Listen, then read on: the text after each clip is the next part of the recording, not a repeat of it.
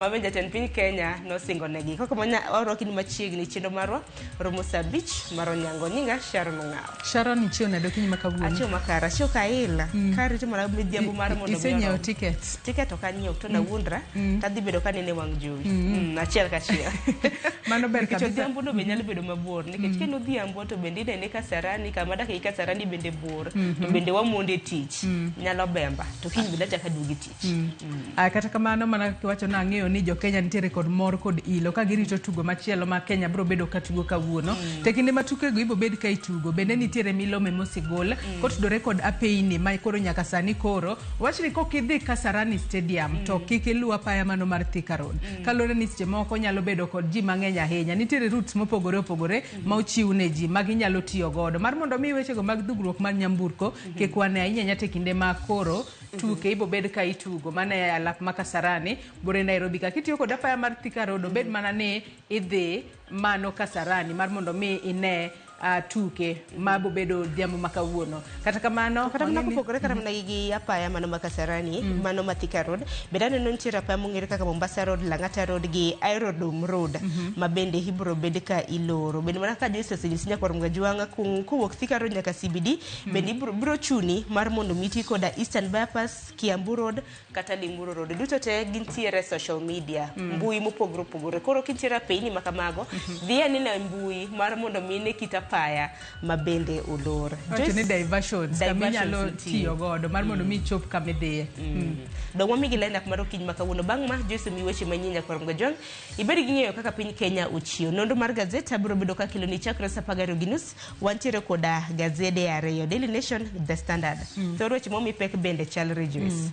Aneno ka weche kaka gindike ema beto pogore. Aneno ka The Standard ondike ka ni Blue Eyed No More. Wang'e kinde mane jatend piny William Ruto donje winjruok kod jatend piny machon mano mar piny no mar Amerika mano Joe Biden ne oyange kanyo ni onyalo bedo ni en blue eyed kata kamano sani koro en blue eyed no more kalure ni piny no mar Amerika osechako poro wach kalure ni piny Kenya pod owinjo bed kod title mano mar bedo non-NATO ally kose oyo kanya ka sani gitimo nonro mopogore opogore kalure kod tudruok ma piny Kenya osebedo godo kod piny no mar China kaachiel kod pinje mamoko weche mag ndhicho mosebede pacho kae emoko kuom gigo ma piny no mar Amerika nyalo wacho ni nyalo miyo imayo Kenya osimbono mano mar bedo non-NATO ally mano mar piny no mar Amerika. Anno ka Daily Nation bendo ndike dhok mopogore kasha. Daily Nation nyaka Ramga Jwang owacho ni Ruto odwoko US. Ing'eyo duchi manyoro no wacho ni en tudruok mare koda piny China. Nikech wacho ni jo Amerika wacho ni China gi pinje mamoko gin wasikgi to piny Kenya wantiere koda tudruok kod gi yo makare. Ruto no wacho piny China nitiere koda tudruok makare kod piny Kenya. Kendo nitiere dongruoge mopogore opogore. Mwacho ni are at the best interest mano ma pacho kae. Omiyo pod obiro bedo kodhi nyime kotudore koda piny mano mar China.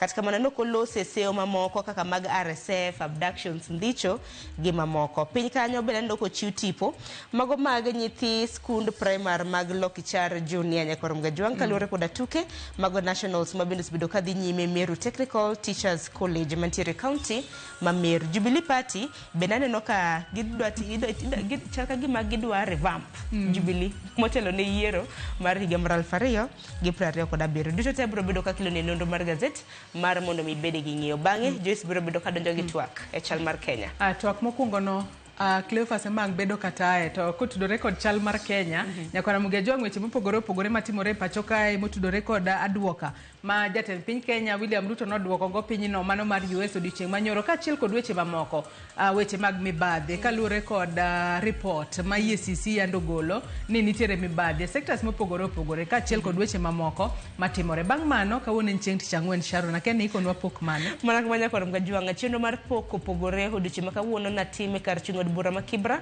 mantiere Nairobi ka pok mabende dhi kelo en loso gige dusruok ahinya mago mong'ere kaka necklaces koro kete mana ka nitiere nagi mabende bedo ka timo tijino mane kar chungo bura mar Kibra mane e market kata mna chiro mong'ere kaka Makina bang'e e cheno mar mbakoromo hakel ni chal mar fwambo Joyce Dwar negi twak e cheno mar mbakoromo nyaka Ramga Jwang mbakoromo ng'e ni juma manyien e county Homa Bay Homa Bay. Endless potential.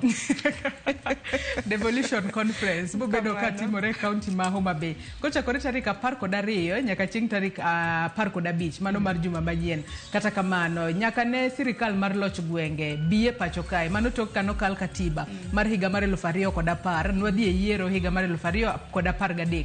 Manyalo locho sani ni kore en higni buora nyaka nwachak bedo kod sirikal mar loch gwenge. Wang'eyo gino ma katiba wacho kotudore kod sirikal mar loch gwenge. Kata kamano higni madero 13 koro bende sirikal mar loch gwenge osekonyo jopiny kose mibadhi matimore counties. Parni report mar EACC bende no yango moko kuom counties kama mibadhi otimenewa. Homa Bay ne achiel kuom counties makamago kama ichiwo asoya mathoth mar mondo mi ng'ato yud tich. Counties bende osetimo tije kose counties yaka. Mane penjo maduong' nyakora Mgajwang'. To kata kamano nitiere counties ma bende wacho ni devolution osekonyo gi. Nitiere report ma bende wacho ni nitiere moko kuom counties ma bende sirikande mag loch gwenge bende osekonyo. Ang'eni Joyce nitiere koda wilo nyakora Mgajwang' posters noseke mbui kacha ing'e kitwelo ma bende odhi bedo godo. Kaka pile ioronwa ote lai mago magote machuok arede ka uchiel nono. Mbui mago magoganda bende yudowa achiel kachiel. Ramogi TV kopogre gi wang' jowi.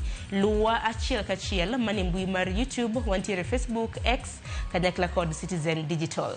Tudri koda anowuon mbui maga, page mar mbui mar Facebook, X, Instagram, TikTok.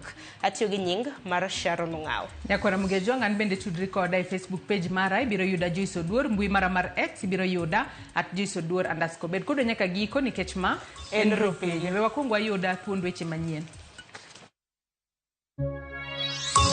They have agreed to remove all the tariffs on our tea, on our coffee, on our avocado, and all other agricultural exports. It's partly why I have a bit of a problem with some of our friends.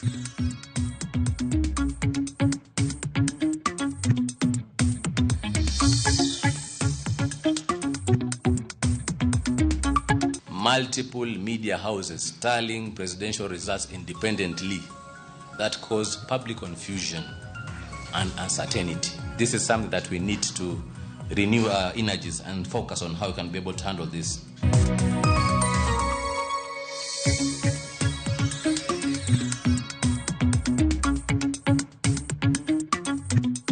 Awakwayo duol denge mondo duogo bed no office mondo tine jo Siaya kaka ne gikwa jo Siaya residents kura.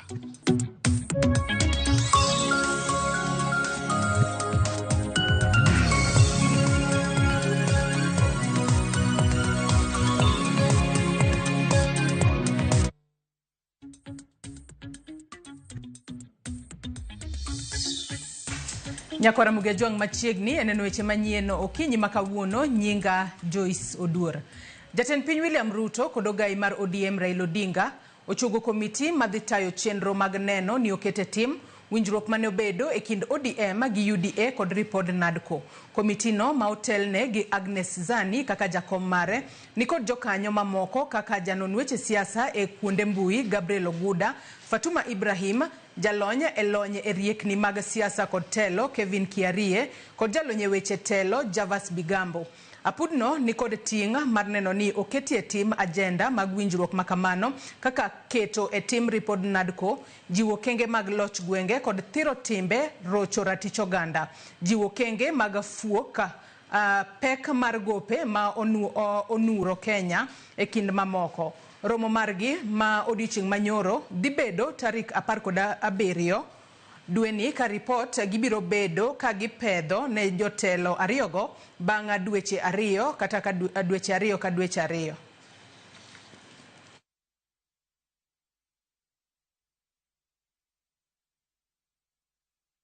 Jatend piny William Ruto odok ne tudruok e kind Kenya kod China e thuolo ni ma od bura ma Amerika koro dwaro ni ogol nying Kenya e listi mar pinje ma oyangi ni ok otenore gi riwruok mar NATO makelo kanyakla moko kuom pinje ma ogwenyore gi dwaro mag Amerika. Jafambo marwa Simfro Sokinda miyo waler mar wachno. En ote ma okelo paro ma okikore. Ote mar od bura ma Amerika e wi dwaro ni non ka bende Kenya pod ni kod ratiro mar bede listi mar pinje ma Amerika okete chunygi kako siepgi mangita kendo ma ok otudore gi riwruok ma otisi ni NATO ma en mano mar moko kuom pinje ma obalo kod Amerka. Sani Amerka nono gimomiyo tudruok chalo ni omedo mako mach e kind Kenya gi pinje kaka China, Russia kaachiel kod Iran. Kata kamano, jatend piny William Ruto e lalruok mare gi joket mwandu e sekta ma ji giwegi onenore kama odok chien e winjruok mare gi pinjego, ka ranyisi mochiwo en mar piny China ma olero ni ok onyal loko ne ng'eye. The high-level conversation with China, they have agreed to a reciprocal arrangement between Kenya and China. They have agreed to remove all the tariffs on our tea, on our coffee, on our avocado, and all other agricultural exports. It's partly why I have a bit of a problem with some of our friends, but it is what I must do for Kenya. You know, it's in the best interest of Kenya that we get into this market. Jatend piny opoyo China kuom yawo dhode malach mar ohala kod dongruok ne Kenya, kendo oseyo pinje maneno lit e wi okang' makamano. When I sat with President Xi, I had a very candid conversation, and I told him that Kenya is importing 600 billion of products from China. Yet we are only exporting maybe 300 or 5%, according to Lee. You know, that trade imbalance is serious. Puoth ne Kenya listino ne otim kod jatend Amerika machon Joe Biden tarik 24 dwe mar auchiel higa mokalo motel ne wuok mare loch. Moko mweche ma inono ne Kenya oriwo koda karango ting' ma Kenya osekawo e chenro mag thiro njore pinje mag Afrika kod piny mar Haiti. Nono winjruok ma osebede kind Kenya gi pinje ma obalo gi dwach Amerika machalo Russia, China kod Iran. Rango winjruoge mag ohala e kind Kenya gi China nono ka dipo ni sir ma Amerika chiwo ne Kenya e weche mag arita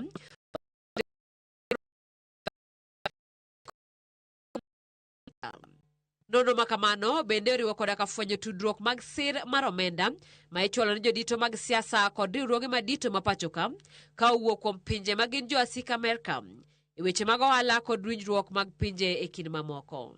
To korka kore jalup jatend piny machon Rigathi Gachagua to siro piny mar Amerika enono tudruok mantiere kind Kenya kod Amerika. Gachagua ma oloso e boma ma Kansas e piny Amerika wacho ni nitiere dwaro mondo nono bila ma pachoka e wi tim mar rocho ratich oganda ka okalo ne kod teko jopiny.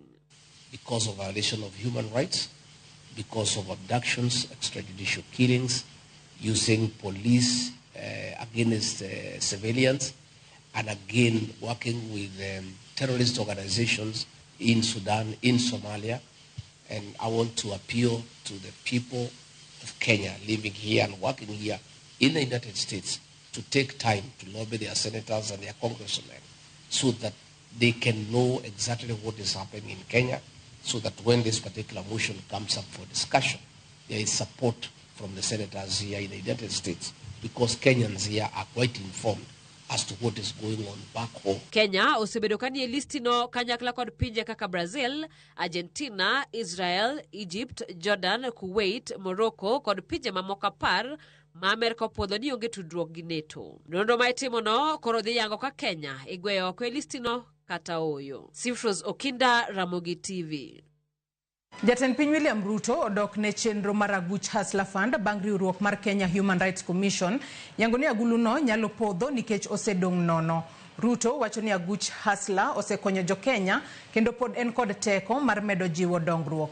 Oloso e lalruok gi jokanyo mag sekta mag ohala ma olime e kar jot mare Nairobi. Walter Nyambaga nigi mathoth.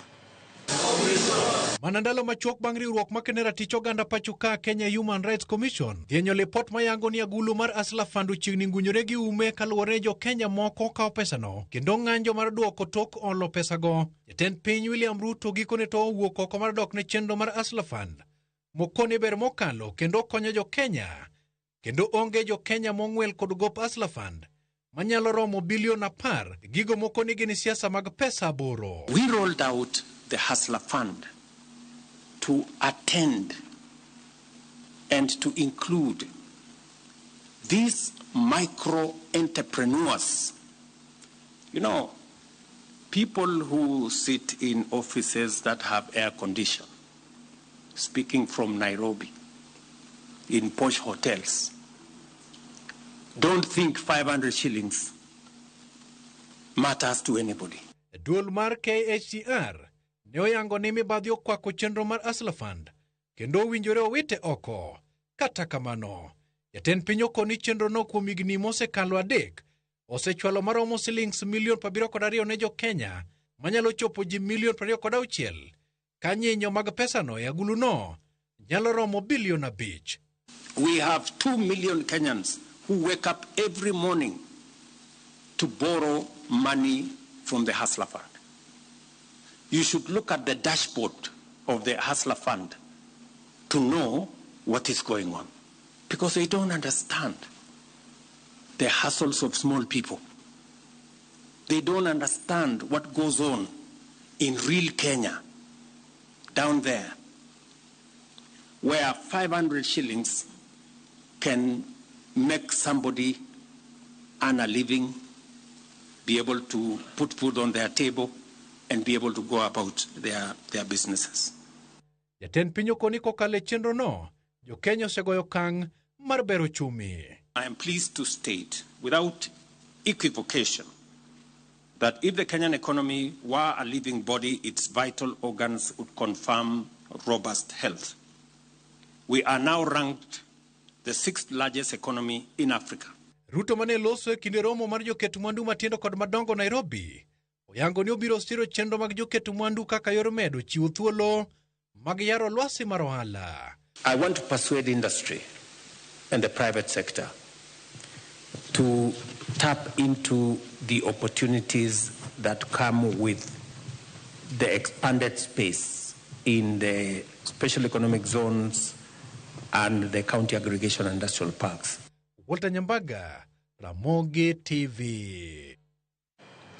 Duol mar IEBC olando ni ok gibi yiene ute fwambo kwano ombulu gilando duoko kapok IEBC opuodho kaka ne otimore e yiero mokalo, gino magiwacho ni ne okelo kekruok. Ne giwuoyo e kinde romo mane gibedogo gi jofwambo, kama jakom duol no Erastus Ethekon oyango ni gibiro lando tarik mag tayo yiero matindo machiegni. Lydia Okeyo nigi ler. Ne en romo mano kelo kanyakla jochung weche magute fwambo kod duol matao yiere pacho ka IEBC. Romono ne geto rango yore tiyo kanyakla hinyate yiero mabiro. E romono giseo ute fwambo kuom kelo kihondko ne oganda yiero mokalo kokalo kuom duoko mane gichiwo achiel kachiel ka koro gilando ni ok gibiye ute fwambo kwano kendo lando duoko go kapok opodhi gi IEBC. Okang' makamano ilieko ne dhi kaw kalo e keo ote achiel machal ne jopiny kaw kalo e ute fwambo duto. We must also reflect honestly on the challenges that emerged. Multiple media houses tallying presidential results independently that caused public confusion and uncertainty. That is something that, and I like what Felix said, this is something that we need to renew our energies and focus on how we can be able to handle this. Can we explore a shared broadcast signal from the Central Results Hub? This is maybe some of the questions that lingers on our mind and we need to address. The Kenya Editors Guild remains committed to working hand in hand with the IEBC before, during and after the 2027 elections. We appreciate this early engagement and look forward to concrete outcomes that will strengthen Kenya's democracy. Jakom duol matao yiere pacho ka Erastus Ethekon oyango ni e thuolo mar juma achiel mabiro duol no geno lando tarige ma ibiro tayo e yiero ma adundo ma pod okwamo. Yiero ma igeno ni owinjore bage kachop giko higane. Bende oyango ni yiero mabiro biro bede yo ma oyanga kendo onge kuo mar ombulu mabiro bedoe kaka osebed ka ilieko gi moko kuom josiasa. By elections we will announce the date in due course. I don't want to give you a specific date and time, but it shouldn't be more than a week or so. So we should be able to again call on the media to share that information with the public on the calendar for the by-elections, which we believe we can finalize in the course of this year. But what I do know, even the previous election, most, if not all, elections were, we saw, we are all Kenyans, we were there to see the results. So going forward 2027, I personally don't think they'll be stealing our votes. It's almost an impossible. Duol no yango ni lwasi mar siasa ne yiero mabiro chako chwakore karanyisi mag lweny kod bao wach nenore. Jumbe manok mokalo, doho nogolo chik mondo mi apis Attorney General ondik ripot ewi kinde ma owinjo chake campaign ka giwacho ni girito ripodno mar chiwo ler ewi campaigns ma oyiw. You know, in Kenya, almost every day, every hour, feels like it's an election campaign. The political temperature in the 2027 electoral cycle has kicked in. Unfortunately, the reappointment or the reconstitution of the IEBC commissioners came a bit late. We ought to have done this much earlier. Moko kuom jopiny ne koto ewi yiero mar duolno. Gino manowito oko bang' doho podhogi ka jakom duolno koro kwa jopiny mondo mi obed kodgi gi yie e nyalo margi mar tawo yiero makare. Lydia Okeyo, Ramogi TV, Nairobi.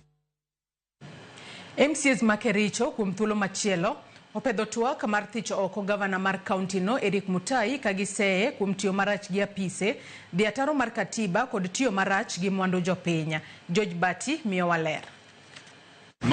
Kuom thuolo machielo e od bura ma Kericho, MCA ma Soin Sigowet Kiprotich Rogony opedho e nyim Speaker Patrick Mutai twak mageto thicho oko e apisi gavana mar kaunti no Eric Mutai. I rise to give notice of motion. Mr. Speaker, Honorable Speaker, I beg, with the support of the members of the County Assembly of Kericho, the County Assembly, whose names and signatures I have annexed here too, as Annexure 1, to move the motion for impeachment of His Excellency Honorable Eric Mutai, the Governor of Kericho County. Kaluwore kod Rogony, dwaro mar thicho oko gavana Mutai oyiengore motegno e chike kaluwore kod kido mogak ma gavana nosenyiso koting'o dhi ataro gi dwaro mar katiba, tiyo marach kod mwandu mag jopiny, tiyo marach kod apise e kind ketho mamoko. Number 1, gross violation of the Constitution of Kenya. Roman number 2, gross violation of various national and county laws. Roman number 3, serious reasons for believing that the governor has committed crimes under national law. Roman number 4, abuse of office, and Roman number 5, gross misconduct. Speaker mar od bura mar kaunti ma Kericho Patrick Mutai okoni pedho twak makamano luwore kod pend chik, kendo makoro dhi chiwo thuolo mar kawo pach jopiny, bende biro chiwo thuolo mondo gavana no puodhre ewi seyo mamiyo idwani mondo thiche oko, eka bang'e to MCS biro go ombulu mar thiche oko kata oyo. Now that we have a motion, a notice of motion to remove the governor, we shall be communicating on the other issues as envisaged by the standing order, more so on matters of public participation and even giving the governor who is accused the right to be heard. So please be guided accordingly. Our offices, that is the office of the Speaker and the clerk, shall be communicating in due course on the next course of action, as well as the date when the governor shall appear here and a vote shall be taken. Poni ariyo ewi adek mag kwan MCS duto mag kaunti ma Kericho siro twak mar thicho oko gavana Eric Mutai e kind ombulu. Ripodgi biro chwal ne od bura mar Senate, ma bende biro nono gimomiyo MCS go ng'ado mar thicho oko gavana no e kom. Ma ok e thuolo mokwongo ma gavana ma Kericho Eric Mutai yudore lwet MCS ka e dwe mar 10 higa mar 2024 bende ne gigo ombulu mar thiche oko kane pok orese kod od bura mar Senate. George Bati, Ramogi TV. Bang' yango elela ni ogoyo bade piny kendo oyie tiyo gi jatende mar chwalo dongruok manomiyo jopiny oketo gi apisi.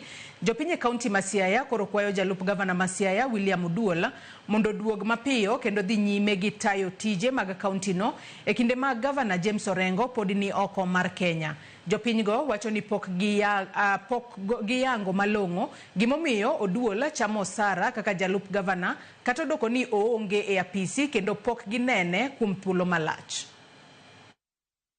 Adwana kwa watchdog mar county ma Siaya, our Senate, Dr. Buru Dinga, oyie obedie gi jogi piny kaka leader wa mondo ket jogi together mondo jogi utine jo Siaya. Chik mar Kenya oyie ni ka president onge to deputy ne nyalo act kare. So awa kwayo duol denge mondo duogo bed no office mondo tine jo Siaya kaka ne gi kwa jo Siaya residents kura.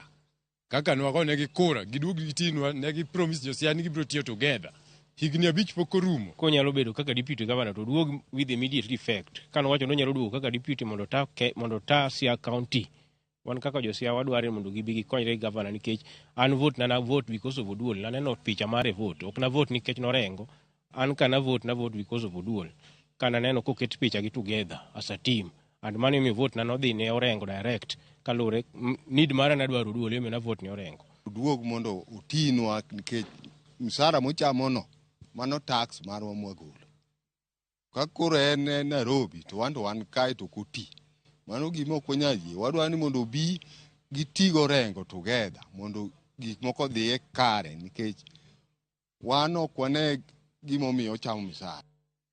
Nyasi mar alama ne obagi ne mosenindo Mama Phoebe Asiyo mane en jaod bura machon makarachuonyo e kanisa ma Maxwell SDA e boma ma Nairobi. Anyuola mare kaachiel kod jotelo oywago Mama Phoebe kaka jatelo mane ni kod chir kendo mano mane oneno ni joma mine oyudo thuolo mag telo e pacho kae. Jafambo marwa Armstrong Osutwa miyo waler. Anyuola wede kod osiepe mosenindo Mama Phoebe Asiyo oromo e kanisa ma Maxwell SDA boma ma Nairobi mar chiwo ote mag makuyo kaachiel kod mago mag parogo Mama Phoebe Asiyo mane en jaod bura machon makarachuonyo. Kotel ne gi wuode maduong' Caesar Asiyo, anyuola no oywago Mama Phoebe kaka ng'ano mane jambola mane ohero ji duto kendo mane ok oherore owuon. Mama loved dearly and so deeply. You'd think that in a basket there was love, and each and every person present here had make sure ni rangaya okolor, meaning make sure that my gates are not closed.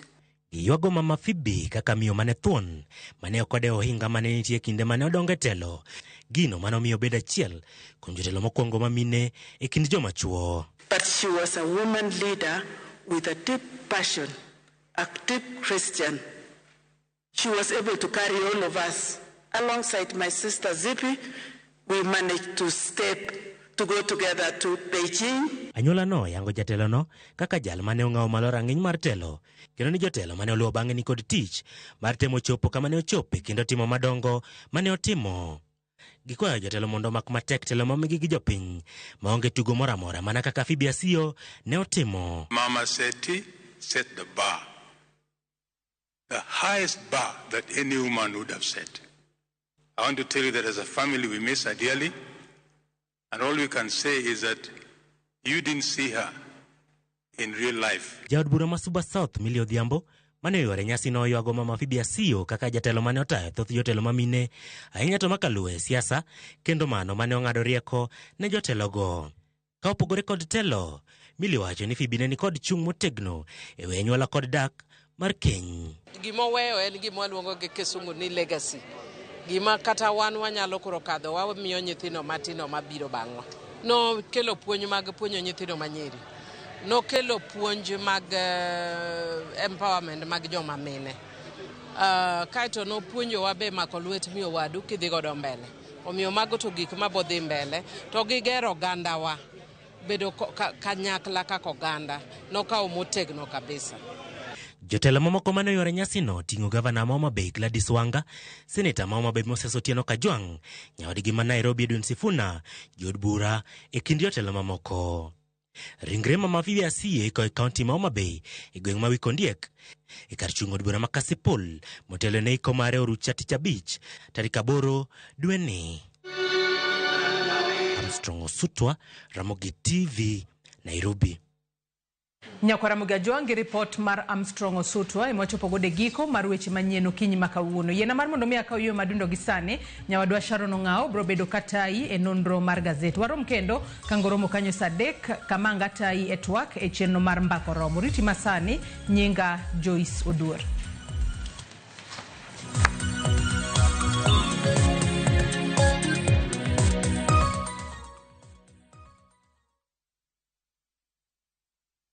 Introducing Wigo, your trusted ride. The ride with the most reliable, verified, efficient and transparent drivers. With fabulous cashback incentives for passengers, each trip on Wigo feels like an upgrade. Download Wigo from Play Store or App Store or SMS Wigo to 20425 and ride with confidence. Wigo, let's go.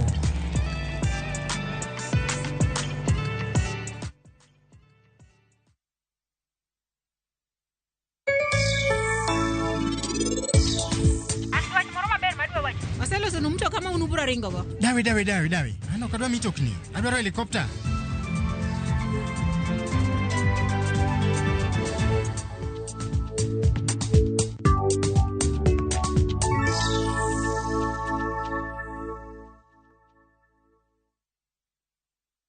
Apostle Julius Subi of Exploits Worship Center invites to the 21st edition of the Heavens Fire Prayer Summit 2025, beginning on the 6th to the 10th of August, themed Transformational Revival. It is an annual convergence of God's army and will take place at Uhuru Park, Nairobi, Kenya from 9 a.m. to 6 p.m. daily. The guest ministers, Pastor Robert Kayanja, Archbishop Harrison Nganga, Prophet Cindy Jacobs, Dr. Francis Miles, Lady Bishop Kathy Kiona, and Reverend Jenny Mock. Worship ministers Chris Shalom and Kestin Bogo, Kenya. For more information, call the number 0723-689-745. This is an appointed time for God's visitation. Don't miss out. Chakre kit ngima joluo machon amiya gwatani pod jaoda maduong' mondo iluw timena nyaka e ngima masani oge kada hol pesa ibuchni na biro loso go ore nyasaye okuoki ngiyowa nokei wakelo ni sinema manyiso kit ngima ji kana luokre kind rabolo kago wanga kon tena no nyithindo lakini wadhi nam mondo ane kama ng'ato ok ng'iye ng'ato nikech nambi ng'iye mana ji ng'e rieko mag jodongo pek mar hera mokwongo jonyuol ni kitikirito dala ka okadwe koda kamor mar ngima idendo gi English ni my dear kaka kinde mosekalo kod masani e sigenni mopogore opogore odhiambo maru eka koro dwa chacho ng'ama onge pesa na awini sani ng'ama onge pesa itimo nade Winam Cinema Jumapil saa 2:15 otieno kod saa 4 otieno kik bai.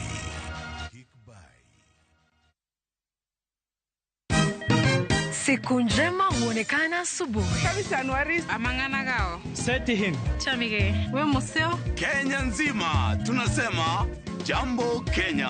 Wax Tiki Taka. Twende sana my people. Hapa ndo nyumbani kwa muziki wa Afrika Mashariki na malezi ya vipaji. Sasa tuko tayari ku drive on. Mibibi na mijize. Leteni porojo sasa. Kwa habari za kuaminika kutoka kila pembe ya nchi. Are you ready? Leo kati ya Ingwe na Gor Serikali. Hapa ndio home. Wawa. Radio Citizen. Radio number 1. Radio number 1.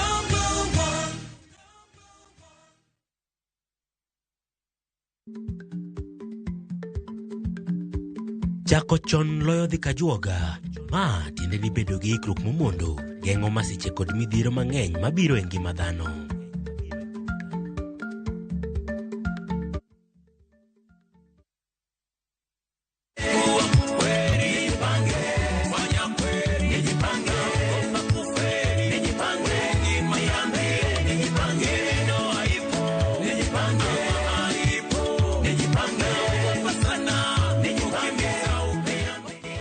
Wimbo huu kama sikiza tuni yako, bonyeza *811 *415 hash.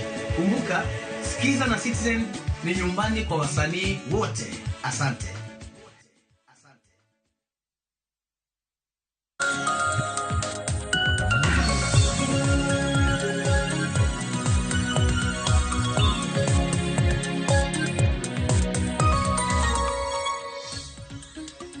Nyakor mgajong machiegni kidieny mar nonro mar gazeti matai nyinga Sharon Ongao. Ukinywa kawon mana kaka pile wanono Standard kanyakla kod Daily Nation. Thuru weche momi pek chalre nyakor mgajong en kaluwore kod nonro mabende piny United States mano piny Amerika timo nonro kaluwore kod winjruok mare kod piny mano mar Kenya. Kata kamano odiochieng' manyoro nowinjo kanyo ka jatend piny bende noduoko piny no mano mar Amerika ni piny Kenya ok nyal loko pache ne pinje mabende piny Amerika neno kaka wasiki.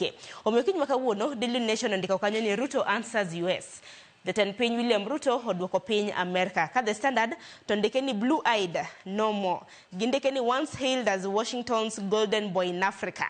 Wacho ni koro jatend piny Kenya bende sani koro piny Kenya timone nonro kaluwore koda tudruok mago mage koda pinje mabende piny Amerika neno kaka wasigo. Kinywa kawuono antiere gi jafwambo nyakor mgajwang mabende wajathoro bedo godo chinti chang'wena mano mar juma ka juma Barak Oduor. Barak amosin misawa ichiemo kare? Ero kamano achiemo makare Sharon. Kaka jafwambo thoro weche kawuono chal e gazeti. Aneno ka weche momi pek gin weche mag jatend piny William Ruto ma bende ogolo koke kosiemo embe bo koro okono jo Amerika ni tudruok na gi pinje mamoko en tudruok madhi konyo piny mar Kenya. Mana kamano wacha ki Daily Nation nyakor mgajwang thoro weche mopogore omi peke Daily Nation to dito te ka wan sa oko ngado wa wabro temo kar nyalo marwa wabro bedo kwa kilo ni achiel kuom gi en nyathi ma jadweche aboro ma bende jonyuol gi wacho ni okumba mano mar SHA bende nojwango gi kana gidhi yudo thieth e pinyno mano mar India. Okumba mar SHA nanego bende miyo gi siling 1,500 ginore manyaka sani na poko kete tema. Kopogore gi mano bende achiel kuom jong'ad bura ma bende noteng lwet gi mogo mano Said Chitembe bende koro hiseo kanyo kaluwore koda wuondruok mago mag judgment kata mna buche ma bende no ng'ada. Achiel kuom gi gen lo moro e gwenge mag Kwale duto te aburo bedo ka kelo ni machiegni. Kokamano wach momi pek nyakor mgajwang en tudruok mano mar piny Kenya gi piny mano mar Amerika manyaka sani piny Kenya bende koro wacho ni ok ginyal loko pache ne piny China. Duchi manyoro jatend piny Kenya no loso Barak kaluwore koda tudruok mar piny Kenya gi piny mar US. Ingeni Senate mano mar piny US chako timo nonro mar neno ka ponono ni winjruok mar gi Kenya biro bedo kadhi nyime kata uyo.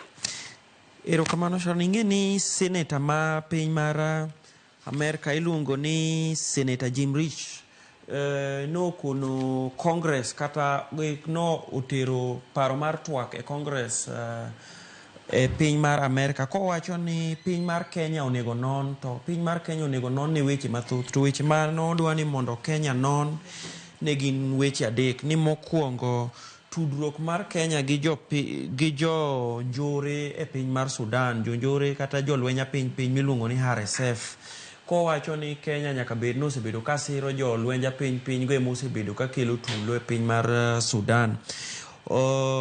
Senator no bende dwaro ni mondo piny mar Kenya non e wach mar ndhiyo joma pingo sirikal kata iluongo gi kizungu ni abductions.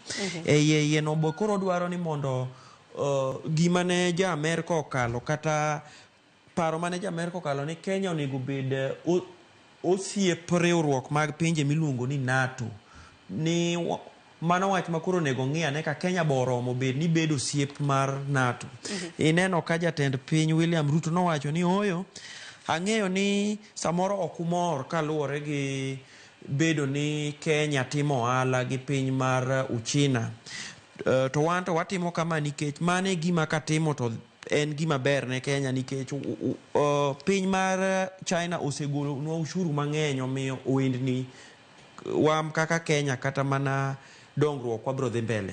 Mana kamano to mana bang' odiochieng' achiel ka bende koro piny Amerika nowacho ni timo nonro makamano. Koro jatend piny Kenya bende noduoko gi odiochieng' manyoro na nitiere achiel kuom rombe mago mag ohala e pacho ka ma bende jatend piny Kenya nolose. En mana ni Barak seyo ma bende seyo gi mana kaka isewacho jatend piny Kenya noduoko mana achiel. Wacho ni tudruok mar piny Kenya gi piny mar China ok onyal loke pache nikech piny China osebedo ka konyo piny Kenya. Odiochieng' manyoro bende noyango tariffs osuru ma bende piny China naje kawe mwandu ma bende piny Kenya ore piny China bende koro sethi choko mago osuru mag agricultural products mangu mag puodho. Wang'eni piny Kenya waoro mwandu kaka chai, kahawa, wantiere kod avocado e kind mwandu mamoko mago mag puodho. To kata kamano nyakor mgajwang' piny Kenya ne en achiel kuom pinje 10 ma bende koro piny Amerika noketo ni nitiere kod tudruok margi kodgi makare. Dibende piny Kenya ni koro othich oko, manyiso ni piny Amerika pinje mabende koro gibiro bedo ka gitudore godo giwinjore godo makare bende dhi kadok chien. Odiochieng' manyoro nowacho mana wach China, to weche mag RSF gi nokolose, weche mag abductions gi Nyakwar Gajwang' bende nokalose. Ang'eni ma en seyo mabende pod dhi nyime, nonro pod piny Amerika pod dhi nyime gi timo. Ang'eni kinde ka kinde wabiro bedo kwa kelo ni sigana motenre kod mano. Kopogore gi Nyakwar Gajwang', wach machielo mabende Daily Nation omiyo pek nitiere ite mano mar adek, ywak mopogore opogore mabende jopiny pod ochwalo ne okumba mar thieth mano mar SHA. Nasomo sigana makama, nitiere wuoro moro gi minode mabende nonyuolo nyathigi mano e dwe mar dwe mar 9 mano mar higa mokalo. Nyathigi sani Nyakwar Gajwang' nitiere koda dweche 8, to kentiere koda dweche 8 ne nitiere koda tuo mabende nadwaro mar mondo mithiedhe e pinje mago maoko. Wach makama nitiere ite mar adek manyaka giyango kanyo wuon mare mong'ere kaka Boniface Nyang'au nowacho ni piny owacho ma pacho ka nopuodho mar mondo mi gidhi nikech ng'eni kapok nodwa donje SHA nontiere koda NHIF, to kumano ne gichiwo thieth kendo ne gichulo mowinjore. Nyaka sani nyathigi no kana gitere piny China e piny India mano mar mondo mi oyud thieth, SHA notamore chulo siling 500,000. Sharon, sigana mantiere ito oboke ni mar adek en sigana mar lit ahinya ka en midhiero momako jago miluongo ni Boniface Nyang'au kod jaode miluongo ni Gladys Nyabonyi Asuku. En achiel kuom sigana manyiso midhiero ma jopiny ni godo ewi okumba mar thieth manyien miluongo ni SHA, nikech gin gi nyathi ma nyathi ma dende lit mane dwaro thieth mapiyo, to ni SHA nowacho ni wadhi chulo nu 500,000 mane ng'eni $500,000, to mano ne ok otimore. Tiwacho ka ni ne gisetemo ma gitimo arambe mar kanisa, gitimo arambe koni gi koni nyaka social media ma giyudo $1.125 kata 1.25 million, to ne ok oromo. Koro kisomo sigana ni kata neno ka dakteche bende owuoyo koni gi koni, nyisi ni ji winjo matek oko kaendi, to familia ni en achiel kuom o represent familia mathoth maneno matek samoro ka transition mar wuok iluongo ni okumba machon mar NHIF ka ji biro e SHA. To bende odiochieng' manyoro bende Daily Nation bende kaluwore koda sigana ma bende gindiko giwacho ni bende ne gi-contact ne gitudore koda jatend migao mochung' weche mag thieth e pacho ka mano Duale, to kata kamano ginero ma bende Duale nodwoko gi Nyakwar Gajwang' adwaro mar mondo mi ne quote ma kamano gi dho ngere. Ondiko ni that approval is fake.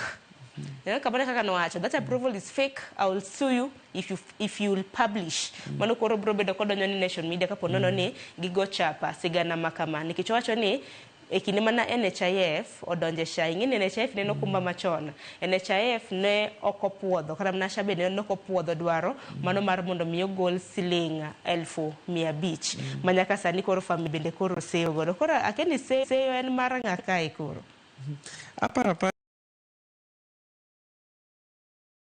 timatima gima owinjore giket ne giwacho SHA nigi gimiluongo gi kizungu ni teething problems kata mana shida matindo tindo mana ma okumba ni godo, to ka jatend migao mar thieth Aden Duale loso kama nikech ok apar ni jago miluongo ni Boniface Nyang'au ni ne nyalo wuok to owach wechegi. Koro ena ni seyo wanyalo keto kuom sirikal ni nyaka ne SHA chak tich koro dhi mana gi higa gigol gik matindo tindo mamono jopiny yudo reso kowuok kuom okumba ni. Makoro gocho ni SHA ondhogo gi Nyakwar Gajwang'. Aden Duale dumeri pod oramo kanyo kaluwore koda sigana makama. Owacho ni SHA tiyo mopogore koda okumba mano mar NHIF. Owacho ni SHA mar mondo mi dhi mi thieth e pinje moko maoko nyaka neni kapo nono ni thieth makamano nyalo bed ni timi pachoka kata owe. Wach makamano kwa ni thuolo wanisome kanyo e kuku mare e ite mano mar adek.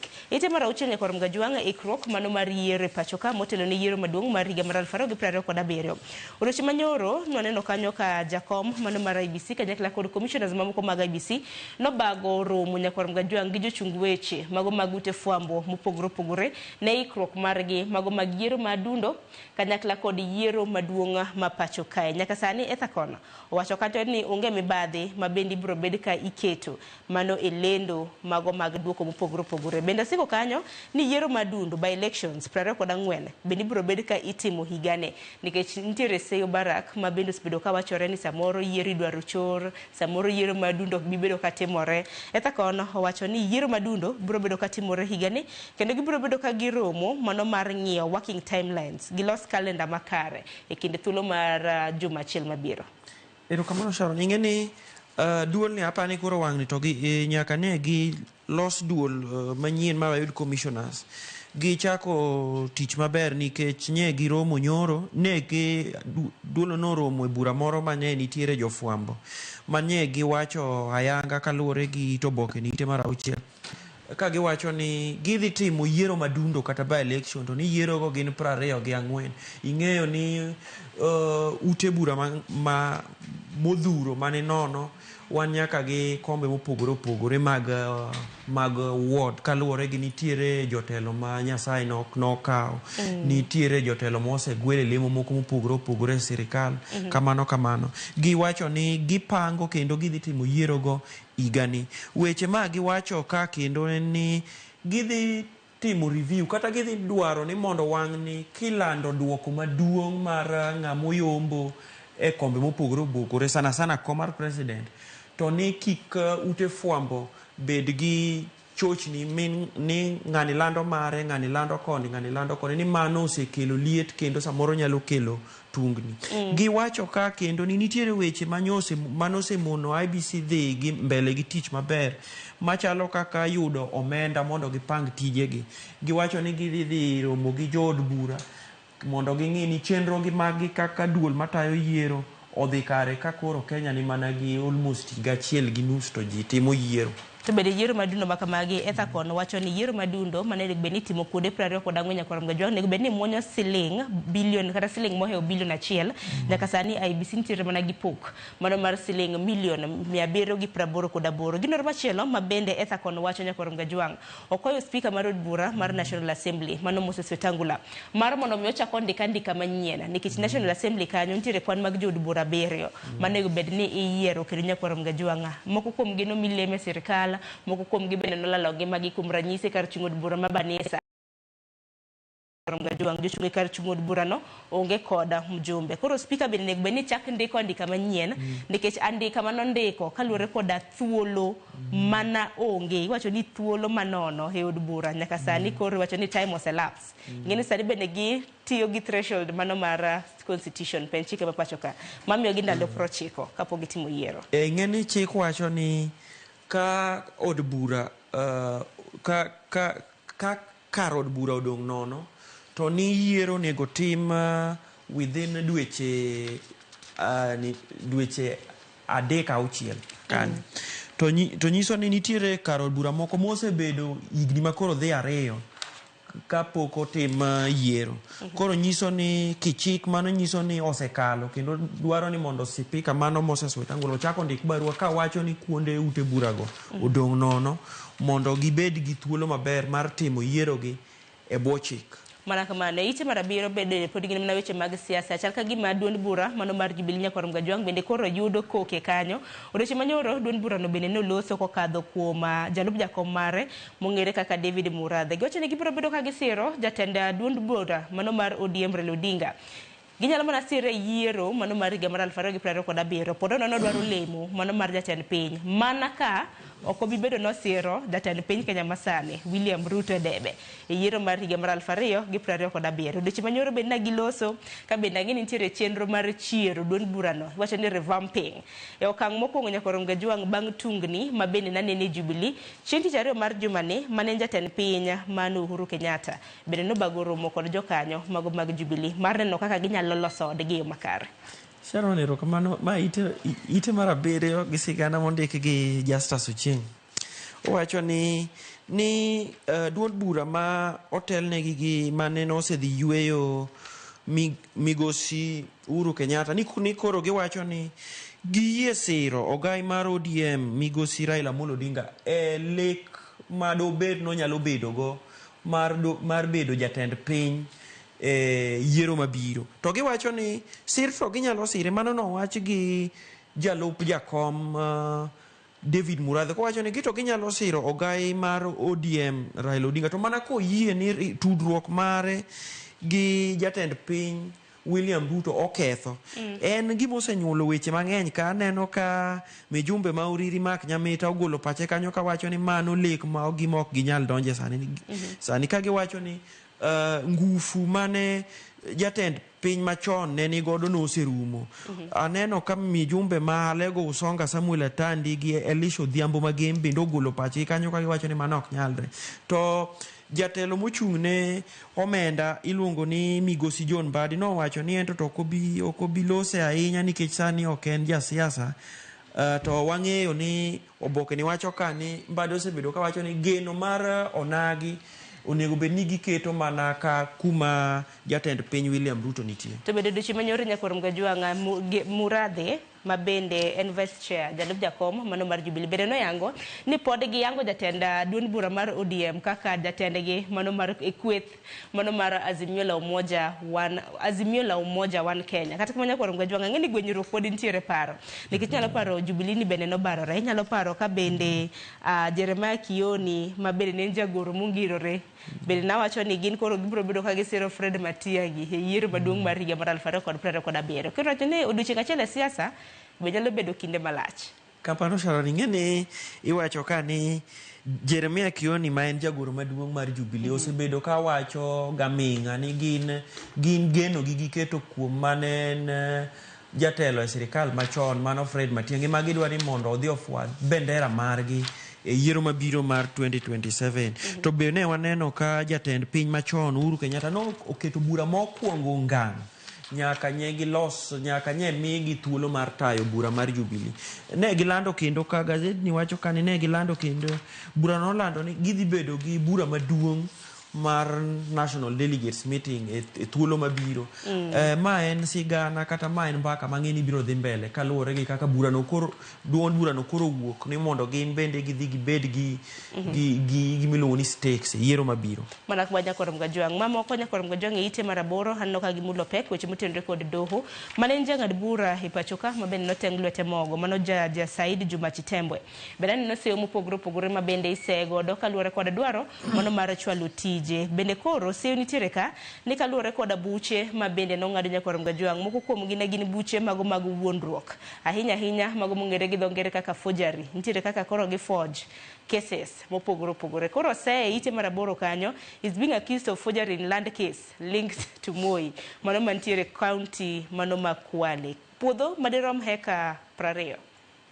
Ing'eyo Sharon bura mamako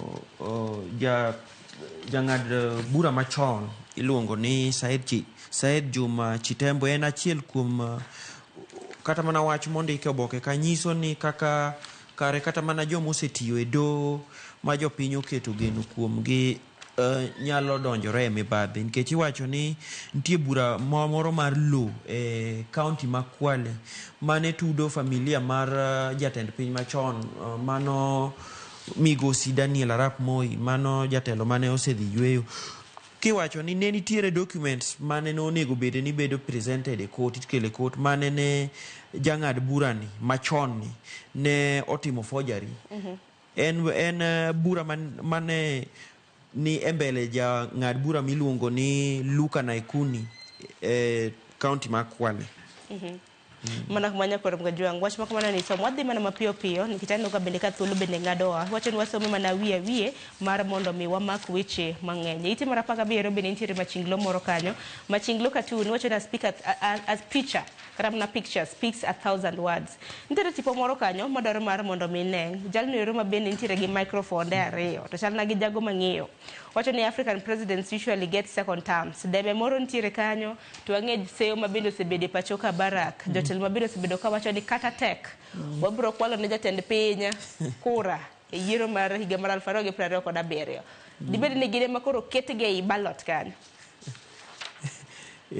Ero kamano Sharon, aneno kama chienglo ni nigi ma chal na mana gi jatelo miluongo ni Musalia Mudavadi kowacho ni e Afrika mangima jatend piny madwaro ni mondo chako yiere kendo tek yombo nyowuoyo. To be nitiere boksi moro ka machalo boksi mar go kura ma jomoko nitie iye kanyo gi kura modhaw ka tich gi gin tich taking paper ka paper.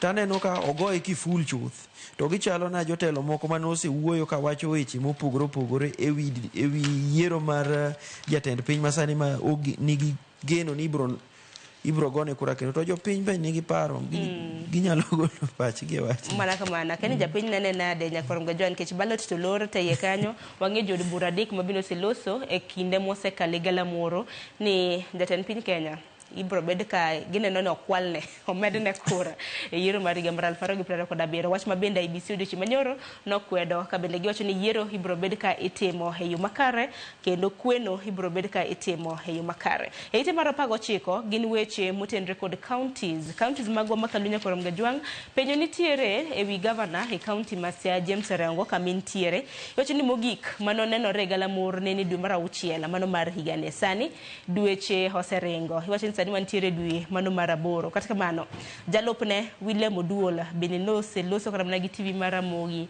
ka bende yango chung mare ukiny makawuono bende winjo oganda e county ma Siaya korom gajwang' ma bende koro wacho ni jalopge mano jalup governor odhi mar mondo mioti nikech katiba ma Kenya wacho ni kapo nono ni governor onge apisi jalupne manego beni kao ting' makamano. Speaker mar od bura county ma Siaya George Okode bende nosethicho Kurumas weche mabende nosebedo ka wachore wi governor e county ma Siaya. Nyako na paro boke moro bende nowuok ni governor ogwetao wach mabende nowach ni en Milome ma Miriambo.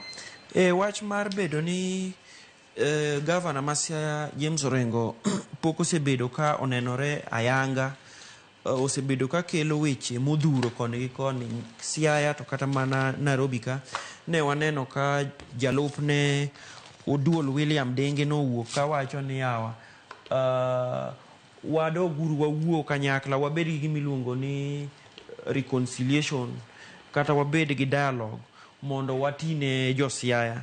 To king'iyo gima boke ni wacho e ite mar 19 to speaker ma county assembly ma Siaya kata od bura ma Siaya George Okode to no wacho ni oyo Orengo poko ogwetao obiro mana duogo e tich.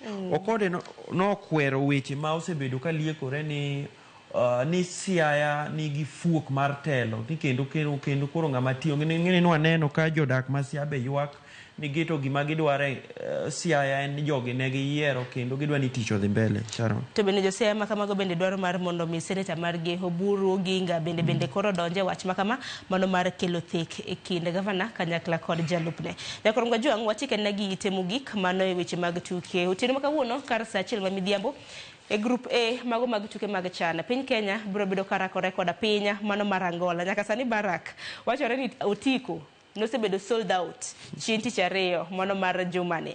Kata kamano odiochieng' makawuono korom gajwang' kidak e aluora mano ma Thika Road apaya ma Thika Road wach ni mana kidhi Kasarani e kiti gi Thika Road kokinyal tiyo gi kokidhi Kasarani korom gajwang' nitiere yore mopogore ma bende duol mochung' ne obila olando gilando ni motorist jogo kuma bende tiyo gi nyamburko apiko gi mamoko tiuru gi diversion ma Juja Ruiru Thika moko bende unyalo tiyo gi Kiambu Road Limuru Road gi mamoko. Erokamano Sharon ing'eni nyaka nye jatend piny kata sirikal ma Kenya wach ni giketo pachgi ahinya e tugo madhi mbele kendo nye gigolo omenda modhaw kabisa ne jotugo. Nitiere geno ahinya ni jotugo ma Kenya dhi nyiso tugo maber kaluwore ni ka giloyo to nitiere mich midhi migi to kata ka gidhi amodhi be pod nitiere mich midhi migi to en tugo ma ji okete wang'gi ahinya to mana kaka iwacho en ni otiko mar donjo e tugo ni nyose uste kendo onge thuolo kata matin ma ng'ato nyalo wuok godo ang' kawuono mowacho ni embe koro dwani mondo dhi wene kata no obed mana gi sendi modwaro nyiewo godo otiko. To lando boland ka ni apaya te mochomo Kasarani kuma idhi tuge tugoni alap ma Kasarani kuma idhi tuge tugoni apaya go dhi bedo kodich. Koro ikwayo joma dhi tiyo gapaya ni nyalo manyo ochiw yo ma iluongo ni alternative ma ginyalo luwo. En geno ni wan kaka jo-Kenya mokwongo gi jofwambo en geno ni jo-Kenya dhi loyo tugo makawuono. Mana kamano en geno moro ni jo-Kenya biro bedo ka loyo tuke ma kamago nyaka rom ga jong. To kamano kopogore gi apaya mano ma Thika Road. Jomoko ma bende jomiwacho ni joriemb nyamburko ma bende tiyo kod apaya mopogore opogore bure Nairobi ka moko bende dhi bedo kiloro. To kata kamano nitiere yore mag ginde ibiro bedo kiyienu mar tiyo godo. Kuom ranyisi aneno ka nitiere apaya mong'ere kaka Aerodrome Road ibiro bedo ka ilore. Iwacho ni from Madaraka roundabout nyaka Bunyala roundabout. Apaya machielo ma bende ibiro bedo kiloro mano mong'ere kaka Lang'ata Road. Lang'ata Road iwacho ni biro bedo kilore chakre Madaraka roundabout nyaka Lusaka roundabout. Mombasa Road nyaka rom ga jong bende iwacho ni Lusaka roundabout nyaka Bunyala. Koro kin Mombasa Road nyaka rom ga jong kibiro CBD itiyo gi apaya mong'ere kaka Likoni Enterprise Road mano machiegni gi GM General Motors kanyakla kod Southern Bypass mano mantiere e but Magawa mano ma Ole Sereni. Nikech ang'eni sani koro ubire tich samoro nena e mbui nyaka rom ga jwang ka ponono nitiyo koda apaya mano Lang'ata Road kibiro CBD e chuny boma ma Nairobi itigi yo mong'ere kaka Raila Odinga Road kata Muhoho Road mano mantiere Mbagathi roundabout. To ka itiyo koda apaya mano ma Nairobi Thika Ruiru Juja Thika mano kibiro Nairobi ka itiyo gi Limuru kata Kiambu Road. Matatus mawuok Kasarani ocho ni matatus kata matatu mago nyamburko mating'o jowuoth katero sa Kasarani wach ni utigi Ruaraka Babadogo Road Ngomongo kata Ngomongo roundabout. To mogi biro CBD wach ni utigi Eastern Bypass Kiambu Road kata mana Limuru Road. Geno mara ni winjo makare mar mondo mi chochni kik bedi. Baraka dani wate gi gazette mar Daily Nation mar The Standard wach mobende omipek aparo ni wach mar piny America to nose wacho wach machielo mabende gazette mano mar The Standard omiopek en wach mano chal mano mar corruption iwacho ni mibadhi mabende ogotiach. Tocho ni kinde mabende mibadhi ogotiach kiere mano duol mochung' ne choko sure pachoka en achiel kuom duonde mabende mibadhi ogo e tach. En kamano Sharon kaka iwachono kaka ito boke mar 17 wacho ing'e ni duol mar kedo ne mibadhi e pachoka nyogolo nonro ka gi wacho bad sirikal mopogore opogore ma otelo e mibadhi nye gi wacho nyaka counties mopogore kata iluongo ni KRA kod obila emotelo ahinya e wach mar kawo mibadhi kata asoya kata mit bilie.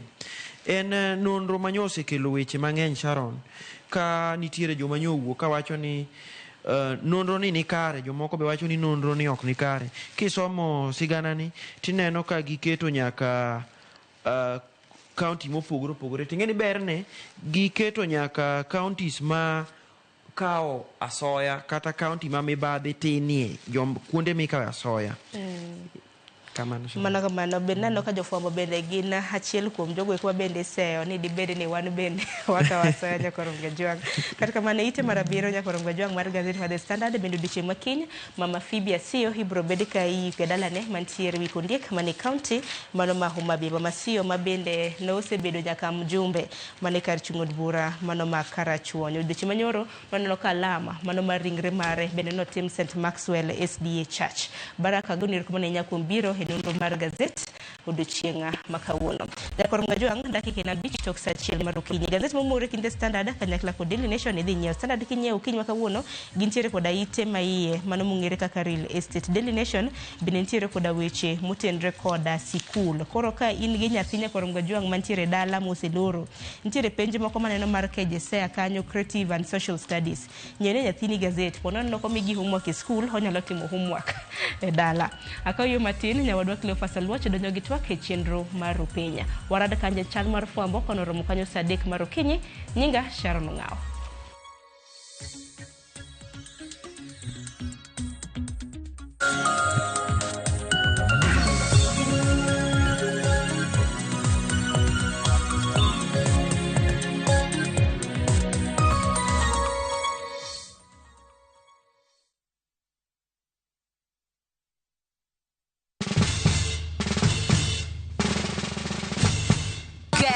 what? Citizen Duca now delivers. Get amazing discount on your favorite essentials and have them brought straight to your doorstep, all for just 200 shillings delivery fee. Go to citizenduca.com, select the product you want, pay, and we'll handle the rest. Citizen Duca, home of discount.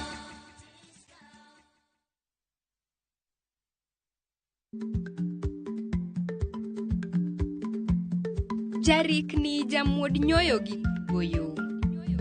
Ma tiende ni dhi matek maok inono maber samoro nyalo miyo ng'ato midhiero.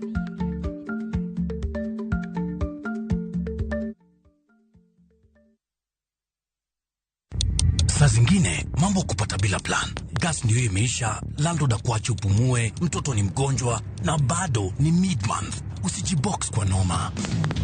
Piga *531# and sort your emergencies with my Mobi Civil Servant Loan, iwe usiku au mchana. Kama wewe ni civil servant, sasa uko sorted. Dial *531# and get up to 20,000 shillings and pay from your next payslip. No paperwork, no guarantors, no drama. Ni wewe tu na simu yako. Register now and see your limit in seconds. Built for Kenyan civil servants. My Mobi, iko sorted.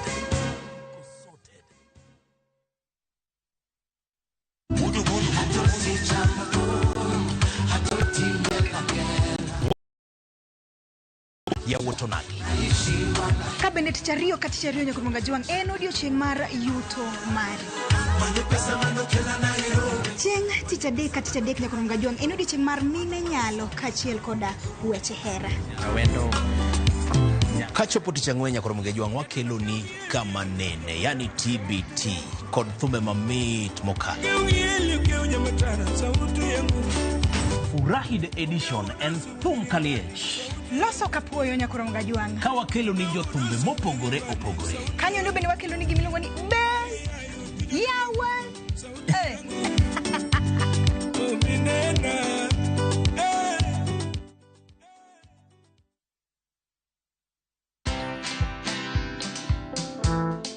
Lete kifunguu. Lete kifunguu. Anafanya kazi inakuwa ngumu hapo. We mama wenda sako. Leta kibungu. Leta kibungu. Leta kibungu. Rada bro. Leta kibungu man. Tulia bro, tulia. For me, I feel like this is the best time now, Brayo, to tolerate ailments. At least to kuona venye unakaa bro. Watch this story and more. Download the Citizen Digital app or visit www.citizendigital.com and find the Citizen Originals portal. Kenya's #1 app, Citizen Digital.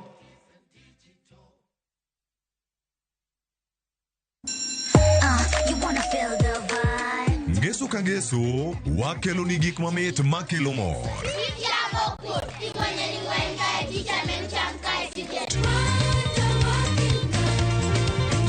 Rogo mar nyithindo, ngeso saa 3 mar okinyi, mana e Ramogi TV. Introducing Wigo, your trusted ride. The ride with the most reliable, verified, efficient, and transparent drivers. With fabulous cashback incentives for passengers, each trip on Wigo feels like an upgrade. Download Wigo from Play Store or App Store or SMS Wigo to 20425 and ride with confidence. Wigo, let's go.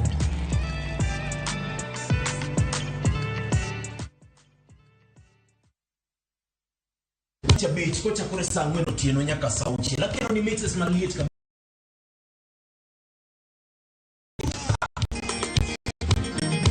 Kuwuok e ondamo 101.1 FM kar chuny jaluo.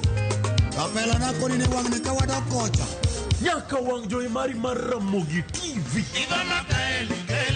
Lungani boy handsome underwear roji bed and breakfast. Lungani DJ Kolokolo instrumental. Tokodan Solomon Atito Kafaya gudi. Kawa wachoni ma en Ramogi Night Disco. Kete manaka.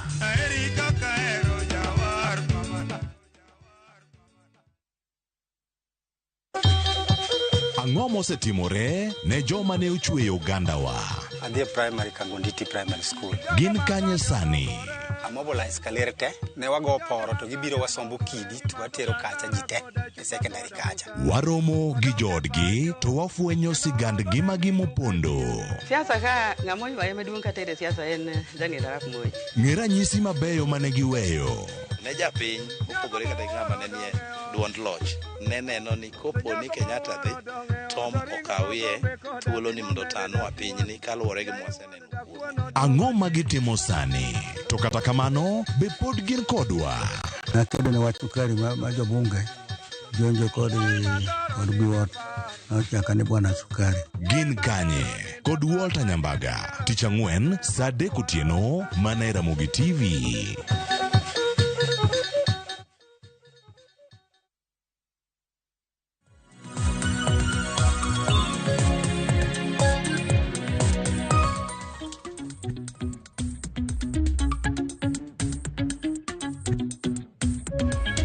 Nyakora moge jongo ya kendo machiegni chenro mar piny okinyi ma kawuono twak chakre sani. Nyakora moge jongo dhi bedo kaka tai nyaka giko mare. Nyinga Cleophas Oluoch jagisumo kanyo kwar mukeo nyaka sango tantiere ka kod wenda dek mar mondo morang chal mar piny Kenya e yo makare ahinya migi thuolo mar moso okinyi ma kawuono kako ne gin welo mage ma chopo studio okinyi ni. An kae kod jaod bura ma Nyatike Tomodege ma bende osedonjo kar kachiel oyawre imosi oganda. Oyawre ahinya we amus jokanya na mduto ne uchiew nade. Apande gidwoka ni gichiew maber. Gichiew maber. Kawono ma gintiere kendo machiegni ahinya chenro okinyi ma kawuono. An ka bende kod wakili Peter Simba Wasaga oyawre ahinya wosuba kendo machiegni. Oyawre ahinya Cleophas kendo oyawre ahinya ne jokanya namte mamor mar twak kod okinyi masani. Kero kamana ahinya kendo machiegni bende chenro ni mar rupiny kaka machielo nyakora mogo jwang' antiere kae kod jakom mar LSK bade ma Southwest branch otura kod wachiel kachiel ka entiere ka entiere luora ma Kilgoris mano Winnie Mireri ang'wa yud thuolo mar loso kode achiel kachiel kama entiere kae ka waseyude to warangane kaka chenro bende sudo mano Winnie Mireri ma bende nukil kama loka. Nyakora mogo jwang' kawuono ka wachako chenro adani na winj paro mano maga welo ma bende osedonjo studio ahinya kotenore kod yawacho ni en miyo marahuma ma bende ne onindo mano Phoebe Muga Sio ma odiochieng' manyoro nolamne ringre ne otimore kaunti ma Nairobi kar kae kendo oganda ne oyuoro wawinyane kaka ne weche chal kono kato bang'e ang' wayud thuolo maduogo studio ka mondo wawinyane ote mantiere achiel kachiel kapok wadhi nyime. Loved dearly and so deeply. You'd think that in a basket there was love, and each and every person present here had special love that Mom shared. And she told me, Adhiambo, make sure ni rangaya okolor, meaning make sure that my gates are not closed. Yuago mama Phoebe kaka miyo mane thuon mane okode ohinga mane nitie kinde mane odonge telo gino mano miyo beda chiel kuom jotelo mokwongo mamine e kind joma chuo. But she was a woman leader with a deep passion, a deep Christian. She was able to carry all of us. Alongside my sister Zippy, we managed to go together to Beijing. Anyuola no yango jatelo no kaka jal mane ong'awo malo rang'iny mar telo kendo ni jotelo mane oluwo bang'e ni kod tich mar temo chopo kama ne ochope kendo timo madongo mane otimo. Gikwayo jotelo mondo mak matek telo mamigi gi jopiny maonge tugo moro amora mana kaka Phoebe Asio ne otimo. Mama Seti set the bar. The highest bar that any woman would have set. I want to tell you that as a family we miss her dearly, and all we can say is that you didn't see her in real life. Jaod bura Masuba South Millie Odhiambo mane yore nyasi no yuago mama Phoebe Asio kaka jatelo mane otayo thoth jotelo mamine ahinya to makaluwe siasa kendo mano mane ong'ado rieko ne jotelo go. Ka opogore kod telo, Millie wacho ni Phoebe ne ni kod chung' motegno e weyo anyuola kod dak mar keny. Gima weyo en gima waluongo gi kisungu ni legacy. Gima kata wan wanyalo kuro kadho wamiyo nyithindo matino mabiro bang'wa. No kelo puonj mag puonjo nyithindo manyiri. No kelo puonj mag empowerment mag joma mine. Kaito no puonjo wabe mako lwet miyo wadu kidhi godo mbele. Omiyo mago to gik mabodhi mbele to gigero gandawa bedo kanyakla kaka oganda no kawo motegno kabisa.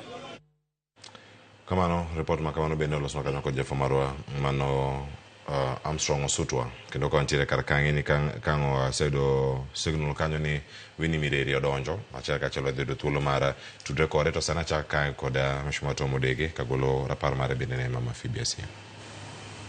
Erokamano ki kao mi nono historia mar Phoebe Asiya maber to omiyo wachir ni joma mine nyalo kendo ofwenyo ni joma mine nyalo bedo jotelo maber. An ng'e Phoebe Asiya 1987 and kinwang'o ngima mar Phoebe Asiya nyaka nang'e no nyaka sani en gi kido ma ng'ama dwaro bedo jatelo nyalo kopo nikech king'iyo kaka osebedo motegno e weche mag siasa, weche mag siro ratiro mar jopiny, wan gi gik mang'eny malich mwanyalo kopo kuome. Omiyo sama koro dhini adwa mana kwa jothurwa ni mondo wakowe gi kwe kato gigene mabeyo mane en godo kik odhi gi lo but wadong' godo kendo wanyalo kopo mondo wane ni wasiro telo mar mine kato wachako wakawo mabeyo mondo wasir godo dongruok mar jopiny ma Phoebe nochung'ne. Erokamano ahinya. Peter Simba Wasaga ne pach bende. Ing'eyo ni e current world ma wantiere women oseyudo space maber kendo ineno ka nitiere affirmative action to chutho ng'ama nokelo wach mar affirmative action though ni no flop at that time nen Phoebe Asiya. Waneno gik mosetimo kendo wawinjo sigande mang'eny nikech ndalo manotiyo thothwa ne pod watindo ahinya but legacy mare is ose outlive our age kendo en gima pod biro dhi mbele nyaka sama ineno koro koike. Gima wanyalo wacho ni mabeyo mitimo kawuono kata thoni ok nyal tieko kendo inyalo neno kata maendeleo ya wanawake sani ka chakore gi kuma nochake kuma Phoebe Asiya gini nochake nyaka kuma intie sani iseneno the strides mobedo made. Koro my plea to the women especially with regards to affirmative action masane wan godo ni the affirmative action okel mar ng'iyo ni miyo bende duonde nyalo winji to sami winjo duondi no nyaka bende en sure ni you are above bar ma bedo ni kanyo is not only ni in ng'ama miyo bedo ni kanyo ningo bed ni kelo lokruok makata kopo ni ya kanyo ji ok regret ni kata noyier ng'ama dichuo. Man miyo ni neno kata nyoro kane Sifuna Nyengeko gimoro kanyo ni pile chutho ka ji odhi ka penjo ni gidwa piem kod Millie Odhiambo openjo gi ni be in ng'ama miyo. Qualification is not just being a woman. Qualification ing'iyo deeply ni ere gimikelo e mesa to gimikelo e mesa in development to mano e legacy maka wuono wan paro go Phoebe Asiya. Nyocha neno sigana moro ma igolo yo karachuonyo kocha kaka no empower mine ma e gwenge koro dhoni no empower kata ji e national level but kata e gwenge kacha neno ka no empower joma mine.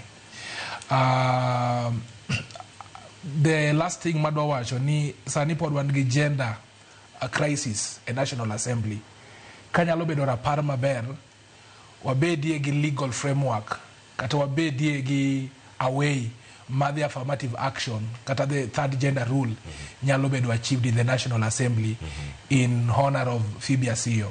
But mogik adwa kawo kuyo na makende mar chiwo ni anyuola mar Phoebe Asiya sana to wuode mang'eyo ma tiyo Victory Farm, the Chief Development Officer Sisa Asiya nomiya neno Mama Phoebe Asiya I think 2 years ago kane gibiro Victoria Sands Lodge and I had a brief interaction with Phoebe Asiya. Koro agoyo mos sana ne familia, agoyo mos sana ne jo Homa Bay County te kendo agoyo mos ne jo Kenya mowinjo mama marauma.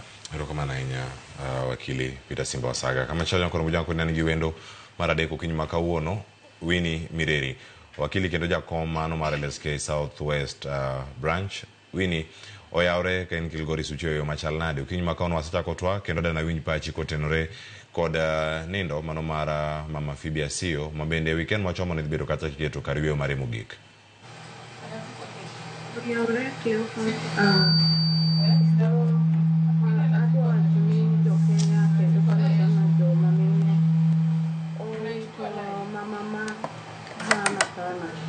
Kendo an kaka member mar Homa Bay County, aneno ka wawito maduong' ahinya.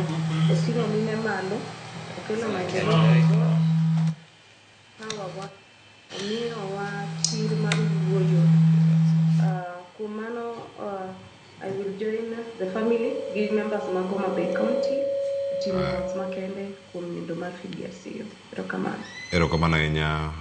Weni Mireri watemo loso duondi kendo wawinji kanyo kod ote mari ochope makare ang' wayud thuolo mar duogo iri bende mondo warang kama okang' machielo wabedo kae ka waluwo nyakoro mogo jwang' kama chielo ka wadani mondo mwachak twak ayanga ka waloko tanga kendo wawuok kanyo alam ne ringre kendo rapar mar mama Phoebe Asio wadani mondo mi warang twak mabende wachako godo kawuono kae ka warango winjruok e kind ODM kod UDA. Kanya ngeni nitiere graphics ma dhido thuolo mar neno kanya achiel kachiel kanyo ka otenore kod winjruok mano mar ODM kod UDA mano ka wantiere kod kanya achiel kachiel. Jatend piny Kenya William Ruto kod ogaye mar ODM Raila Odinga ochuogo komiti mano madhi tayo chenro mago mag neno ni oketi e tim winjruok mane obedo e kind ODM kod UDA mano e report no mano mar NADCO. Report no wacho kabana nyakoro mojo ineno kanyo kin jotelo mantiere otele kanyo kod Agnes Zani kaka jakom mare ni kod jokanyo mamoko kaka jonon weche mag siasa kod kuonde mbui mano Gabriel Oguda, Fatuma Ibrahim jalonye weche mag riekni mag siasa kod telo, Kevin Kiarie kod jalonye weche mag telo Javas Bigambo mano kama gintiere kanya achiel kachiel. Apudno ni kod ting' mar neno ni oketi e tim agenda mag winjruok makamano kaka keto e tim report NADCO jiwo kenge mag loch gwenge kod thiro timbe mago mag rocho ratich oganda, jiwo kenge mag fuong'o pek mar gope mano ma onuro Kenya e kind weche mamoko. Romo margi ma okwongo dhi bedo tarik 18 dweni mano mar 8 ka report gibiro bedo go kanya ka gipedho ne jotelo ariyogo bang' dweche ariyo mano dweche ariyo ka dweche ariyo gibedo kanyo ka gichiwo gi e yo machalo kamano. Mae kama wach ni nitie achiel kachiel ma biro diponi ma biro kaluwore kod liet ma jagoro mar ODM ne okelo kaluwore kod winjruok mano keti to ket gi tim mano jagoro mar ODM bende jagoro mari Mheshimiwa Tom Odege mano waloso kuom Edwin Sifuna. Diponi liet ne momiyo jatend piny Kenya kod ogaye mar ODM Raila Odinga ochopo okang' makama. Ok apar nikech sama ne jogo bedo andike ma giwinjore ni nitie weche monego lu kata non ni otimore kare, mano ne achiel kuom gik manomiyo ji obedo kanyakla. Koro ber manie iye en ni kaka nondikgi no nyaka non gi maneni gidhi kare. Koro sani ma paro nochopo ok ni samoro dipuka koko more mukele kata ga dipondi koko mar jagore mukele bendo kang no bed makosa nikech kane ji obedo winjruok onego bed ni gik ma ji winjorego otim kendo jopiny oneno nikech koko timgi samoro kata wadhi mo nyaka 2027 pod ber moro mwanyalo bedo godo onge nikech gik manofweny ni samoro kelo tungni kindwa kata kelo tungni ne jopiny okonon molundach gi mong'eni gigo gik nang'o tere kako nyalo loso gi. Koro mi an bedo ni jogo noromo ma oyiero jok manyalo ng'iyo gino gima nyalo kwayo en omi jogo thuolo kendo support mondo mi bed ni gik manofweny ni kelo chandruok olosi kendo jopiny oneno ber kokalo kuomgi. Bende paro ni en mana moro ma poritira tera bathe moko chomo yo ni mar NADCO nitie gi jogi manitiere jo UDA kod jo ODM banitiere kata jo Azimio e kindego pogruok ma mano dhi bedo kod ma koso nikech winjruok osetore e kind jo Azimio ka koro ODM modong' kende chenro ma kamae. Mana dieri nikech ing'eni wachiko siasa kata ibino ka ng'eny jok mano bedo e komiti mar NADCO no ng'eny gi koro ng'iyo gima biro 2027 ma ji dhi chung'ene. Koro kinyal trust gi tiye document nikech gimanyo kaka yom nyalo bedo sirkal mondo gilok sirkal nikech siasa mane siasa. Koro sani kidwaro ber to ok inyal keto ng'ama manyo rach mondo yombi kata mondo donje sirikal. Koro nyaka imany mana jok ma neno neutral matin ema nyalo dhi nyime gi gima chalo kamano mondo mi otime. But sani jok mosechako campaign sani kaka mineno ni Amerika gini ka onge gima nyalo miye maber manyalo loso ne sirikal matiyo sano nikech odwaro marach mondo mikinyo gol jok matiyogo. Erokamano ahinya Mheshimiwa Wakili Wasaga. Kaminene achiel kachiel wacho ni en kamugana mathoth nobedo kae kanigi geno kuom report mar NADCO. Kata kamano en moro mochako duogo mede points moko 10 kendo winjruok mar ODM kod UDA. Members mochiw kar kae Agnes Zani ekin mamoko Gabriel Oguda eno kanyo nitiere Javas Pigambo ekin ji mamoko mantiere kar kae. Magi jok ma sirkal omiyo ting' mar neno ket gini tim report bang' dweche 2 ka dweche 2 ka nitie report mokwongo mano gol gi NADCO mano jogo no beni kete ok en timo tich tere. Cleophas, gimoro moro matimore e siasa ing'iye gi lenses mag siasa. To onge gima timore e siasa ni okier. Gimoro amora en well planned, execution mare is also well stated, kaso nitiere a political objective magino dhi achieve. Jo siasa amor nikech wan gi mijumbe mar Tom Odege ang'ini mano gimoko ginyalo admit. They have a way mar wiro rangi their personal interest machal ka gima en public interest kendo mane currency magitiyo godo winning the hearts of electorates mane currency magitiyo godo mar remaining relevant.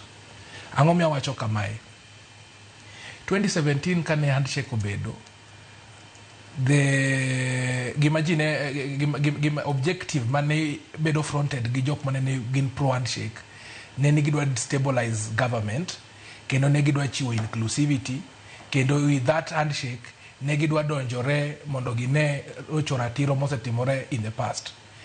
Nokwaneno mano nyaka 2022. Bang' 2022 Ruto gi Lange nobiro ni gidwa keto malo jo hustlers kendo gidwa ng'iyo historical injustices kendo gidwa neno ni onge gima iluongo ni dynasty. Mane giwacho ni gikawo Mama Mboga to mano again ideally after election it became just pee manie pipe maonge kumano tere ma jok mane siro jo hustlers koro makore ndigi kendo girakore nyowuoyo. Kendo ng'at mane wacho ni sirikal onge pesa koro ema ochung' tung' mosuo kawacho ni sirikal ne nigi pesa. Mano nyiso hypocrisy. The third, ka koro weche tek NADCO nobedo formed. Ma NADCO ni kane bedo formed gibiro gi 10-point agenda. Kalonzo ne nitiere ka as a co-chairman kachiel kod nyawadgi Kimani Ichung'wa. Ne gibiro gi the NADCO report ma there was a lot of optimism ma ndalogo ting'o sufrieche norumo mane jigo e wich ma wach ni wamiyo government sometimes mondo ne ka NADCO report ni bedo implemented. Nyaka kawuono onge report onge substantial implementation mar NADCO report kata achiel. March 2025 kane Raila osemosore Prime Minister machon Raila osemosore kod President Masani bende ne gibiro kod another broad based government magichiwo 10-point agenda. Ne gichiwo agenda maber magiwacho ni one of the things mane gidhi ng'iyo ne gidhi ensure ni human rights violation mosetimore in the past dhi bedo corrected, abductions dhi bedo stopped. There are so many things mane nie kanyo. Aya sani bende koro wachako bedo gi another team ma bende chako ng'iyo the same thing. Ochalo kaka sheria kati los mana sheria 100 kata 80 kata adi. So long as there is no political good manners and there is no adherence to the constitution. One gimore article 10 mawacho ni there is need of transparency, the national values principles of governance. So long as ni okwanyal bedo transparent, so long as ni we cannot be accountable gi public funds momiwa, so long as ni we cannot account for debts, so long as ni we cannot come out to answer questions mag public finances mabedo michamo pile pile. Nyoro ni neno kata mbom mano muche i Citizen gigi so long as ni ok wanyal bedo gi institutional frameworks maber mar prosecuting jok moyud culpable mar committing economic crimes, mar abductions, kata ka ok wanyal bedo gi oversight by the National Assembly ma ok ni omwony gi sirikal gi government ma ginyalo timo tijgi mar oversight legislation kendo ginyalo timo tich maber kaka katibo chiwo, kati los mana NADCO apar, kati bed mana gi committees adi, pod wabro duogo mana kacha nikech politics tiere constants ariyo. Politics king a political crisis to come up with a solution to politics nigi two main things: constant betrayal, osiepni makawuono kiny ne bed jasiki mangita gidel kiny, kendo jasiki mangita gidel kiny makawuono bro bedo osiepni akoro sani joluo ema koro oyie thone sirikand Ruto ni, makata kiwacha ni Ruto rach to ena ng'at ma ng'ato nyalo kawo kata kidi ma goyi godo nikech ang'o? Nikech sirikand ni koro berne gi nyowuoyo. Ang'o miyo sirikand ni berne gi? Nikech sani koro jogi ni atimore ni iye. Koro politics is about interest, and kata neno committee mobedo formed kani, it's just about the interest of politicians. But even as it serves the interest of politicians, wadwa kwayo jowa ni sama gima osewacho in the past, ni sama koro koth sani chweni, wan bende koro wakomie mondo jowa oyudie gimoro maginyalo makorego, maka kiny koth chung kata ka kiny pirumo, to wan gi gik moko mono sekete akiba tangi opong, wan gi gik moko mwanyalo kwano ni notimore. Other than that, kata form mana committees adi pod wabro duogo mana ka kendo next year ka nigitiere committee moro manono gima committee ne otimo, committee ne nono gima NADCO notimo, NADCO ne nono broad based, gino bro dhia nyaka ne cho 2007, and that is not what we want as a country. Iwacho ni kanye kama oganda ok dwa bedo kanyo kaluwe. Adani alok twak ang'eni ang' ayudo thuolo mar winjo paro mar Winnie Mireri mano ka entiere Kilgoris. To sala ne kawuok e wach mar ODM kod UDA, nitie wach ma darango karkana, ten wach matimore Siaya. Jo-Siaya nyakoro mugjo ngolo paro mopogore opogore. Penjo magipenjo kani gavana gi ni kanye. Gavana James Orengo.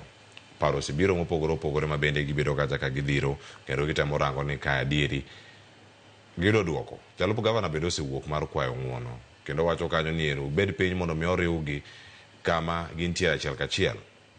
Mano wacho kanyo oduolo duogo ti koso ok mi tich gi gavana. Wawinja ni gima giwacho e kaunti ma Siaya to bang'e achako kod Winnie Mireri ka entiere Kilgoris. Sani wawinja ne ma pach jodak ma Siaya. Adwa nakwa watchdog mar county ma Siaya, our senate, Dr. Buru Odinga, oyie obedie gi jogi piny kaka leader wa mondo ket jogi together mondo jogi otine jo Siaya. Chik mar Kenya oyie ni ka president onge to deputy ne nyalo act kare. So awakwayo duol denge mondo duogo bed no office mondo otine jo Siaya kaka negi kwa jo Siaya residents kura. Kaka nwago negi kura, giduogi gitinwa, negi promise jo Siaya ni gibiro tiyo together. Higni 5 pok orumo. Ko nyalo bedo kaka deputy governor to duog with immediate effect. Kan wacho no nyalo duogo kaka deputy mondo ta Siaya county. Wan kaka jo Siaya wadware mondo gibi gikonyre governor nikech an vote na vote because of Oduol. Na neno picha mare vote. Ok na vote nikech norengo. An kana vote na vote because of Oduol. Kana neno koket picha gi together as a team. And mani mi vote na nodhi ne Orengo direct. Kalure need mara na dwaro Oduol eme na vote ne Orengo. Duog mondo utinwa nikech msara mochamono mano tax marwa mwagolo. Kakoro en Nairobi to wan kai to kuti. Mano gima ok wanyayie. Wadwa ni mondo bi gitigo Orengo together mondo gik moko dhi kare nikech wan ok wane gima omiyo chamo misara. Kuna gima omiyo chamo misara en Nairobi duogo ti dala. Winnie Mireri kacha kamano wachake siasa magore Siaya. Jo-Siaya penjo ni gavana gi ni kanye, deputy koro ni Nairobi wacho ni duogo dala mondo mi oti. Wach mantimore kaunti ma Siaya gine kama gavana mar gintiere. Ka poro nitiere fuok, onego bed ni dino fuok ma kamano yo machal nade? Winnie. Cleophas, katiba ne wago kura 2010 ma warwako maber, to katiba miyo wa thuolo kendo miyo wa chik ma wacho ni ka gavana onge to deputy governor donjo to dino fuok manitiere, to ka deputy governor onge to speaker nyalo kao bedo acting governor. Josiaya awinjo ka ywagi wacho ni governor onge. Ok ginyisowa ni oonge e yo mane. Ok ginyisowa ni oonge ni en absent. Koso oonge ni ok onyal tiyo tich. Koso oonge e yo mane. Katiba article 182 kisomo gi article 179 ema miyowa gimonego watim koponi governor onge. Koponi governor onge to nego deputy governor obedo kanyo kuom ndalo 60. Bang'e no to koro bedo decided ka by election nyalo timore koponi ok onyal duogo e tich. Koro situation mantiere Siaya, Josiaya wacho ni governor onge, deputy governor be ni Nairobi. Manyiso ni gionge te. Koro manyiso ni speaker nyalo kao kendo dhi mbele gi tich. To koponi governor, deputy governor nitie, to governor ema onge, then it means to deputy governor onego bedni kao tich kendo dhi godo mbele. To Cleophas nitiere complaints, ibiro yudo ni complaint deputy governor wacho ni governor ok nie tich, kaka awinjo kiwacho no. Chik bing'e ni nitiere mandikore, to nitie exceptions, to nitie be kuma wakale kaka wan kinde, nitie kuma inyalo yudo ni ikal god kata ka wacho yudi kore nyalo tetea. Iyudo ka County Government Act miyo governor powers. To e kinde thuolo mamiyo governor powers, nitie gik manyalo timo within his own powers, nitie gik moko nyalo timo. To iyudo ka tich monego bed nomiyo deputy governor. Section 31D wacho niya, section 32 wacho ni he may. Ing'e ni kiwacho ni he may, to mano nyiso ni ok ochuno. Ko wacho ni shall, to wacho ni mano chuno or will. Lakini section 32 mar County Government Act wacho ni governor nyalo mana, manyiso ni may, miyo deputy governor tich. To kiduogo kendo section 31D mar County Government Act, to wacho ni governor ni still en gi powers mar decide as is necessary kaka tich mar county onego pangre. Koro powers nego, would it be that ni powers nego emotiyo godo mondo mi ng'ama chielo tich, mondo ket deputy governor tenge? Maybe samoro kaka Josiaya wacho ni deputy governor be ni Nairobi, governor oneno ni deputy governor onge, koro delegate the work to the speaker. Erokamano, iwacho ni ka en penjo mathoth mawuok e county ni governor ka onge to wachomo kama chal nade. Midhiero momako jo county ma Siaya ni ai county ma Migori, Mheshimiwa Tom Odege, irange yo machal nade kama orengo koro ka onge to jalupne Nairobi, jo mane Siaya dwa ni oduogi mondo mi oti fuok makama, keto jok ma imiyo services e yo keto gi kanye. Gima nyaka okwongo yiere ni orengo en dhano, and kaka orengo dhano kaka an kata in, ng'ato nyalo bedo gi del malit, ma mano ok en makosa. Kupo ni ng'ama jatelo bedo gi del malit, en gima normal. Ng'ata mangima ma nigi remo nyalo bedo matuo. To kugik e telo ma Siaya sani, to anyalo wacho ni ok onego bed ni Josiaya complain ni nitie problem kata nitie vacancy. Nikech aparo ni orengo nok ti kende. Wan ga team monego bed ni tiyo Siaya. Deputy mar orengo to konego many excuse kuom ng'ato nikech en office. En onego bed ni kosechich ni jopiny dwa chako manyo kuma jotelo nitie, onego bed ni yude office ma Siaya nikech pok no resign. Wan be pok waneno kuma oriembe physically. Koro onego dhi, gima no onego bed ni wa handle sani en ni odhi office to jomoko dinone. To kapok odhi office ma ng'ato dinone motame donjo office, taparo ni gisa mowuoye sani ni to en emo cause the crisis. Ko wacho no sedin ne. Gino wacho no chopo kanyo yudo ka chuo ma kore gidongo dongo.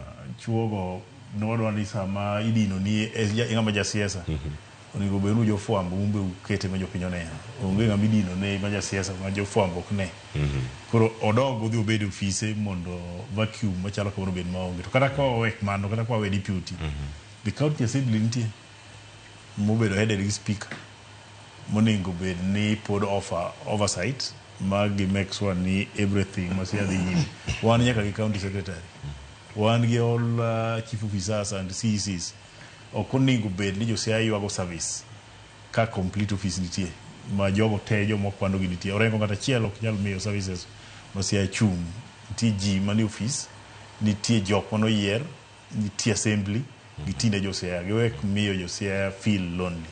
Erokamano. Wakili Saga, irange gi wang' mane nikech wacho ni sani ka gintiere ka joma ni piny ema wacho nade ni gavana onge mar gavana onego kel fuok moro amora.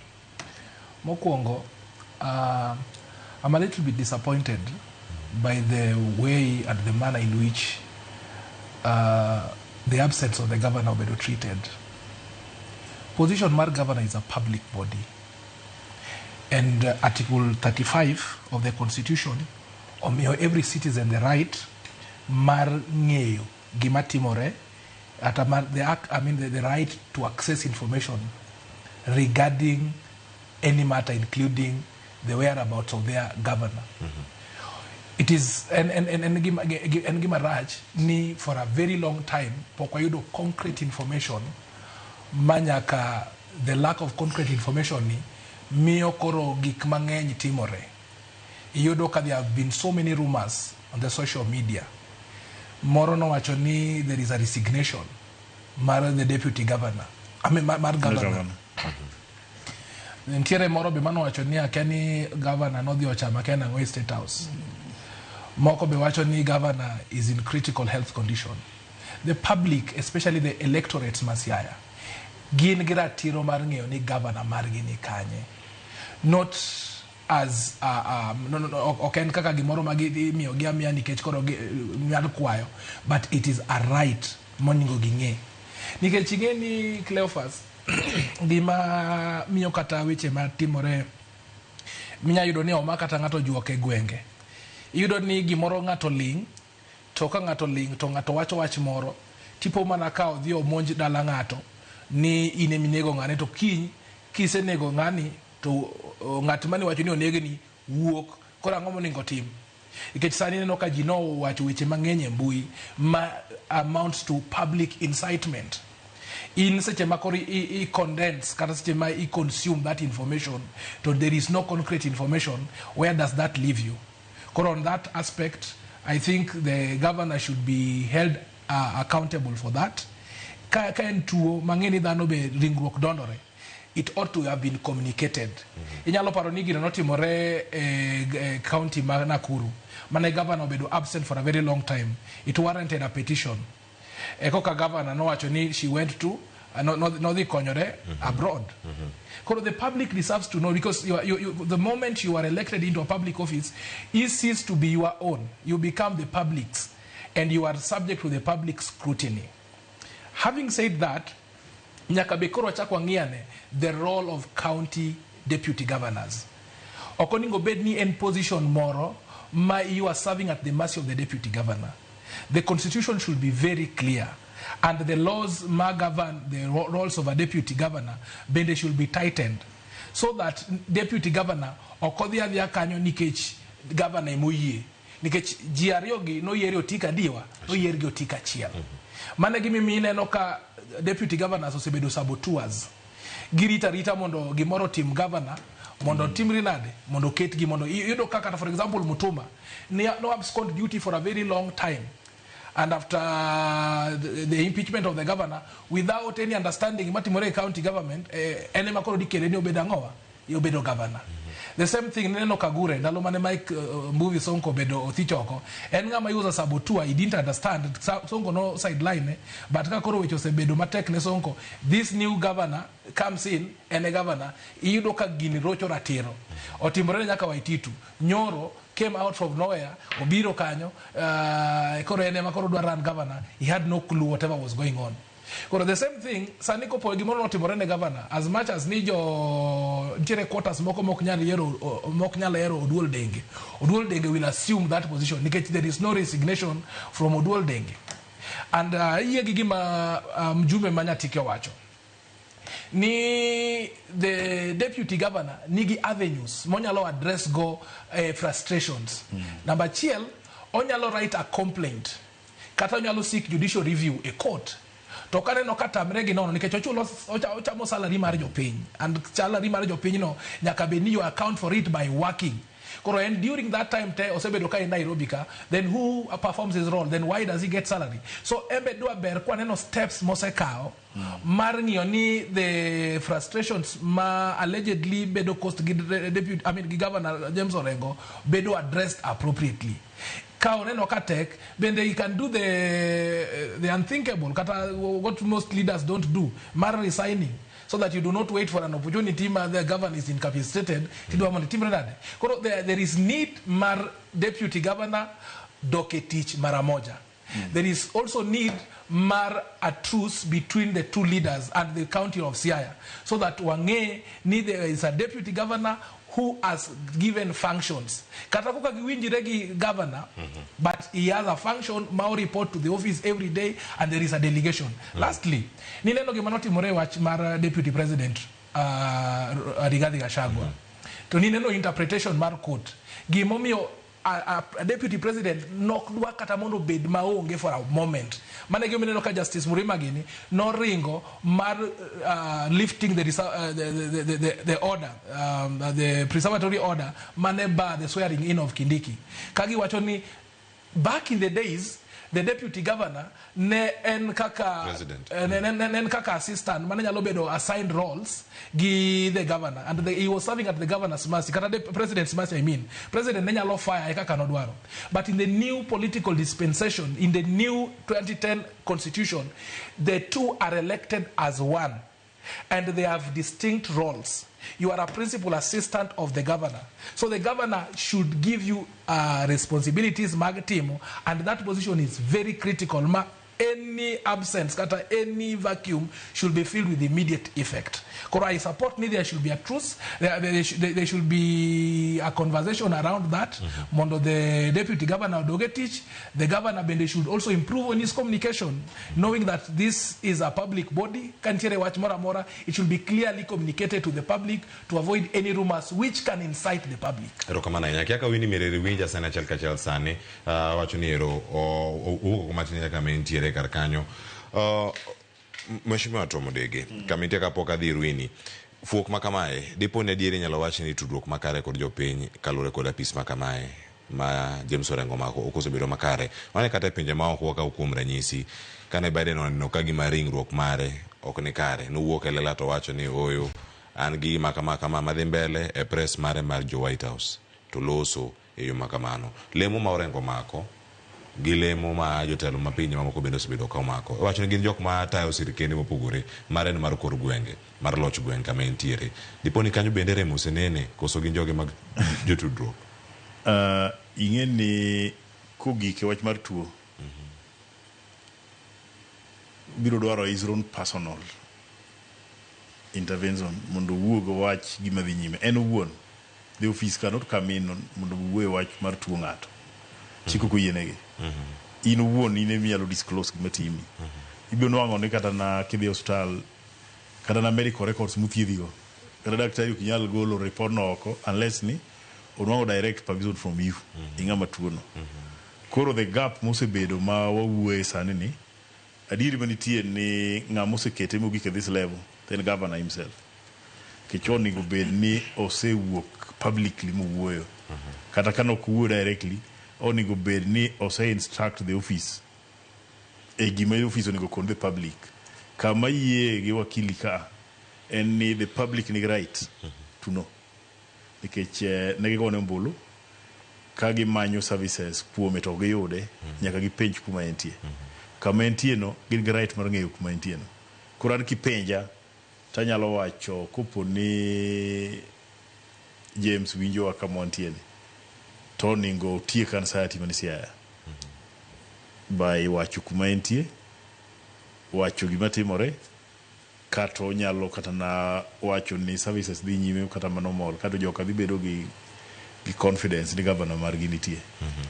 To speculation ni to kamedo dhi mabor nikech ineno gik koro temo wuok sani mang'eny ma kelo koro miyo ji ng'eyo the rifts mosebedo seagi wuok mana nikech pok owuoyo. De bende osewuoyo ne biro miyo kata jok modong' ofis ka bende strength nikech ing'e ni ka governor ok owuoyo gi kaka governor so gitiyo joma giyiere tich ka tiyo negi. Ka ng'ama itiyo ne pok owuoyo ing'e ni samoro inyalo paro ni timo mana makosa. Koro ok ginyal bedo gi freedom mar timo gik moko mang'eny monego bed ni timore county. Koro an kipenja tanyalo duoko gini kuom governor himself mondo odeclare kuma entie, odeclare condition ma entie kata give way forward kamoro amora ma entie mondo tijno dhi nyime.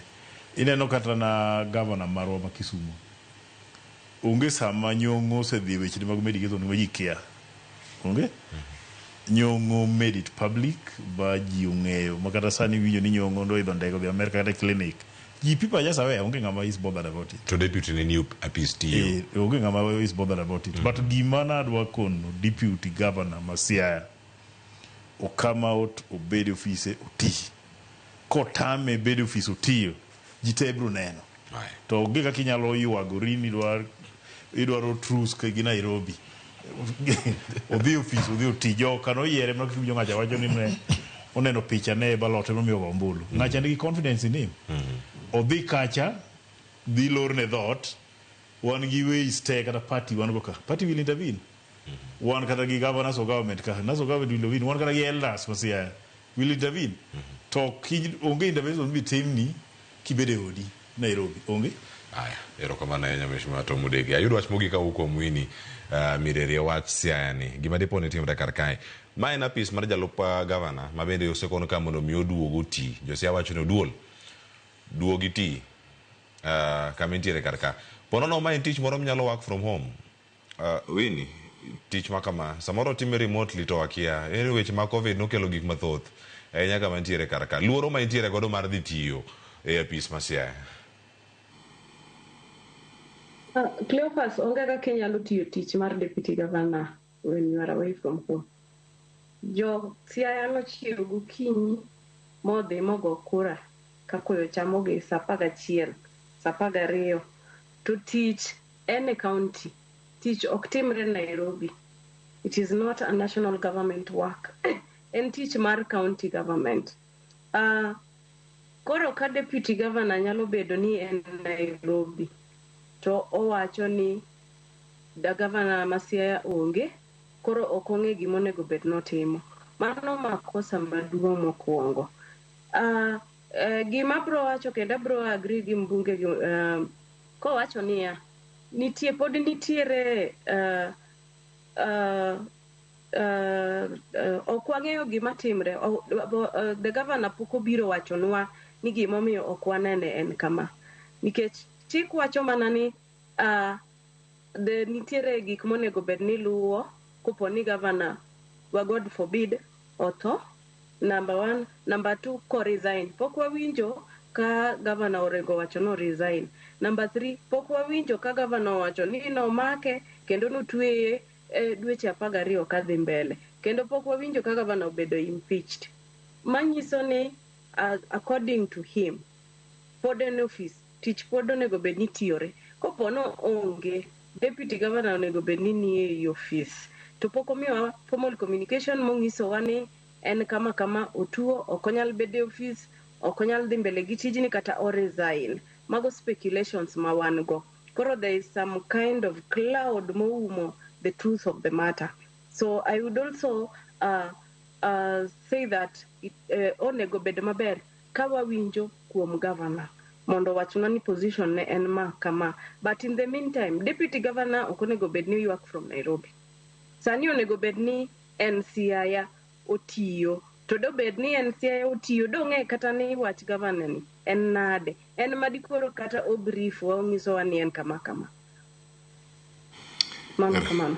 Erokamano ahinya. Iwacho ni en paro mopogore opogore mamedo donjo kendo ripode mathoth bende biro nwa kawuok e kaunti mano ma Siaya kendo wabedo kar ka mar mondo mi wakoni nyakwara Muge Jwang kama intiere kendo chenro mopogore opogore mabedo wamedo mana luwo ne odiochieng'ni ma kawuono gi oganda mathoth mamedo golo pachgi ka dong' thuolo dakika 4 kapok wakawo yueyo masani mar mondo mi ang' waduog warang weche moko madito. Wadong' ka gi weche ariyo ma iwacho ni en chudo moko ma ichich ni nitiere chudo makelo chich e mbui mar eCitizen. Iwacho ni ponono kanyo nitiere rot machielo mano mar mibadhi kod asoya ma pod okwako pacho kae ahinya wechegi mago mag mibadhi e kor gwenge kata telo mag counties mopogore opogore. Nitiere ote madonjo kar ka kalane kuom gi adek moko mantie kaka to bang'e e thuolo mar Sodo Moses Ogundo mawacho ni nitiere kar ka nitiere Migori oluwo wa achiel kachiel e chenro kar ka. Erokamano. Vincent Kajomo neno ka nitiere North Gemrai sub location in North Nyakach ward. Erokamano nya kuom kete kar ka Vincent Kajomo. Jabez Otado wacho no yawre timru piny. Machelo David Apollo wacho ni oyawre amor gi twako kiny ma kawuono no ka nitiere North Kadem ward Nyatie constituency. Chota most meshma Honorable Tom Odege kanie stu kar kanyo oyudo ote mari MC Oriama wacho ni oluwo chenro ka nitiere kar ka nitiere Nyatike wacho kanyo ni gote Amwesh jogi nitiere kar ka achiel kachiel. The Big Dog mano nyinge moketo kati mbui mar Facebook wacho ni luwo chenro kar ka achiel kachiel. Paro mag Josiaya bende medo mana donjo kar ka achiel kachiel ka mokwongo mano madonjo kawuok e posta moket kacha e mbui wacho kar kanyo ni arito ni chenro kendo ma Peter Jaoko wuod Achidi ka en Migori County moro kae ondiko kani Pius Omudho en ondiko mana one time siku zote kiani tam 1 oselor koso gine tam 2 donji ikre ni tam 3 mano ma skunde miyawo mbele ka achiel kachiel. Nitie malongo ka nitiere ka Magambo Kangeso Rongo Migori County acha ni ma Kambona Jang'olo moja. Aya, erokamano nyaka mi nitiere kar kae e thuolo nyakwara Muge Jwang wakawo yueyo masani kaduogo ka kod twak mano mar mbui mar eCitizen kod mamoko mapod nitiere kar kae. Wakili Mireri Winnie ang'ini ang' waduogo ka mondo mi kwatieko kodi e wachni ang' wabedi thuolo mondo mi idonje doho kwa kanyo sa ariyo kochopo mondo wawe idonji to wada winjo pachi kotone kod weche ariyo mag mibadhi mantiere kar ka mapod odong' ka achiel kachiel ka to bang'e waduogo kik idhi mabor.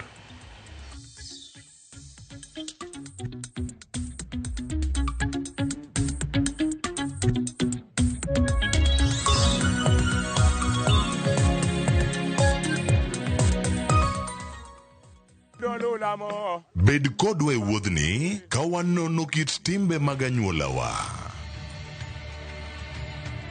Oyundi no ne ni en winyo mayot. Sama no dhi chiemo ng'ama ok ohero tich matek.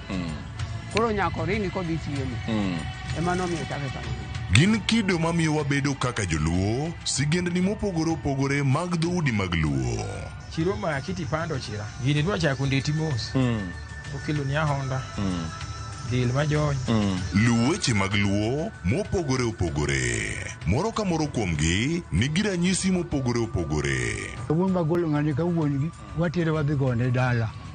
Koro telo gi le to gi gweno. 111 Lu chenro ni ngeso ka ngeso saa 1:45 otieno e Ramogi TV.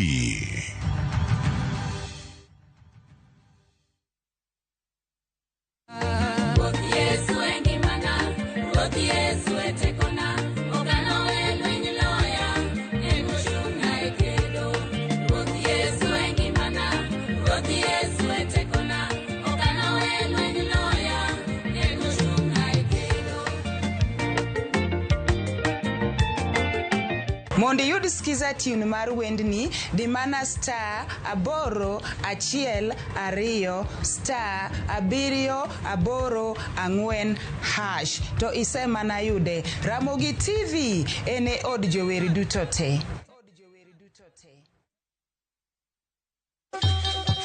Ang'o mosetimore ne joma ne ochweyo ogandawa?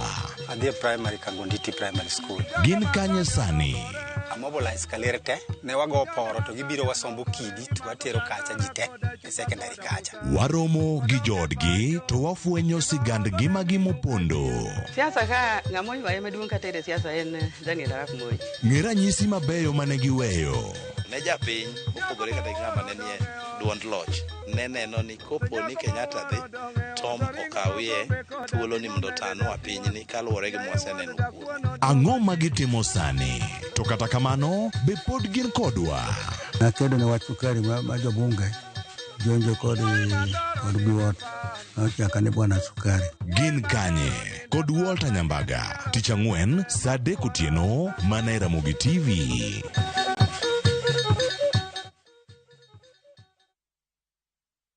Isayudo nyundo nikelo nyako chia cholokore nyeje lunga nisandi nango nyako chia migiere konge jalo siko kachandi gimo nyako chia utemo kabino. Chakre dho nam lulwe nyaka e nderni mag boma maduong', pesa ka pesa nigi sigande.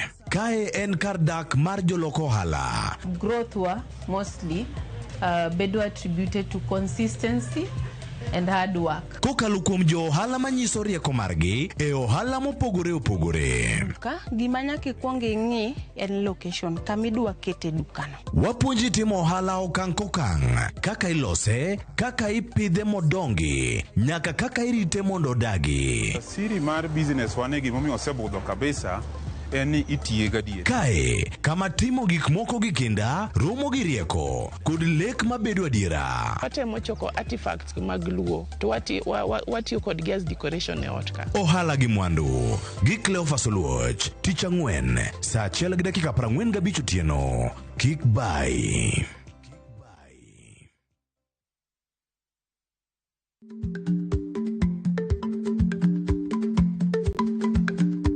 Ich lach nonego okal tako. Ma tiende ni bedo gi miluma mar yako mang'eny nyalo kelo rach.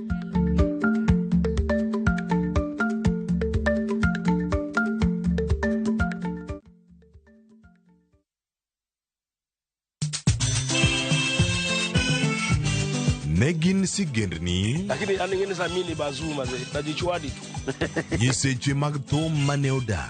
Mimi nalo jambo la nisombo wakili. Wadwaro ng'eyo kama gik moko duto ne odhi maber kod kama ne ok odhi maber. Ole ni chiega to jonyuol ne jolemo kabisa. Koro ni onge dwani to monyo minyargi. Koro no bimo maya olega. Ng'e wende, weche mopondo kod chiwruok mane omiyo gibedo jothumbewa. Atemo kano sigana mag joluo. Gini chakruok mar gimoro nyaka bed ga gi gikone. Safar ma wan go mar music mar thum en safar mabor. Riwri kod Solomon Atito Kafaya e chenro mar ng'e jothumbewa. Tich abich, saa 2 okinyi, kik bai.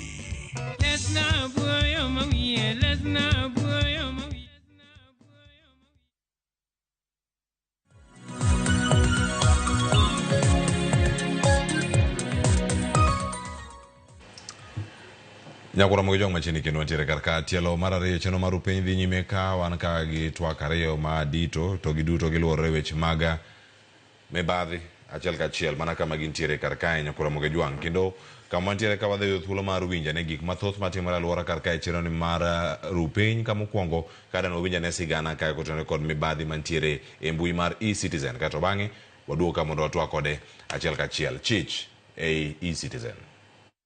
E rameny mare ma wang'ni, wang' dede mag apis Auditor General Nancy Gathungu obedo gi to ewi chudo mag omenda maromo bilion 11 mane ochwal ne kembe mopogore opogore kokalo e chenro mar chudo mar eCitizen. I'm Deputy Auditor General. Yes. E report margi e nyim komiti mar od bura mang'iyo ka sirikal tiyo gi omenda mag jopiny, riside mag omenda maromo bilion 2.6 ne ochul ne kembe maonge e bwo chenro mar PesaFlow matayo chudo e mbui mar eCitizen. The total payment as at 30th of June 2024 amounted to 492 million and USD 414,000 using approximate figures. This amount was paid to a company called or named Electronic Citizen Solutions Limited, which was not party to the agreement.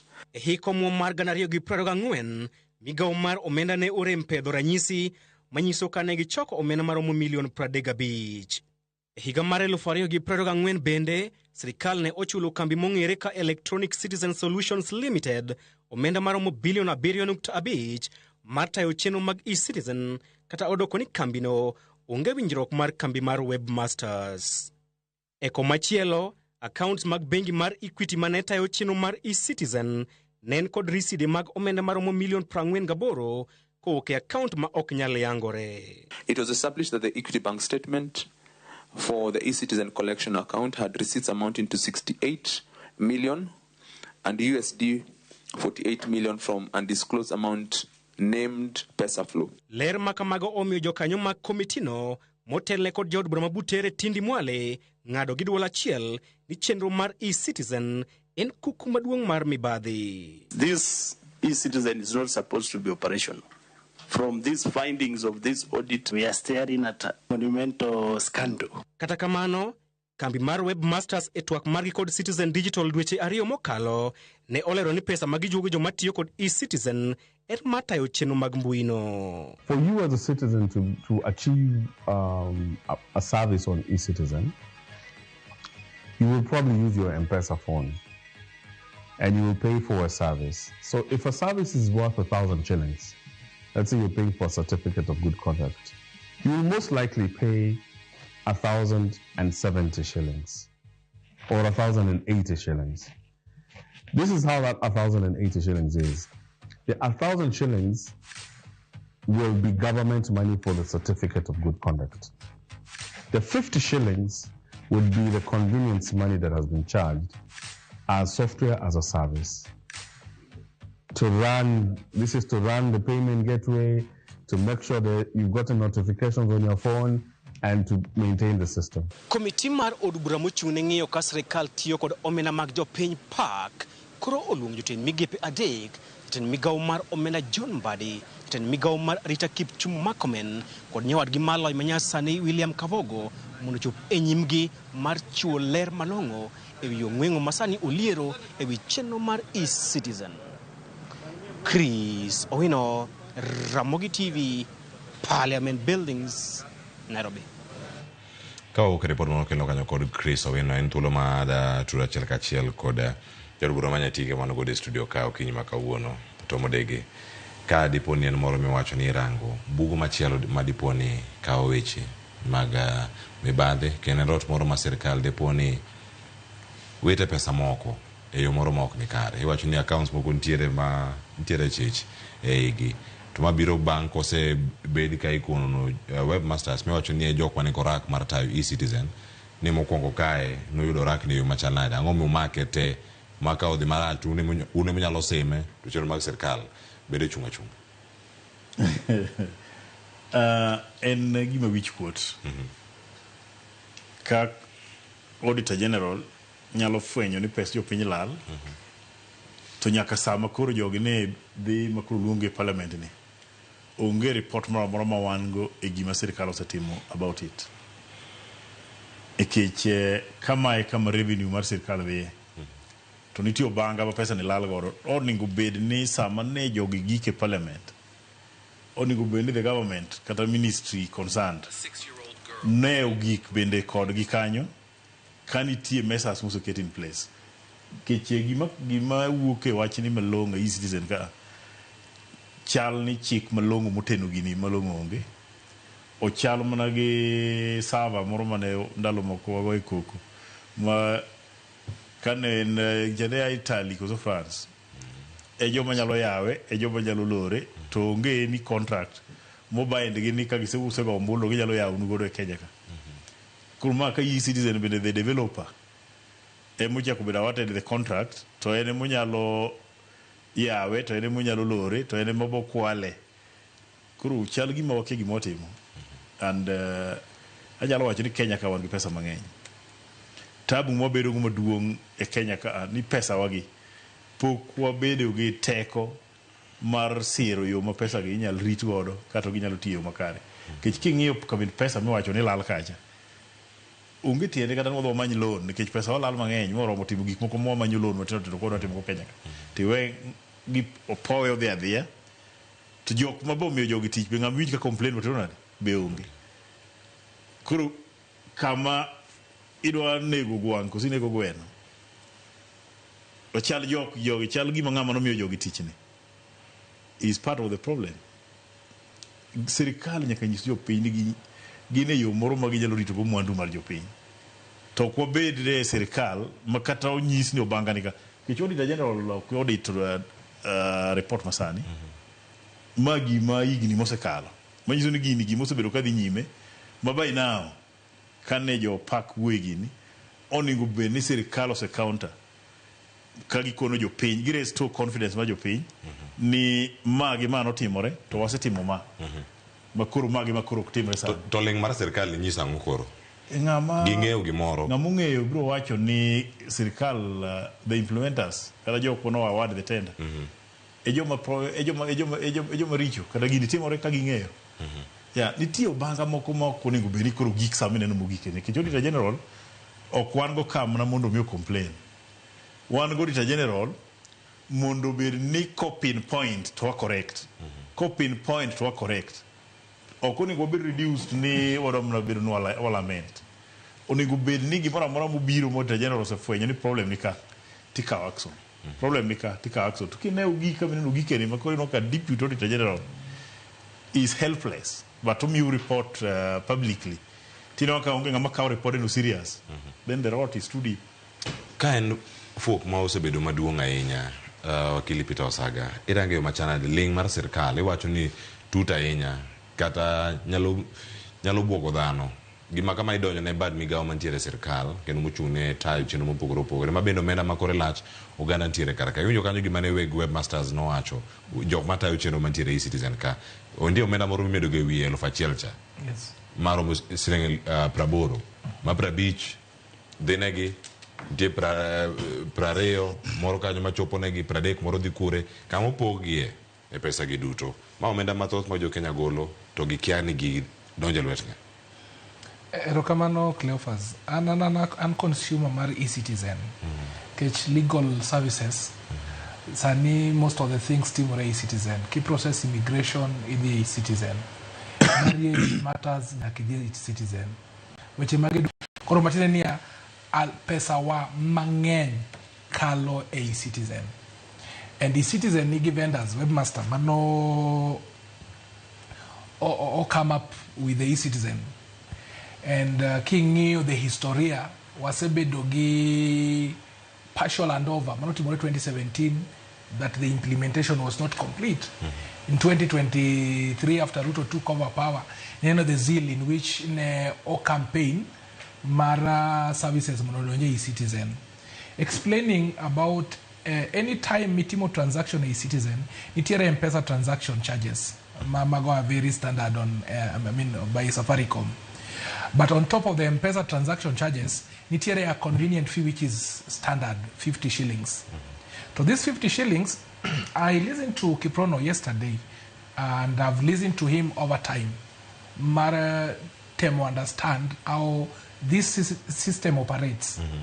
Of course, I know in domicile within 3 ministries. Maka, the contract itself with the vendor is held by the Ministry of Interior. The Pesa, all the money is channeled through the Ministry of Finance. And then Kwaduogo, Ministry of ICT. Nitiere legal gaps mang'eny mwaseneno. Of course, Kwadoke Constitution Article 10 duaro transparency. One give the prudent use of public resources mabendo uchiwe constitution. There should be a mechanism through which the accountability can be achieved in terms of pesa madonjo e-Citizen, how they are used, and a report tabled. It could be annually, it could be monthly, because kata the vendors, they always claim that convenience fee. Gimagi wacho about convenience fee no. Ni mano en pesa magi gitiyogo mar chulo weche mag servers, magi chulo magi chulo the employees and everything. Because that's why that 50 shillings they negi directly. But that notwithstanding, there is a disparity of a lot of money. We need to be explained to how the 127 million was withdrawn from the pay bill, and to whom was it paid, and in what circumstances. Without that transparency, Cleophas, katibed ni bedo gigi maber machalnade. So long as there is no transparency, so long as there is no accountability, ginoromre kanono. To yaduga wachi gimoro achiel. Ni this e-citizen thing, ingeni Data Protections Act 2019, wacho ni data handlers nyaka bed registered. The first thing morning wapenjere is the e-citizen handlers, are they registered? And who is actually now taking care of the data? I mean, which ministries particularly mandated? I know it's ICT. Is the data the citizens paid through e-citizen? Is it protected? Sometimes back nineno that threat ni e-citizen nobedo act. Mago are some of the issues should be addressed. There is also the fact this thing is operating only on executive orders. There is no legal framework. Mose Keti ma nyalo monitor. This is how the data is protected. This is how the money flows. This is where it goes, and this is how it is reclaimed. And this is how we can get, because magigin pesa magido pay.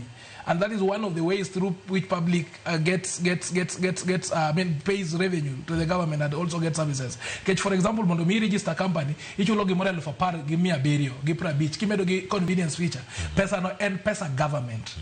But any citizen go be contracted, Martin Bernard, Marchoke, to end pesa government, should be accounted for. Pesa government cannot be accounted for. Then what does it tell you? It tells you there is a serious breach. And these breaches, okni gitimore ko makosa. Gin gik mobedo well planned and well executed to achieve a certain goal. It's either corruption is very rampant in this country. In Enoka report report on corruption, nyiso kaka the levels of corruption ni malo. But Cleophas gimanyaka wa appreciate. Ni government masani ni tireni supporting a tech. The moment makatidwa uok need to associate the government, there is a lot of darkness mangenyo cloud this government. Machele ka uono utieko case machelo ni kinyo donje case machelo ni kinyo donje case machelo ni kinyo donje case machelo ni. I think in one of those points should be looked at keenly, especially from ODM side.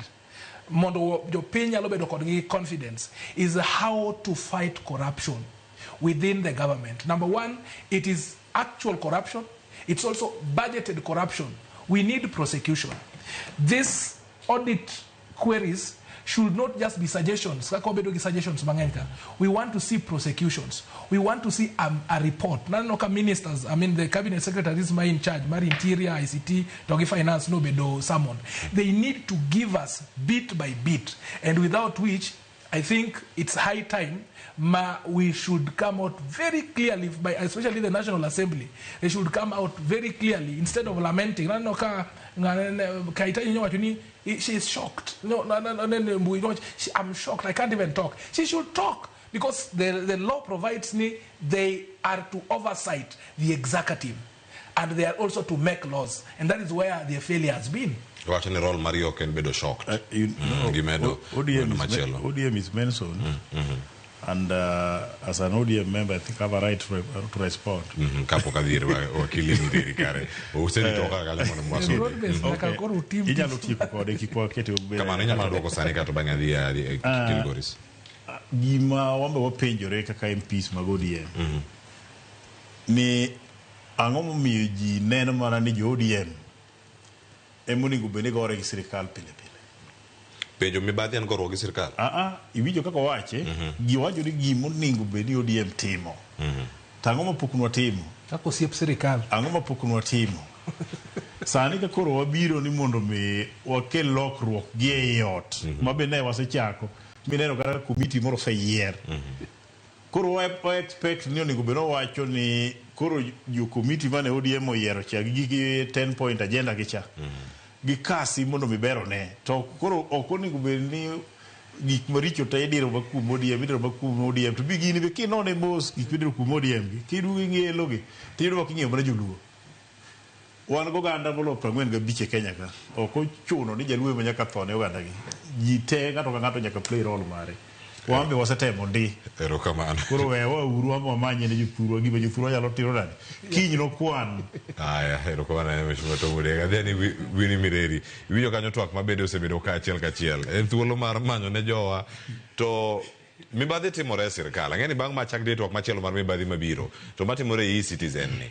En ang'o mabedo matek mar wacha ni ero. Jok ma kamagi timo tim ma kama omakgi. Pek nitiere kanye. Cleophas, ineno kaka Citizen no lando gino. Ne giluonge ni power to loot. Power to loot, omigi powers mar looting. Manyiso ni nitiere gimomiyo gi powers no. It was very intentional. Mheshimiwa wacho ni en wichkuot maduong'. Lakini mara to en wichkuot maduong', gimamiya wichkuot maduong' mogik. En ni ka National Treasury nyalo miyo webmaster tich and the other two to onge a written agreement. How come? Mano wichkuot maduong' ne sirikal ma Kenya. Wichkuot maduong' ne oganda mang'eny. Nikech ere kaka e-Citizen ma itiyogo pile. Kaka wakili wacho, wan gige wate wachako gi e-Citizen. Kwa the lands office e-Citizen, registration of vehicles e-Citizen, every other thing, search mare motor vehicles e-Citizen. And these are things mwatimo every other day.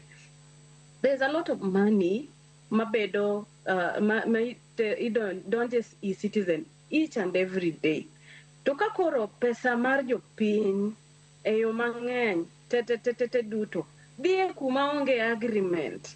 Ni National Treasury okodonje agreement gi service providers. Idwa chako gi kanye. Kuponi jogo yombo koth gi pesa. Idwa timo nang'o? Idwa ywak ne ng'a? Idwa bedo wendo ng'a? Number 2, onge kaka ginyalo keto Citizen operate ka onge legal framework. Legal framework ka onge, ka ng'ato odhi gi pesa, ka ng'ato timo makosa, idwa pine down gi which legal profession. It is a very, very, very, very dangerous. Mano is a very big failure on part of the government. And it is so shocking.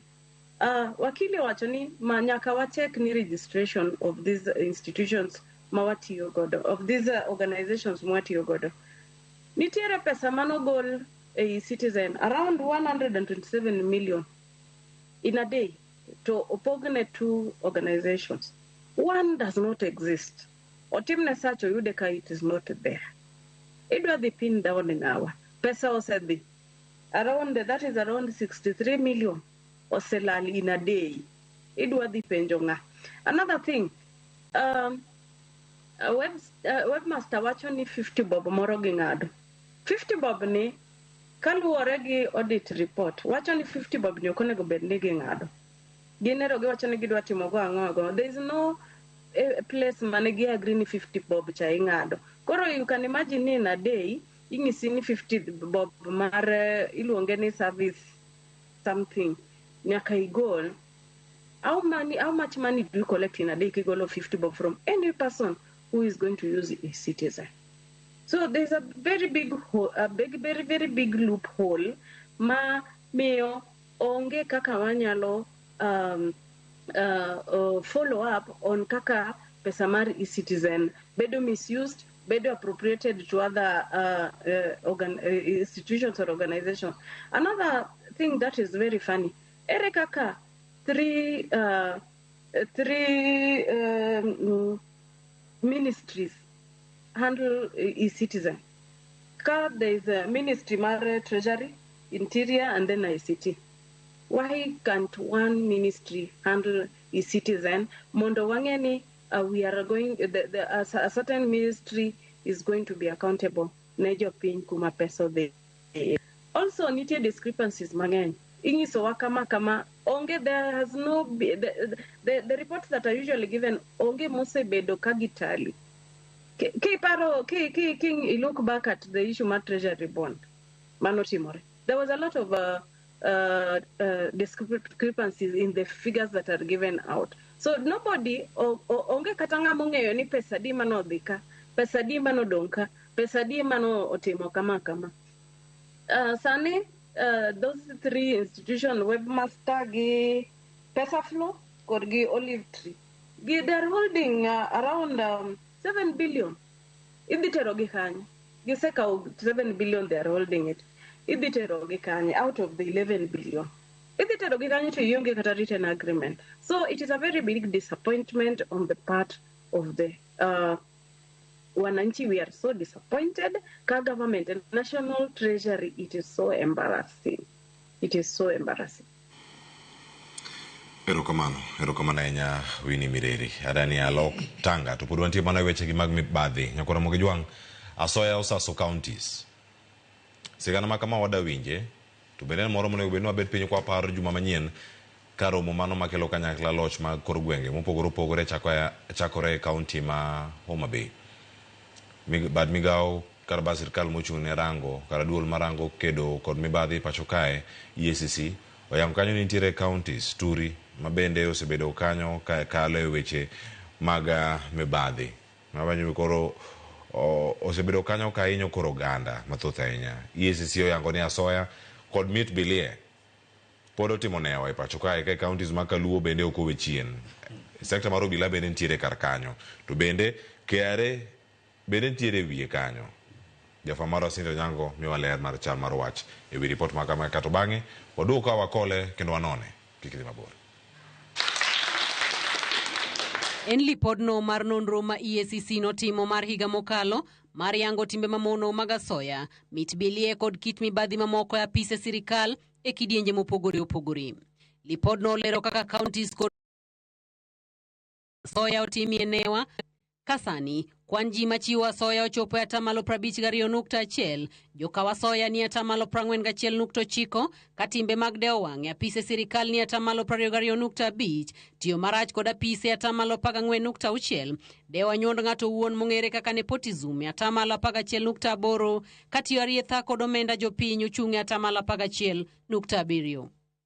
Lipot mar EACC bende omoyo Luanda moko kuom counties ma mibadhi ogoye athiratach moting'o Kwale, Kilifi, Wajir, Mandera, Marsabit, Murang'a, Vihiga, Homa Bay kachiel kod Nyamira e kind counties mamoko. E gwenge ma Nyanza, Homa Bay okawo namba kod 80.7, Migori luwe machiegni kod 63.4, Kisii kod 57.6, Siaya law Kisii kod 50.7, ka Kisumu ni kod 46.5. Homa Bay, primarily because of issues of medical attention, is appearing there at an average of 12,381. Lipodno lero ni japiny chulo mit bilie e kayud thuolo mar yudo chenro madwarore.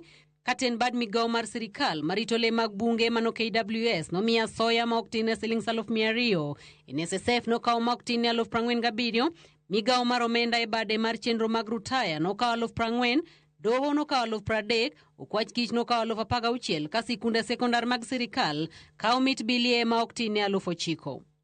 EACC bende onyenyo e lela moko kuom jotije mahinyo badhore kendo kawo mit bilie, ka obila omako namba kod 27.6, apisas mag duol machoko osuru KRA kod 17.3, ruodhi mag gwenge kod 16.2, apisas mag kaunti marango chal mag chenro kod 14.6, okinde kod jochoko osuru mag counties. Kata kamano, jopuonje, jofwambo, jopuonj mag mbalariany, jotije bengi, lakteche kod nases gin moko kuom jotije ma jopiny wacho ni ok ohero timbe mag mbalruok kod kawo mit bilie e kachiw chenro magi. Jo-Kenya bende nolero ni bad migepe mag obila, migawo mochung' ne yango oganda mano immigration, obila mag ndara, migawo mar omenda, migawo mar arita kod migawo mar SHA gin moko kuom migepe ma mibadhi ogoye athiratach. Jakom mar EACC Bishop David Oginde mayande ochiwo lamo mane onenore kama geto jogo ma dhogi ohinyo ndong' ne omenda jopiny kendo hero gajore kod asoya. Owacho ni piny Kenya ni kama tek ka lambe manochiwo manomako chuny jopiny Kenya pod en mana geno. It is up to God to decide how to answer prayer. It is for us to pray. And my prayer was that those people who violate the laws that have been put in place, and at that particular time we are talking about the conflict of interest law that has just been instituted, that God would know how to deal with them. How he does that, when he does that, whether he does that, it is his prerogative. Atamalo maromo 23.3 mar jo Kenya wacho ni ne gichiwo mit bilie nikech mano kende e yo mar yudo chenro mane gidwaro. Kata malo maromo 43.3 mar jo Kenya wacho ni ne gichiwo mit bilie nikech nokwagi. Nyak mar mibadhi pacho ka sani oketo duol makedo kod mibadhi EACC mondo kaw lamo kendo ket motegno. Magi wacho ni madipoka obedo yo makare mar tieko mibadhi pacho ka masani okwako migepe duto kendo nuro fuge jo Kenya kawegi kagineno malit. Cynthia Onyango, Ramogi TV, Integrity Center, Nairobi. Sigamo kula kod Cynthia Onyango kendo sana chako ka kod jaod bura ma nyatike to modege manige studio karkae.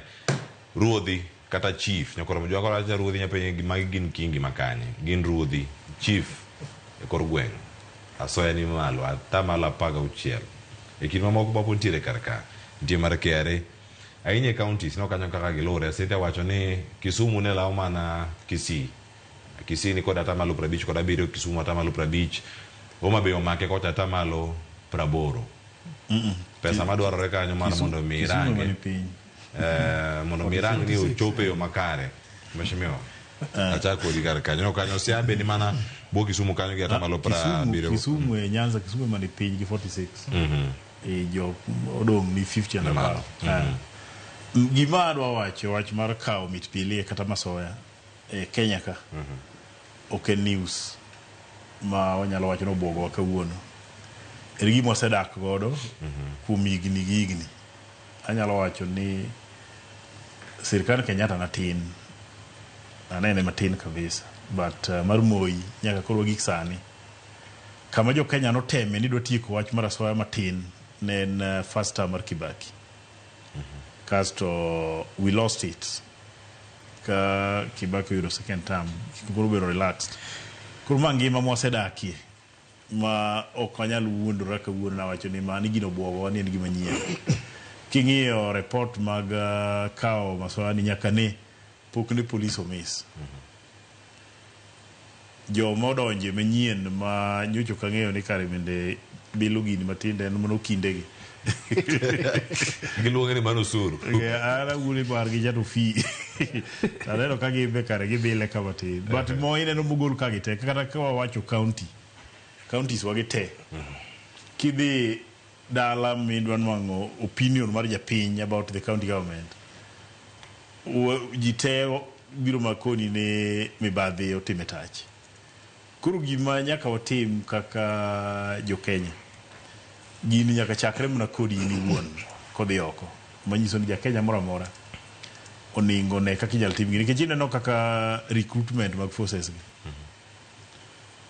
seche moko fail to understand kaka ng'ato nyalo golo $500,000 mondo wango chance ma odhi go e forces $500,000 kijibino kawa koro constituency na mae kacha ka family nyalo uso lo magi yudo $500,000 ming'eyo go tich ma ng'ato dhi chamo $30,000 titere $500,000 inego that family kech ng'an madhi ng'amundike tich ni nyalo tiyo for the rest of his life koko accumulate that money mondo dogi koro ka wach mar mibadhi gi maswani eto ningo wang'ie very keenly but ka duogo kuom national government gi county government ni chuno ni nyaka wadog chien ma wang'ie wach mar procurement also kok wang'ie wach mar procurement pod problem ok birum nikech king'iyo procurement ka kiwinjo kata na gima ni somo kanyo kata ka iwinjo news kaka no ilande inwang'o ni nitie mitbile modok kuom relatives manyiso ni tije ma ilando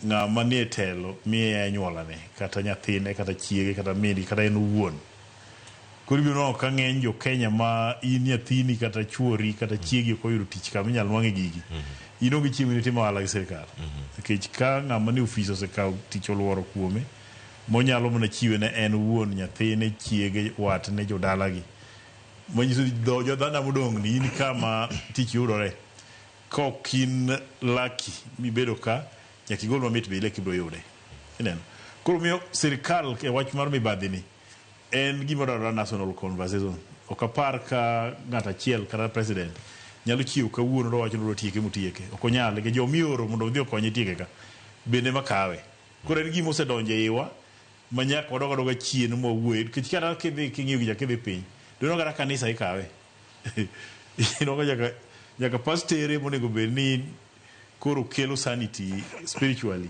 biyudo ka gino mulo koro onge sector modong' oko wan matek wacho ni sectors omul te ahinya bende ma koro ntiere kar kae gino donjo nyaka counties ochalo ni en devolved corruption wuok malo koro ridre piny wakili an abuok ni Homa Bay oyombo jo counties ma Nyanza e okang' mabor ahinya min kata kiyombo wadi yombe kata gariyo Homa Bay ni 80% maluwe ni gi 50 mano be otimo gino be gi wang' teko sana so gima ng'eyo ni corruption fights back and gimomiyo corruption ni tich ne tek en ni web mare bor iyudo ka en gima bedo budgeted for koro budget moro amora mitimo yudo ka nitiere allocation moro ma extra namba achiel namba ariyo jok mimiyo tich koro nitiere legal ways minyalo timego jok mimiyo tich kata tenders gi bende e public eye onenore gima ber ni Cleophas no mi tender mar $1,50,000 to tijno chutho gimowinjo time en $20,000 koro $20,000 kosetime $30,000 ni $20,000 duoko ne Wasaga moro modong' to Cleophas dong' godo koro it's a budgeted corruption number 3 en one nikech sani Cleophas kopo ni sani wuok matek dhi e court kata Machakos to askari odinna to of course ni gari mora mora maringo nyaka bed gi kasoro nitiere kaka gisekete ma gari mora yani sasa malingo you are innocent until you are guilty until proven innocent by the police koro king'iyo the process midwa dhi go e court ni omaki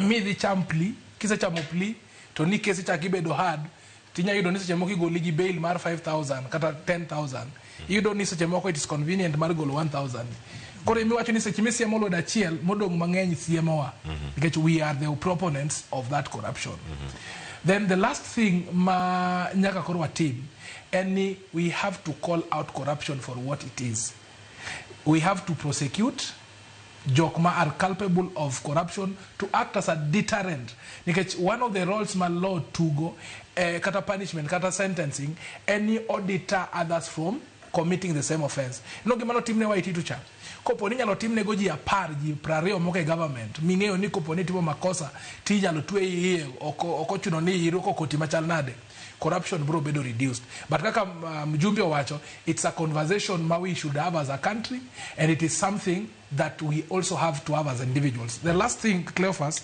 ni e-citizen no akelo monotie corruption doge to e-citizen ni emoja komedo corruption koro matire ni kata ilos mana systems machal nade ka the ethos okochakore kodwa corruption can never end erokamano ahinya ayud paro kawuok kuom Winnie Mirei to mano bende amadhi kawo kaka wach mogik ka watieko sani thuolo mano go odikona ka dong' dakika ariyo kende kata tieke chuth to koro walore mana ka Winnie e wach ma koro nitiere ka mokwako counties iwacho ni counties e kama nigi resruok dhi bire kae ma koro dok odak iwacho ni en dag mibadhi kendo asoya chiwore matek kendo okang' moro mamalo ahinya Winnie kwatieko Cleophas an nyalo Homa Bay County manyiso ni kinde e diere meeting ni wiya mokuot mogik to mana kamano abro wacho niya wach mar mibadhi ni abro wacho ni devolution or devolved corruption to gimomiyo devolution or devolved corruption sana nikech koro at the county levels waromo gi wabedo machiegni gi jok matekre gi ng'eny manyalo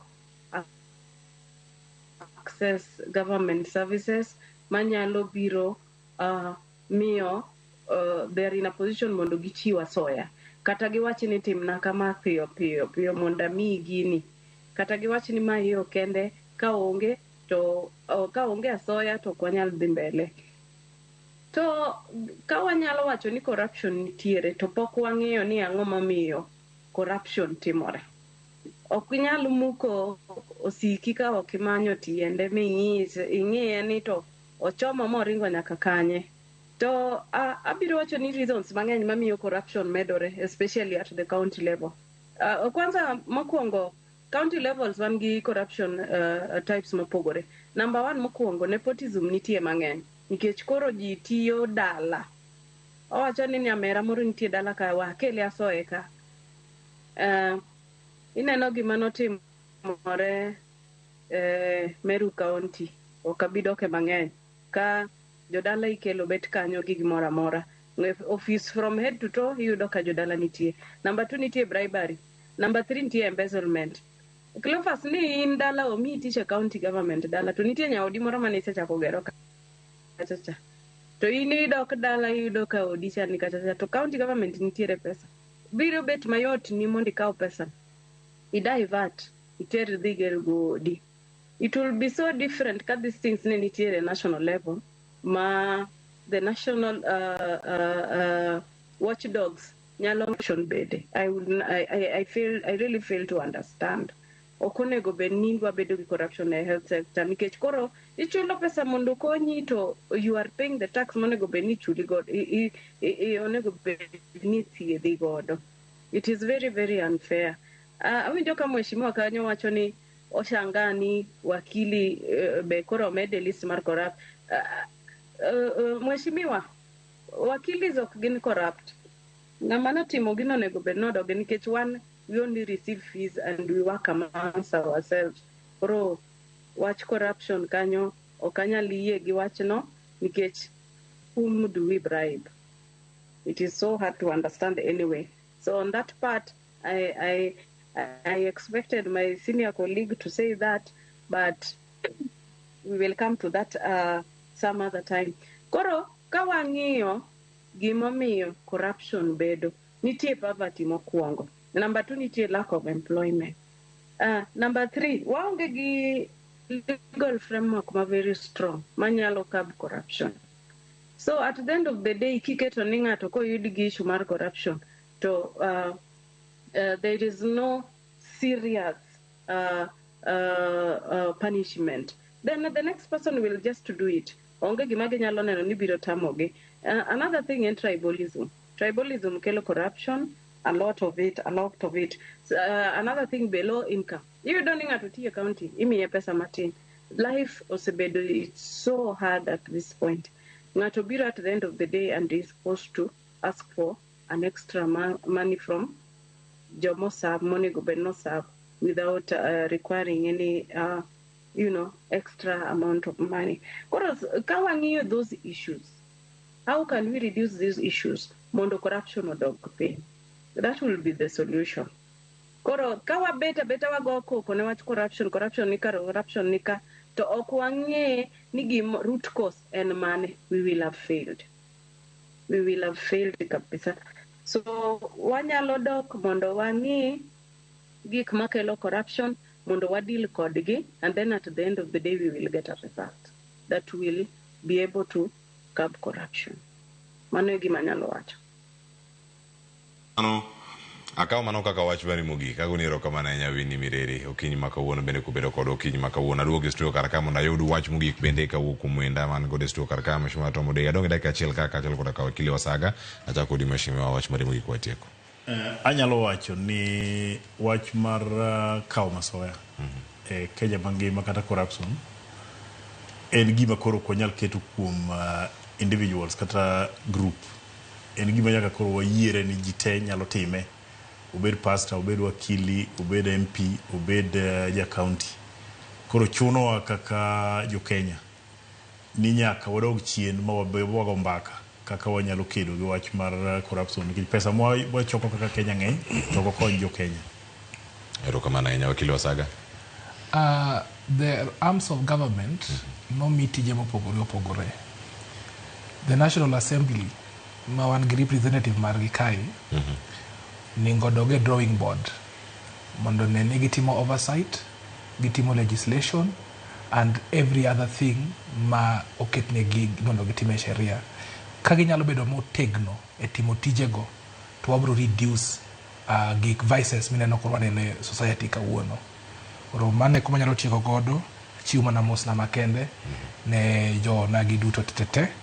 Wameduru take care kindegi kendo wabed jok ma nyalo lead from the front. Yes. Erokamano ahinya. Winnie Mireri osedhi koso pod entiere kotiyo kode kanyachiel kachiel. Wagoni erokamano kuom bedo kod okinyi ma kawuono e chenro ni mar piny kowarango chal mar piny Kenya sa oseka dakika 45 tok saa ariyo mane makelowa e giko ka wago erokamano ahinya. Winnie Mireri, wachopo kama ne watieko kar ka tada ok kik awuo kapok ami thuolo mar tieko gi wach mari mogik e thuolo ni mar nyiriri 30 to a. Biro wacho ni mana ni e kinde ma wadhi e yiero wachiegni gi yiero problems ma wan go kawuono gi momiyo nyalo bet ni wabiro mondo wabed kae mondo wawachi wang'e ni wadhi yiero ng'ama chal nade mondo problems ma kamae kik makwa mbele. Erokamano. Wakili Winnie Mireri, jakom mar LSK bade ma Southwest branch okinyi ma kawuono ntiere kode achiel kachiel kowuok e alwora ma Kilgoris. Mane makelo e giko nyakora mogo jwang' nyinga Cleophas Oluoch jagisumo ka nyakwar mokiewo nyaka sango ang'o wei kauno chieng' tich ang'wen chenro mar pogore kod nyaoda Sharon Ong'ao kaeto bang'e ong'e maber ni chenro dhi bedo kar ka mar mbako romo ka warango telo mano mar loch gwenge saa 3 nyaka saa 5 mar onyango. Oriti Masani, Mbendeno, Ramogi TV.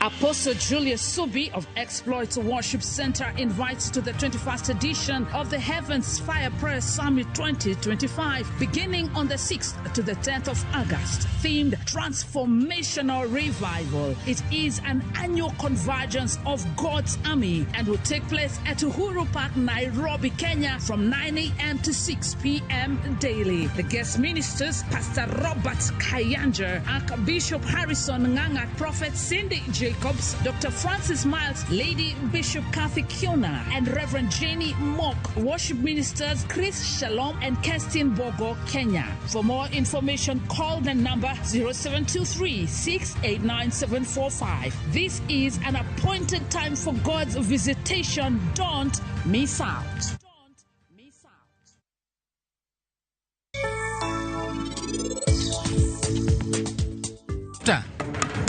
Seche mwabiro romo kodgi, buru mwagolo kanyo bro konyo e yo maduong'. Wabro kiro negi buru no, bang'e wabro yudo sama ring. Parnit, be ning'e kaka wach ni na chando chunya? In nade? Atemo penjo ni be in kare? Chandrika, in kik ideo ng'ato ka ng'ato ka entie kare. Mano ber ahinya. Apenjo ni in hinyori? Dawe, in ditimo gimoro to in di hinyori. Ang'eyo ni beta mbete kona moro kiling.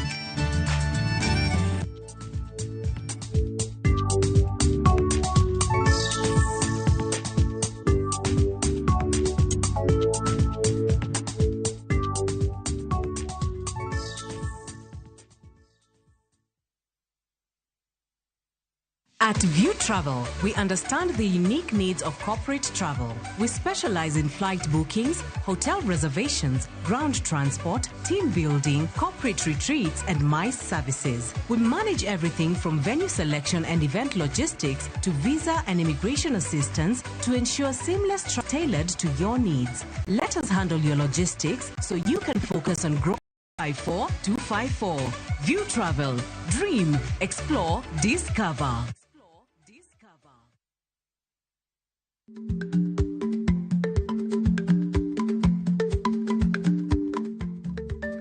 Dhako muol kadonjo, matiende ni bedo ni ng'ato ling' e kinde ma owendo ok ofulo ni omuol. Samoro en kod kido mamoko.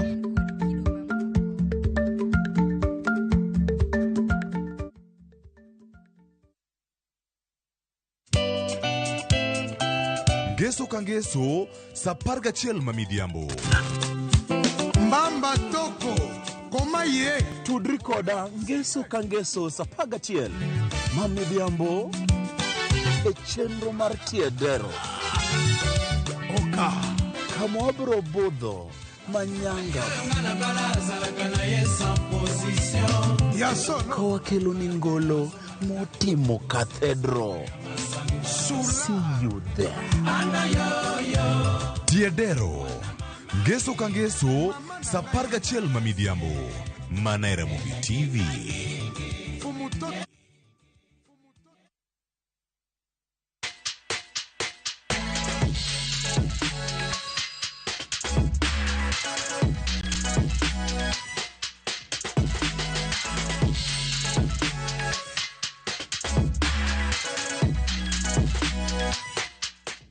Nyako romo gi jwang' chieng' tich ang'wen chakre saa 2:30 nyaka saa 3 mar okinyi.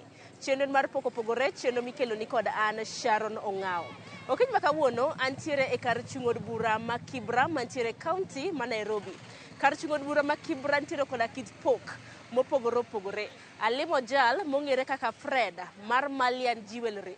Osebedo koloso pok mopogore opogore, kata kamano wadwaro mar mondo mwang'e kit pok mare, mano mar loso jewelry, mago mag necklace, kata kiero tigo ma bende irwako e ng'ut. Entiere e chiro mano Makina mantiere kar chung' od bura ma Kibra, machiegni mar mondo wadwa rom kode. Erokamano ahinya Fred kuom thuolo mimiyowa kaka TV mar Ramogi e chenro mar pok opogore. Kwachako Fred, pok ma kama ni chako karang'o? An iluonga ni Fred Onyango, ajakobo Ayaura Chulo. Nairobi ka an gi pok ma atimo mar jewelry. Nabiro ir babwa 204. Kana ng'eni babwa biro tera, nagombo ga dhi e lweny. Koro kaka nabiro ni babwa tera lweny. Koro kaka mpango mar Nyasaye nokadhi e lweny. Koro na join babwa tich mar jewelry. To bedi ni nopuonji pok ma kama, kose en gini yor ma bende ng'ato notiegi? Wadil gi loso necklaces, bangles, to gi gik mamoko machalo kaka ma mine nyamako go yie wich. Pok machal kama kaka nachaki kaluwore ni babwa mane time.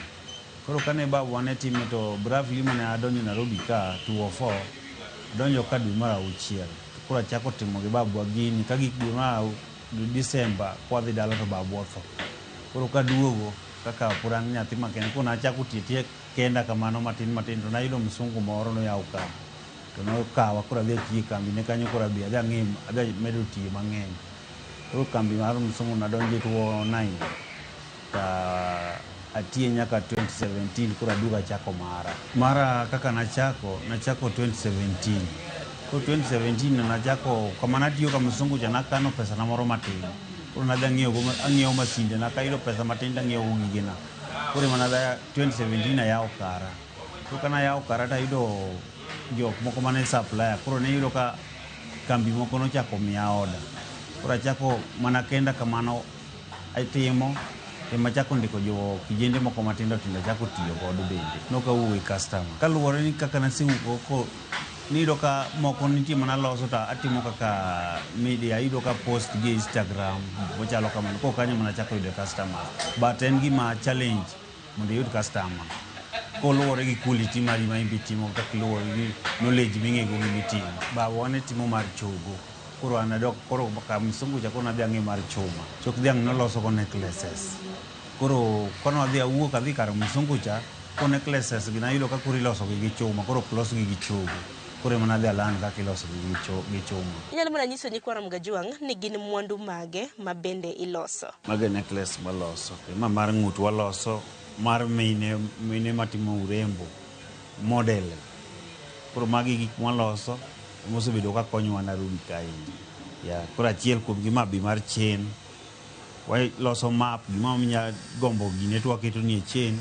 Koseloso chain to waruoni tinyarwa. Ma flower mar lwedo mag kan. Koro ma ring ne mirwake godo. Koro mage flower moya iro ka samoro waneno flower moro agoro, samoro awuotho kata kadhi dala kuchira adhi neno flower mo maber na. Ko flower na nya gore ama nya ting'o ite na, tabiro kata gore talose gimo ma ng'ato nyal ero. Mondo mi walose yudo ka okawo time nikech nyoki ikwong ing'iewo material, kiseng'iewo material kisibiro tichako irundo material gi, nitie kaka irunde masin moro mwatiyo godo. Ko kiserunde ting'ade, koro iyudo ko nyaka kawi kaka necklace achiel nyalo kawi dakika moko madhi 1 hour. Nitie golo samples gi koro iloso order. Koro kigolo samples nyalo ka nyaka kawi seche mang'eny tilose. But ka koro osebedo ma koro isetieko sample, koro nyalo yudo kinyalo lose e order, koro nyalo yudo kata kinyalo loso gik mang'eny per day. Koro nyalo yudo kata loso 50. But sample nyalo yudo kata kikawo per day, 1 day kiloso sample achiel. Mondo mi custom approve. Design kaka nitie design mana ne anya create kenda. Anya create kenda to nitie moko design customers moko ero designs magi. Kudo ku bi designs mage tiloso ne. But ko like mari to nyaka o design dino to ng'iyo kuomi, koro kinyalo loso ne go ng'ama chielo. Koro mano design de machoka. Koro wae maloso to obedo choka. Koro ma spiral ilo ka amini obedo spiral, koro ng'ato nyalo like. nyalo here. Kwalose to en gima minero waking'uto mar urembo. To Fred, materials ma itiyo godo gin materials mage tiyudo gi kanye to gin materials mowuok kanye? Material motiyogo en brass. Koro brass wayudo en gimi obedo sip ka oko to wakawe wang'iewo e town kata watiyo kode. Ma waya ma brass. To ma waya gi mabati. Bati be brass. Koro iyudo ka en ma gimoro achiel but iyudo ka ma koro oketi olose obede mabati. En brass. Ma brass seat mabati. Ma be mana brass. Koro thickness mar yudo kopogore gi thickness mar ma. Koro yudo ka gauges opogore but en gimoro en gite gin brass. Kaka ng'at mane omak bade gi babani mano nyiso motelo, bende nitiere jok ma isemako badgi mar mondo mi ong'e kit pok kata mana tij lwedo ma bende timone. Gisani nitie joma sipuonjo ma be nitie joma ne puonjo mamoko noseyawo nyaka kar gibedhe go ber. Koro gisani nitie joma puonjo to gi jomuseng'eyo ma be an go kama bende wakonyore godo. Kaluwore kaka an abiro tuo foka dabiro ka nyathi mathin, to naneno kaka kijende chandre geto ka. Koro iyudo ka bedo be kaka nadongo ni iyudo ka dongo nyathi machielo ko nyathi odongo geto mar Kibera. Koro iyudo ka nitie kijende moko ma iyudo ka chandre nyathi iyudo ka mondo kapok neno kaka kijana ma wadu neno kapok odonje ku iyudo ka neno ni oruma ta kawe to bia puonje tijni. Koro oge gimochula. Koro chudo meno chula ni kasi puonje tich kuro konya. Mane faida ma yudo kume to chul vai kuro achako chule pesa kusing'e tich. An kaka nabiro Nairobi ka nan gi plan mo samoro kijana mo be ne godo. Samoro kitieko skul iparo ni kibiro Nairobi ka to nitie tich mo maber ma samoro ineno ni kitimo koro olo moko koro kinyatimo kaka jua kali gende. Kaka nabiro nagombo lweny but kaka nabiro nayudo ka tijni berna mana join. Koro tijni kaka na join go nyaka sani babwa nosetho. Koro tijni modong kaka babawa. Tijni apuonjo go wetena adek mo otieko skul masa magero nego nyaka mamwa ot masa ni koro tijni ma koro achamo ni mana. Koro kijana manoko masa moro paro ni olengo go kucho no somo ni okoda manyo tijwa kali oketho time. Ochak gi mago duto te mapango kaka dhano Nyasaye biro yawo ne yo but ma emochak godo. Ochaka matin to biro ka maisha ne dhi mbele mo change ma samoro change gi ng'ama chielo bende. Nikech kaka ambe nachako maso kuro sani nitie gima chenjo ngima bende kuro chiemo gi nyinga. To buore Nairobi ka bende ang'e ni piem nitiere ahinya mag loso mwandu mago mag dusruok. Fred, nyalo na nyiso nyikwa Ramgajwang' ni en ang'o moseketi kae ma samoro diwach ni ma emoseketi ohala ndi kuom thuolo gi duto. What makes you stand out? Gima loso samoro pogore gi jiranda. Samoro design maka kutiyo gan samoro amedo juice na moro matin mondo mi ayud customer ma oko. Koro yudo ka an kaka samoro ka seloso maga gitu yudo ka manyo models. Sana manyo models gi achaka manyo designers. Ko designers gi mako seneno giga gi yudo ka samoro gi manyo na customers ma oko. Kasani an gi moro lungu ni New York lungu ni Ula Johnson. Kamane kaka asabedo ka tiyo. Aloso new designs okabed ni design achiel kata neno mar jiranda kure madabira loso no. Kabedo kadhio tabedo pinya bedo gi paro moro ni nabiro aloso design moro makino chako konya in future machiel. Kich nitie yo mandiko ka makabedo gi design achiel mano kata gino ok megi knowledge makino. Koro chuno nyaka bed gi knowledge ma amedo go aloso go designs maga mondo migi ayaw wigi ni kata kod gika ok gibi bedo kaka giloso design mana achiel. Nyaka gibed ka giyaw pachgi mondo gilos design makino kony gi future machiel. To mar mondo mi yud jonyiepo bende wang'e ni nitiere gino mong'ere gi dongere kaka marketing mar mondo mi uso handi marketing itimo yo machal nade. Koro kaluwore gi kaka yudo customers ma wuok oko en yudo ni ng'ato neno design moro samoro akete Instagram iluonga ni Malian Instagram. Koro Instagram nani samoro kakete design ko design yudo ka ng'ato samoro neno ma oko kucho dhi oneno design no kuro omanya through namba na to kuro obiro yiro ko nyaka loka kucho mobi nyaka kai. Moko yiro kama kwa Indonesia biro mayira nyaka ka indimo ati godo. Koro kamane kaka sabedo ka yudo customers. Okairo tiyo gi jo Kenya yiro ka thoth ne kiloso gini kaje sani kidiyo gi ja Kenya ka sani ilunga ni local ma Kenya. Kitiyo gi local ma ok girach but yiro kitiyo kode ka wuni uso ne gimoro. Gini kini bei mane miye godo kuro dhi omanyo ng'ato miye go pei ma ji kuro wei. Koro mane gima nego wa. Koro chuno ni ng'at ma oko chatingi ni kimiyo bei cha obo maintain mondo mi ong'io en odwa no mondo konyi in future but ng'at masani ten odwa mondo en mondo los mare kende iyudo ka okawo mato jako dho mi ofinyo ko ng'ato tino weyi kanyo gi design dino kanyo iro koro iyudo ka okonyi koro kopono ng'iyo local ma Kenya ka sana tiyudo ka samoro kijene mapuonjo kagi ok adhi konyogi. Tich ka tich nigi achiedh nade gi ber mage. Ang'e ni ber mar tijni bende moseketi kae. Walosane kotenore kod challenges kata mana achiedh nade ma bende sibedo kiyude tijni. Challenges makale en ni mana achiel kuom gini en ni kamoro inyalo yudo kiloso necklace ni moro achiel maber igolo design ikete kamoro mondo manyi ni marketing. Tiyudo ka ng'ato samoro dhi ogoye picha. En kosedhi ogoye picha in ikete 1,000. Tiyudo ka ng'ato dhi ogoye picha kosegoye picha to dhi omanyo kode marketing koro en ouse gafni kata maslim 500 koro iyudo ka in kaka ne geno iyudo ka ochako dhi obagni kaka ne panga. To gin ber mage ma bende isenene kit tich mitimo. Koro tuofo nyaka sani endi mokwongo maber masetimo mokwongo mora an ok adhi skul kaluwore ni babwa ne onge godo that time jonyuolna but nitie wetena 5 ma dala machiel kuom gi mineno apani neno kama dinde ng'eny gin jok makawo materi skul motiko skul mamoko dhi nyaka college kisetieko college moko dugo join nakawo dhigo mbele mamwa ni dala chiemo gi nyinga an gi familia mara nyithinda dhi skul chiemo gi nyinga koro nitie gik masetimo business moko be nitie mayawo oko mana gi business achiel niendi koro mae men ma ochalo ka babwa koro osekonya yo mang'eny to pod an gi geno ni pod obro konyo. Bende kopogore gi mano nyalo nyisowa kotenore gi tools ma bende itiyo godo nengo gi chal nade. Tools watiyo gi masin ma watimogo sanding to nitie gas ma bo watiyogo ka mag oxygen gas settling mwawing'o godo. Kopogore gi mano Fred bende chenro mar pogore ok en mana loso wadwaro mar mondo mi oganda ng'e ni in mitimo tich makama ne jogo eko madigomb tije mago mag loso gige dusruok mag ng'ut kata necklace. Inyalo mana nyisowa process mar loso necklace. Process kaka mar necklace ni kidwa na bi los ni en ni kuongo imiya design ni naneno koro kisemiya design tawuok adhi ang'iewo material tabiro tabedo piny to nitie gimoro tools ma oming'e toko kaka maendi ma tool mwang'ado gik mwaloso gi te en mo thoth ne watiyo kod ng'eto ma koro ma iluongo ni thin blade coping saw koro en maka isemiya design dino tagoro tadhi photocopy adhi timo photocopy tabiro ta abandikago e mabati koro kasabandikago mabati tang'ado gimidwaro kaseng'ade talose matiek adhi e sanding kasedhi e sanding tadhi e soldering after soldering tachaka dok e masin chaki timo polishing makoro miyo leny kaka sani koro leny ni design ni nyabiro kaka ineno en tie kani but extension ni tiyudo ka wan mwamedo but cheni to iyudo kwa ng'iewo oko. Te ere kaka ing'eyo nengo kaka iuso kaluwore kaka isetiyo tiji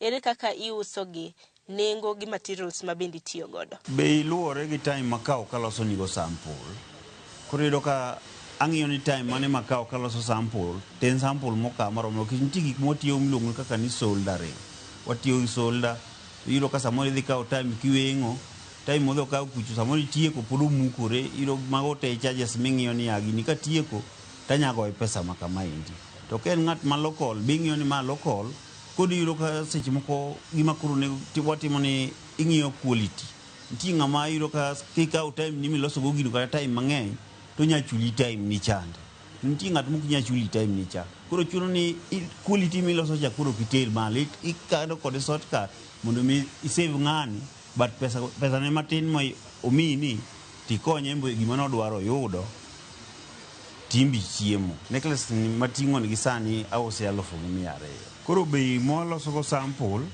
kaka sani kimiya sample na losni biro ka samoro beche ni mala anyalo losni go 1,500 but ka koro biro production to biro ka koro onya biro production to kubi kaka wholesale onya biro pieces moka 3-4 pieces 3-4 anyalo losni go gi 1,000 but ka koro biro wholesale ma kilo na gik mang'eny tinyalo ka nyadok nyaka 500 mondo miwago kodi business mang'eny kech kodi kilo na gik mang'eny masamoro koro kaloso tadhi dong gi pesa mamanya konya ngimana ma iro ka be kawo time kech sani ka puna loso ni ma adhi ng'iyo pieces mag gigi endi gi time mokawa koro kaseng'iyo time mokawa ne loso gini te kaka ma sani ka uso 1,000 ken piece achiel sample but ka koro obiro ni gi piece moko adek ang'wen tanya use 2000 but ka koro ni production iyudo ka charge 1000 ma charge 15 kaloso sample ka kelo pieces matin chakra par ka duogo chien anya charge nigo 1000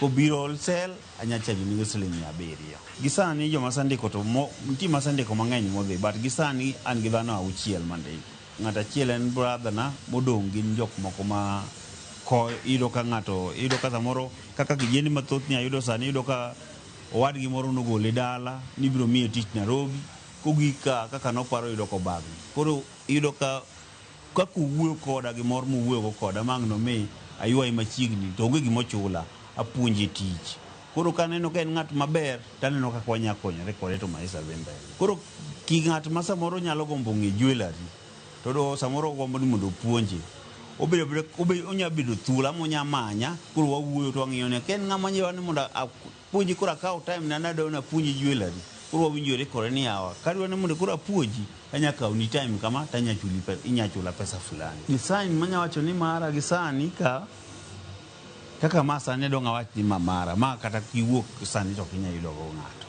ya mamara ma njaka golo machiegni en puro po ng'ara kana man kode ang'ini nitiere johera magi ma bende dwaro kata mana kit pok ma bende ilosogi nyiso na fans magi ni mar mondo migi yudi jok madwari yudi nade kaka lando gigena eni kaka kopona loso design moro maneno maber tadhi Instagram mara kacha ta post go tangiso ji ni ma design magolo ni ok mar ng'ato ma design da but design ng'ato ma ng'ato miya to kaketi mbui kata gik maloso ne design mag customer mamoko kaketi mbui bar mara maloso tadhi aketi mbui kaka iluonga ni Maliana ni Instagram koro kanyi maketi gigina ta post kanyo magolo koro ka ng'ato neno kaberne to nyakona ni flowers miloso ni Fred oberna tanya twist kama mondo lock na kuro be design koro namba na miyudago mar WhatsApp en 07999 33304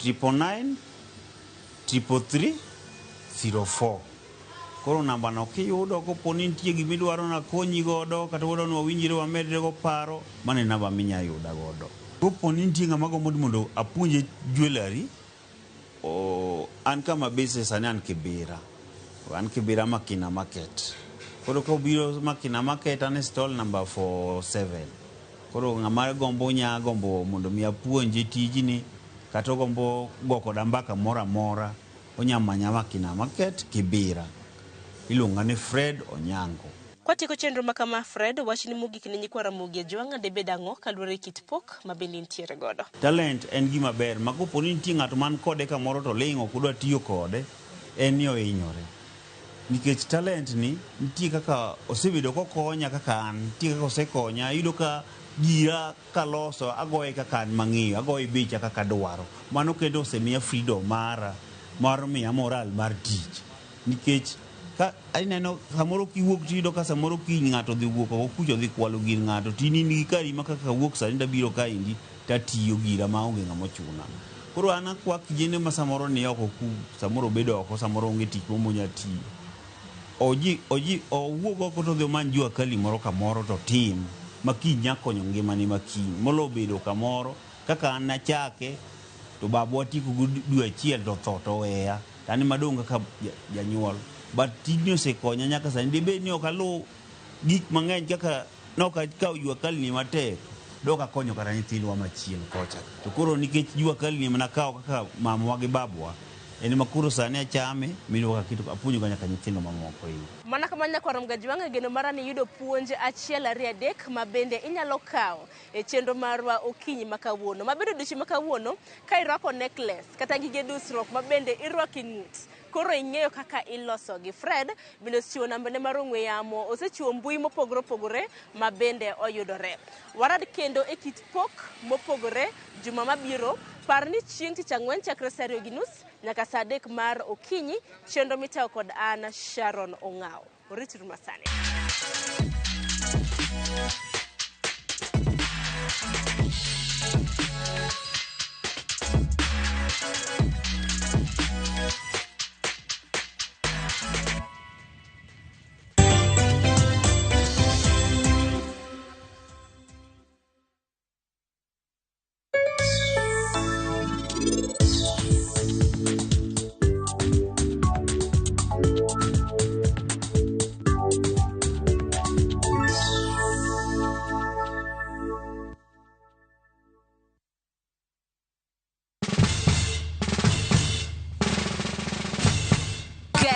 what? Citizen Duca now delivers. Get amazing discount on your favorite essentials and have them brought straight to your doorstep. Handle the rest. Citizen Duca, home of discount.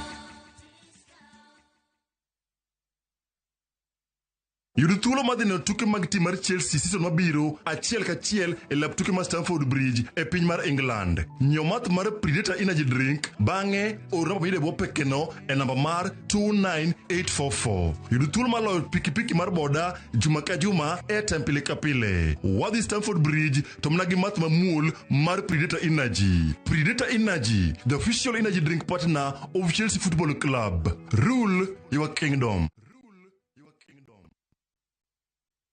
Introducing Wigo, your trusted ride. The ride with the most reliable, verified, efficient and transparent drivers. With fabulous cashback incentives for passengers, each trip on Wigo feels like an upgrade. Download Wigo from Play Store or App Store or SMS Wigo to 20425 and ride with confidence. Wigo, let's go.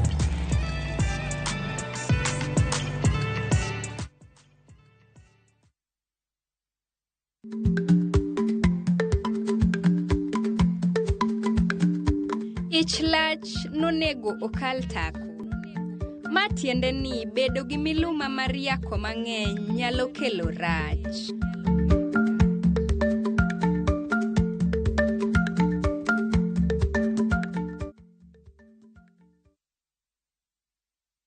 Saa zingine mambo kupata bila plan. Gas ndio imeisha, landlord akuache upumue, mtoto ni mgonjwa na bado ni mid-month. Usijibox kwa noma. Piga *531# and sort your emergencies with my Mobi Civil Servant loan. Iwe usiku au mchana. Kama wewe ni civil servant, sasa uko sorted. Dial *531# and get up to 20,000 shillings and pay from your next payslip. No paperwork, no guarantors, no drama. Ni wewe tu na simu yako. Register now and see your limit in seconds. Built for Kenyan civil servants. My Mobi. Iko sorted.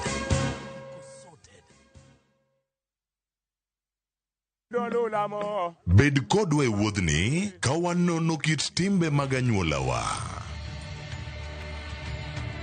Oyundi no neni en winyo mayot. Sama no dhi chiemo, ng'ama ok ohero tich matek. Koro nyako ringi kodhi chiemo. Ema nomiyo chake kamano. Gin kido mamiyo wabedo kaka joluo, sigendni mopogore opogore mag dhoudi mag luo. Chiro ma kiti pando chira. Gini dwa chako ndeti mos. Okelo nya Honda. Dil majony. Luweche mag luo mopogore opogore.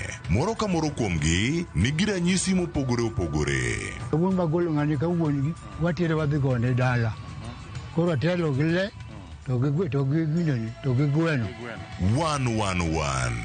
Lu chenro ni ngeso ka ngeso saa 1:45 otieno e Ramogi TV.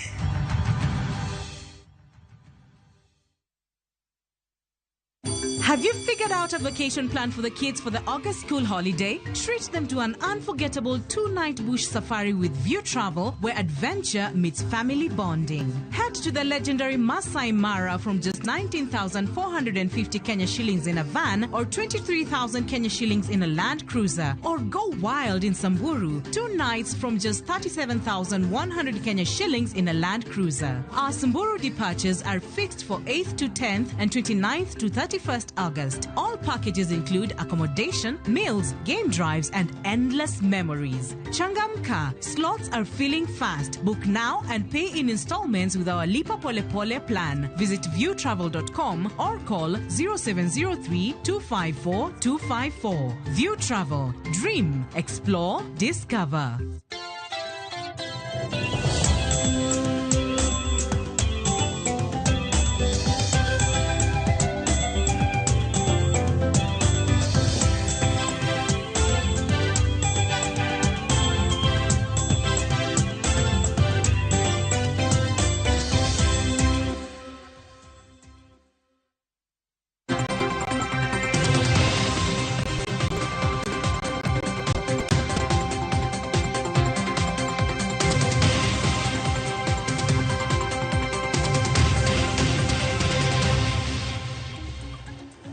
Nyakorom Gajwang kamoro mora mintiere chenro en mar mbaka oromo saa 3 mar okinyi chenro chako sani nyaka rom kanyo saa 5 mar onyango an ka mar michal mar fwambo bange nyawadwa Joyce Oduor biro bedo ka bagi e twak chenro mano mar mbaka oromo chal mag fwambo gin weche mabende waluoni duto te mabende ibiro bedo kiyudo e weche magwa manyiena wachaka nagi ng'anyo mano mar lakteche e pachoka kokadho e bwo riwruok margi mano mar KMPDU Kenya Medical Practitioners Pharmacists and Dentists Union gibogo dhi ng'anyo Nyakorom Gajwang nyaka gisani gisechiwone piny owacho ma pachoka ndalo 14 mar mondo mi gichope ogirimiti mabende lakteche ma pachoka osebedo ka dwaro Nyakorom Gajwang giwacho ni ng'anyo makama Nyakorom Gajwang gichano bago e piny owacho pogore Nyakorom Gajwang ma en ote mabende Davji Atela jagoro maduong' mano mar KMPDU bende nochiwo kapo nono ni sirikal ok bibedo ka yudo kata mna chopo dwaro mago mag lakteche e pachoka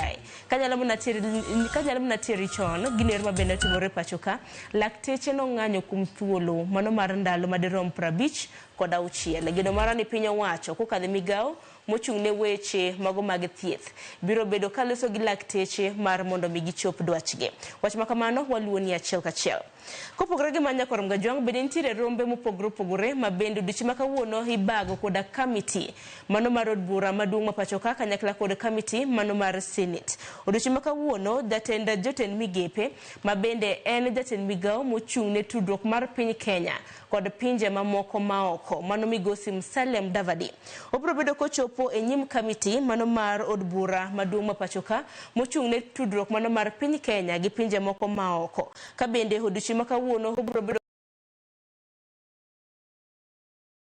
koda committee makamano moko kuom penjo mabende biro bedo oduoko en tudruok mano mar piny Kenya gi piny mano mar Tanzania inyalo paro kanyo okenge machiena jatend migao mochung' weche mag ohala Liki Nyanjui nowacho ni piny owacho ma pachoka nego bedi loso koda piny mano mar Tanzania kaluwore koda thiro ohendni mamoko mabende piny Tanzania wacho ni pinje mamoko ok nyal timo kopogore gi mano bende gibiro bedo ka giloso kotenre kod wach mano mar arita kwe e chula mano mamigingo tudruok mar piny Kenya gi piny mano mar Uganda bende neno machiegni juma mokalo nwantiere koda jatend piny Uganda mano migosi Yoweri Kaguta Museveni mabende natimo limbe mare e pachoka penjogo duto te okinyi makawuono jatend migao mochung' ne weche mago mag tudruok mar piny Kenya gi pinje moko maoko Musalia Mudavadi biro bedo kaduoko kopogore gi mano bedo duchi makawuono od bura mano mar Senate committee mochung' ne weche mago mag arita kwe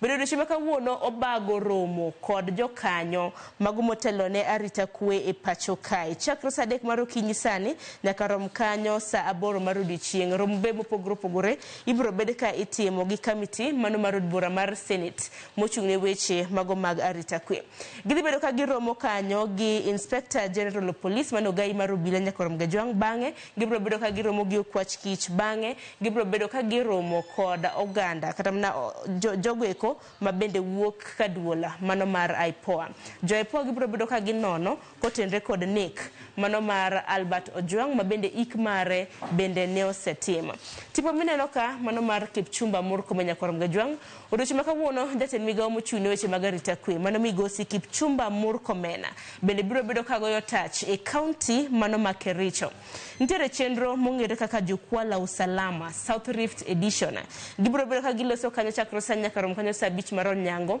rombe mopogore mabende Kipchumba Murkomen biro bedo ka bago e gwenge mag Hoho mar Okak ibiro bedo ka ilero ne kotende kod arita kwe e gwenge mag Hoho mar Okak kopogore gi mano nitiere weche motendre kod ndikruok mago mag opande bende nitiere rombe mopogore mabende gibiro bedo godo gi jopiny kopogore gi mano bende kapok otieko limbe mare e gwenge mag Kericho Kipchumba Murkomen bende biro bedo ka romo gi governor e county ma Kericho mano Eric Mutai manyaka sani wang'e gwandruok mabende osebedo ka mienjo en koda MCAs magi odichi manyoro neno kanyo ka MCAs magi okang' mar 2 bende koro dwaro mar mondo mi othich Mutai e telo kopogore gi mano Eric Mutai men governor e county ma Kericho odichi manyoro bende noloso ka bende koro okwayo nyaka jatend piny mar mondo mi odhi okaw sei mano mar thicho oko mar mondo mi assembly mano ma Kericho obed disbanded. Duto te waluoni Nyakwar Mgajwang. Kopogore gi mano, weche matimore e sirikande mago mag gwenge. Wachaka nigi county mano ma Homa Bay Nyakwar Mgajwang wangi ni romo mago mag loch mago mag sirikande mago mag gwenge ibiro bedo kibago e county mano ma Homa Bay chakre chieng' tarik 12 nyaka chieng' tarik 15 mano mar dwe mar 8 mar higani mano juma mabiro. Motelo ne mano hikruok makode kod kocha osebedo ka dhi nyime motelo ne romo mano mar devolution e county mano ma Homa Bay. Achiel kuom hikruoge mabende osebedo ka timore Nyakwar Mgajwang iwacho ni keto nyinge mago mag apaya e okang' mokwongo e kaunti ma Homa Bay koro peini bende koro nyaka bed gi nyinge iwacho ni mar mondo mi oganda kik bed koda chochni nikech wang'eni ka welo nitiere apaya bende ber king'e ni nitiere apaya machal nade. Kata kamano sirikand kaunti ma Homa Bay ne owacho motelo ni ne gikawo pach oganda kaluwore kod okang' mano mar luongo yore mopogore opogore. Achiel kuom gi iluongo ni Gladys Wanga Street ma bende oganda osebedo ka lose Nyakwar Mgajwang. Kopogore gi Gladys Wanga Street ntiere Ong'ondo Were Street kanyakla kod Orwa Ojode Street. Koro dichi makawuono Alia Beach jafwambo mar kaunti ma Homa Bay biro bedo kakaonwa pach jopiny kaluwore kod dwaro mano mar luongo yore mopogore opogore e kaunti mano ma Homa Bay. E kaunti ma Siaya Nyakwar Mgajwang e kar chung' od bura magem aparo ni mano wasetimo mano kwa nyalo dhi kaunti mano ma Siaya e kar chung' od bura magem Nyakwar Mgajwang bende motelo kata mana machiegni ni waseneno nek ma oyaye mago wakeni nek mabedo osebedo ka medore kar chung' od bura magema. Odiochieng' makawuono Nyakwar Mgajwang jofwambo magwa e kaunti ma Siaya report mabende choponwa en ni nitiere achiel kuom achije mago mabende iseyo kod nek mago wakeni kar chung' od bura magema mabende ong'ere gi nying mar Charles Onyango e ground kacha ong'e gi nying mar Kwa no make e gwenge mag Kibos e county mano ma Kisumo kendo bila no chwale nyaka tesendo bila mano magema. Kata kamano wach madonjo en ni jopiny e kar chung' od bura magema no dhi momonjo tesendo bila mayala mowang'o achich mabende itudo kod nek mago wakeni. Nyaka sani en wang' mabende nosetimore jalno ero mong'ere kaka Kwa no wang' ma en report mabende nochiw kod OCPD magem yala mano mong'ere kaka Charles Wafula. Wantiere gi jafwambo marwa Steve Biko mabende luonwa wach makama kuku mare ibiro bedo kiyude weche mago manyien mano chakre migago. E kaunti ma Migori Nyakwar Mgajwang waloso ni kotenre kod weche mago mochung' ne mag somo. Wang'e duol mochung' ne ndiko jopuonje tich TSC bende nolando ni jopuonje ibiro bede ka imiyo tiegruok mago jopuonje mag senior school manego beni dhi puonjo grade 10 chakre higa mokalo. Kata kamano ywak nitiere kaluwore koda jopuonj mantiere boriruok mar Kupet e kaunti ma Migori. Gin giwacho ni mar mondo mi tieggi idwaro mar mondo mi gichul siling 500 okang' ma bende koro gikumo. Koro nyawadwa Juma ntiere koda sigana makamano odhi bedo koloso koda jokanyo mago mag Kupet e kaunti ma Migori mar mondo mi oyanga adiera mar wach makamano. Adar mar mondo mi oteke gi kanyo weche moluoni nyalo bedo mang'eny Nyakwar Mgajwang duto te matimore mabende biro bedo ka timore kapok watieko chenro mar mbako romorom kanyo saa 5 mar onyango wabiro bedo kwa kawo achiel kachiel mamoko mabende biro bedo ka timore kwa setieko chenro marwa mar okinyi ibiro bedo kiyudo e weche magwa manyiena chakre migago ang'ich welo kanyakla kod oimore. Bwatike gi kanyo nyawadwa Jesu Duoro osekore gi twak wende bende ochopo studio twak e chenro mar rupenye ikruok mano mar romo mar devolution e county ma Homa Bay. Nyinga Sharon Ong'ao.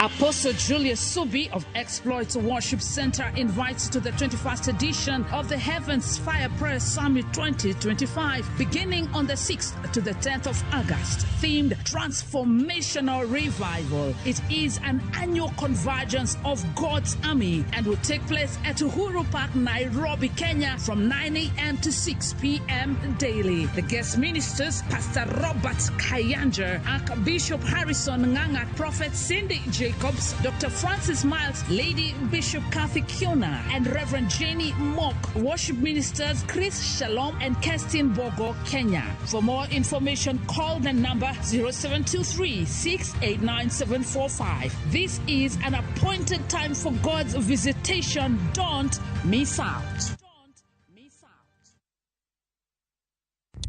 Saa zingine mambo kupata bila plan. Gas ndio imeisha, landlord akuache upumue, mtoto ni mgonjwa na bado ni mid-month. Usijibox kwa noma. Piga *531# and sort your emergencies with my Mobi Civil Servant loan, iwe usiku au mchana. Kama wewe ni civil servant, sasa uko sorted.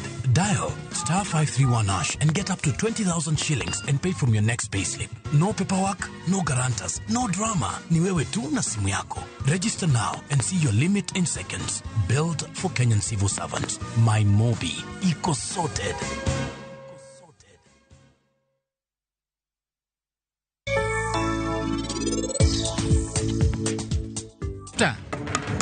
Seche mwabiro romo kodgi, buru mwagolo kanyo bro konyo eyo maduong'. Wabro kiro negi buru no, bang'e wabro yudo sama ring. Parnit, be ning'e kaka wach ni na chando chunya? In nade? Atemo penjo ni be in kare? Chandrika, in kik ideo ng'ato ka ng'ato ka entie kare. Mano ber ahinya. Apenjo ni, in hinyori? Dawe. In ditimo gimoro to in di hinyori. Ang'eyo ni beta mbete kona maro kiling.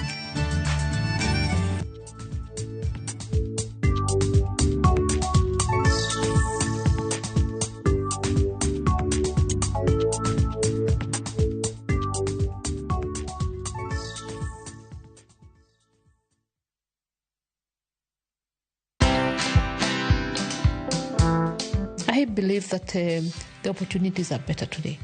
But define your niche, make sure you're not desperate, and let your customers know you. Educate them every single day on how you prefer to do it. And it will help you see the world from a different angle. It will help you see your business, which is fashion, from even somebody who engages with fashion at the point of wearing a dress and nothing else, and they'll tell you what they think. Watch this story and more. Download the Citizen Digital app or visit www.citizendigital.com and find the Citizen Originals portal. Kenya's #1 app, Citizen Digital.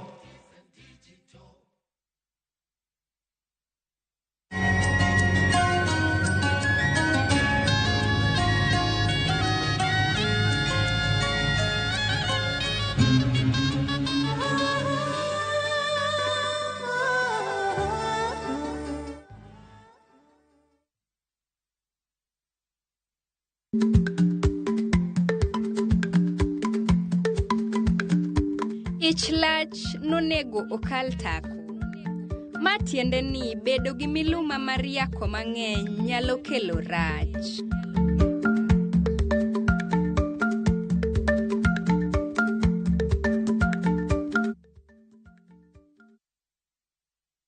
The August school holidays are the perfect time to unwind, relax, and enjoy Kenya's stunning coast with View Travel's getaways. Stay in Mombasa on a full board basis from just 28,750 Kenya shillings via SGR or 44,350 Kenya shillings when flying. Escape to Malindi Watamu from 35,000 Kenya shillings via SGR or 45,000 Kenya shillings by flight. Bask in the Diani Ocean Breeze from 66,300 Kenya shillings via SGR or 49,300 Kenya shillings by flight. All packages are per person sharing and are inclusive of return hotel transfers. Book now and pay in installments with View Travel's Lipa Pole Pole option. Call 0703 254 254 or visit viewtravel.com. View Travel. Dream. Explore. Discover.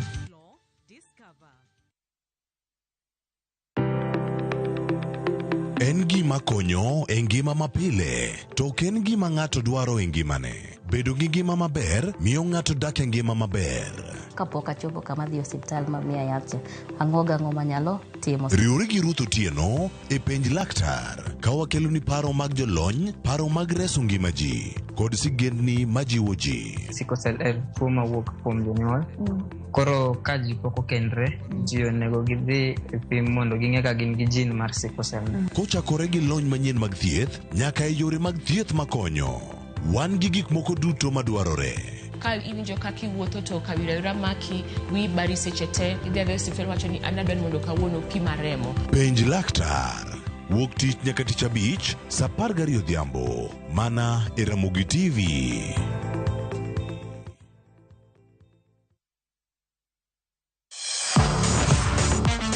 Ne thuolo mar yudo weche tuke duto nyaka mopondo. Mbaka makende mag jotugo kendo mag jomolony weche tuke. Can you believe it? Magite yudore chenro mar pau tuke. The 4.84 kilometers. Nonro matut kod gigo matimre manyien mag tuke duto mawuok e piny mangima. Tudri kodwa ngeso ka ngeso Ramogi TV. Kochakore saa 8 odiechieng' ka wami gik motimore pau tuke.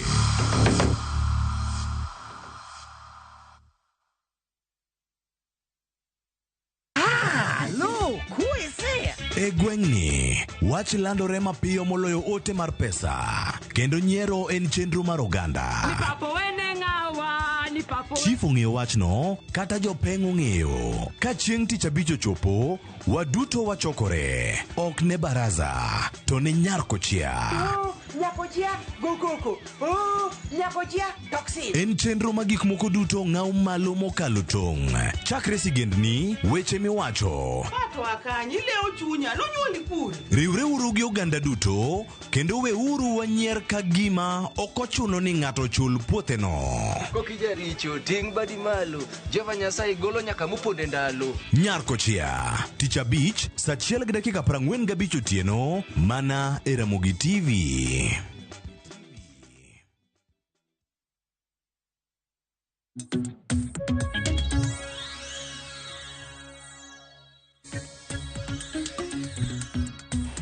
Nyakwara Mugajong dakika en 32 tok sadek mar okinyi kamoro mora ma intiere okinyi makawuono. Erokamano ahinya kuom tudri kodwa e laksechegi e kinde mwachako chenro mar mbako romo machakore sani nyaka ngomol kanyo saa 5 mar onyango. Matai nyinga Joyce Oduor. Okinyi makawuono Nyakwara Mugajong wadwa twak otudore kod nono tenda loch gwenge. Wang'eyo ni juma manyien kochakore tarik 12 nyaka chieng' tarik 15 mano romo makelo kanyakla governors kata jotelo mawuok e counties mopogore opogore bro bedo ka dhi mbele kata timore e county ma Homa Bay. Kata kamano Nyakwara Mugajong, nyaka sani wang'eyo ni piny Kenya nochako bedo kod sirikal mar loch gwenge e higa mar 2013 mano tok kane okal katiba mano mar higa mar 2010 mano yango ni owinjo bed ni wabedo kod sirikal mar loch gwenge. Mane momiyo e kinde man wadhi e yiero e higa mar 2013 ne wabedo kod 10 counties mokwongo e counties mopogore opogore. Kata mano mano miyo onyuol counties 47 mwantiere godo e pacho kae. Kata kamano nyaka sani koro wang'eyo ni en higni mago maderoma 13 nyaka ne wachak bedo kod sirikal mar loch gwenge pacho kae. Kaluwore kod pen chike ma pacho kae, kaluwore kod mise mane oket piny e kinde mane loso counties magwa. Bende misego oselueyo makare mar neno ne counties magwa utiyo makare. Bende jopiny oseyudo dongruok kaachiel kod lokruok mopogore opogore e kor gwenge duto mane gintiere. Kaluwore ni kinde mane loso counties ni wacho ni counties kolosi to dongruok kaachiel kod ber bro bedo ka chopo ne jopiny e gwenge mopogore opogore pachoka. To sani kwa wacho gwenge to wacho ni e counties duto 47 e pachoka. Sani bende mano setimore kose oyo. Mane momiyo kinyi makawuono Nyakwara Mugajong antiere kae kod welo mar mondo mi waporane wach wanona ne tend loch gwenge higni 13 sani nyaka no wabed kod sirikal mar loch gwenge. Yieno mar mondo mi arwak welo mantiere go e studio okinyi makawuono antiere kae kod Eddie Kanyanga. Eddie Kanyanga ne en jaod bura machon manyatike manotiyo kuom higni 10 kata kamano gisani en jakom mano mar Kenya Nuclear Regulatory Authority. Oyawre Eddie kichio nade kendo machiegni to. Achio mabenyo joka ruoth. Machiegni. Erokamano. Wendo machielo Nyakwara Mugajong antiere kae kod mwalimu Peter Orero jaod bura ma Kibra. Mwalimu oyawre chio nade? Oyawre ahinya. Achio maber. Kida duoko erokamano mar luonga mondo wawuo gi jopiny e weche dongruok mar devolution ma jopiny. Machiegni to okinyi makawuono. Nyakwara Mugajong wendo machielo abobedo kae kod Florence Ouma ma en MCA Mogwela e county ma Homa Bay. Obobedo ka utudore kod achiel kachiel kokale yor tudruok manyasani mar Zoom ka entiere county ma Homa Bay. Wendo machielo mantiere godo antiere kod Chris Owala jakanyo mar Kenya Devolution Civil Society Working Group. Otudore kod achiel kachiel ka entiere studio marwa e county ma Kisumu. Yawre Chris ichio nade ka entiere county ma Kisumu okinyi makawuono Chris? Oyawre Joyce ageno ni be chie maber. Machiegni to Okinyi makawuono Chris nyakora muge jong mana kaka iseneno mage welo mantiere godo achiel kachiel ka bende gi thuolo ni bende ngisa ni MCA mogwela mano e county ma Homa Bay mano Florence Ouma bende oseikore mar riwore kodwa e twak oyawre Florence ichiwo nade county ma Homa Bay Okinyi makawuono Oyawre wachiwo maber e county ma kawuono e county ma Homa Bay ni wachiwo maber kabisa pinye manigi luoch lakini wamor machiegni to aka Florence ka intiere county ma Homa Bay nyakora muge jong mage welo mantiere godo to in bende arwakini machiegni e twak marwa bed thuolo mar chwalonwa ote paro penjo moramora kokale namba mar ote machuok 33600 Facebook ibiro yudowa achiel kachiel Ramogi TV X @Ramogi TV kan bende nyalo tudri koda e Facebook page mara ibiro yuda Joyce Oduor mbui mara mar X ibiro yuda @JoyceOduor_. Kwachako twak marwa yanga Okinyi makawuono dago mar mondo mi achak kod Chris Owala ka intiere county ma Kisumu. Chris kachako kodi in kaka jakanyo mano mar Kenya Devolution Civil Society Working Group.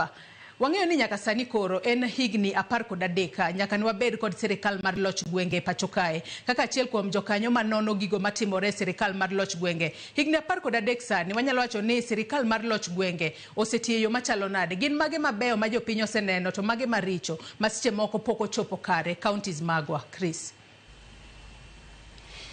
Erokamano Joyce ka chako twak aparo no mokwongo adawach ni devolution o loch gwenge en gima ber ahinya mosotimore ingimawa masani ober to okoso bedo ko time kaka onego time nikech en gng'wekni kangi kacha ng'wikni moko gin mikelo kod sirikal mamalo ng'wikni moko gin mikelo gi joma mitelo mondo tel ni jo Kenya ng'wikni moko ikelo kod jopiny giwegi koro ng'wikni osowuok wach mibadhi ng'wikni osowuok wach gimiluongo no political will maonge sirikal mamalo bedo ka sirikal mamalo pod dwa timo gik sirikal mapiny ng'wikni moko sobede en sirikal mamalo podi ni kasumba moro no nikech sama giketo pesa nono timi makosa mar ononego pog treasury od pesa mar national government county government kod ma Kenya koro samuketi kawuono yudo ka agul mamalo ma treasury en odwa pogo jomoko to bodwa tiyo kode kodwaro kod mano be rocho dongruok mar devolution ka loch gwenge to kidhi matut tiyudo no devolution o loch gwenge nitie gik mosokelo ma ne dakwa yudo kane devolution onge kechon inyalo paro Joyce ne mondo yud dongruok ne nyaka State House ibedi good book State House to someone sani en katimani party maonge power to pesi bira kako nego bi ikatiba koro gimwacho ni wasogoyo kang mamalo since independent ma devolution loso gwenge moko although gwenge go olosre mopogre nikech ka yudo telo ema koro pogre kech jomoko nitie machamo pesa no mang'eny maonge dongruok jomoko nitie matiyo kode ndiko wadegi ka mondo gichor dongruok to gima lich ahinya en national government ok dwa devolution obed kadhi mbele makare to MPs wa bende pod okwamo CDF maonego bedno ne nitie chien kachan nikech ne onge wach loch gwenge sama wuoye ni loch gwenge osego bede adwa ni mag pesa go mondo dhi iloch gwenge adwa ni mag parono gi kanyarwa ka joma moko bende ochuno aduon gi kotudore kod gigo ma loch gwenge osetimo higni 13 sani mabeyo gi mago mapok ochopo kare ka bende wacho kanyo ni nyalo bedo ni sirikal mamalo ema thiro loch gwenge ibo bedo kingiso Chris ne sirikal mamalo thiro loch gwenge yo machalo nade Edi Kanyanga adwa narwa kitwako Okinyi makawuono nyaka sani koro higni 13 nyaka ni wabed kod sirikal mar loch gwenge mano singine jopenya kaluore kod pen chike mapacho kae kare 174 oyango gigo duto ma sirikal mar loch gwenge winjo bed ne timo kwang'iyo kare makamano kata kwang'iyo gigo ma sirikal mar loch gwenge no winjo bed ni kelo ne jopiny bende osechopo kare duto kose pod wantiere kanye. Todero kawano kuom kela studio kago kinyi masani kendo kawano kuom penj mipenja no. Sama ne loso chike mar wowuoye sani ne en gima lich ahinya.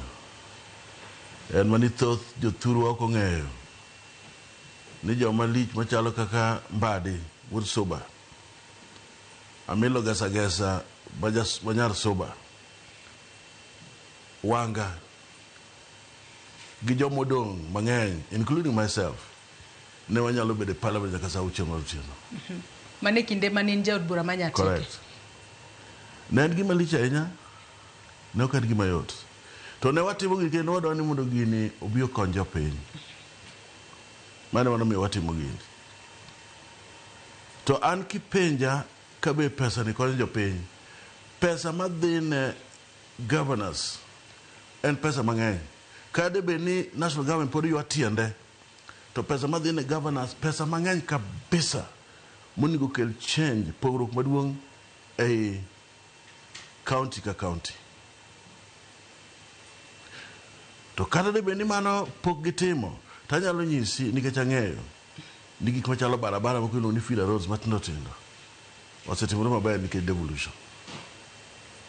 Gik machalo kata healthcare mane rural areas kata county government areas go osetimore maber sani.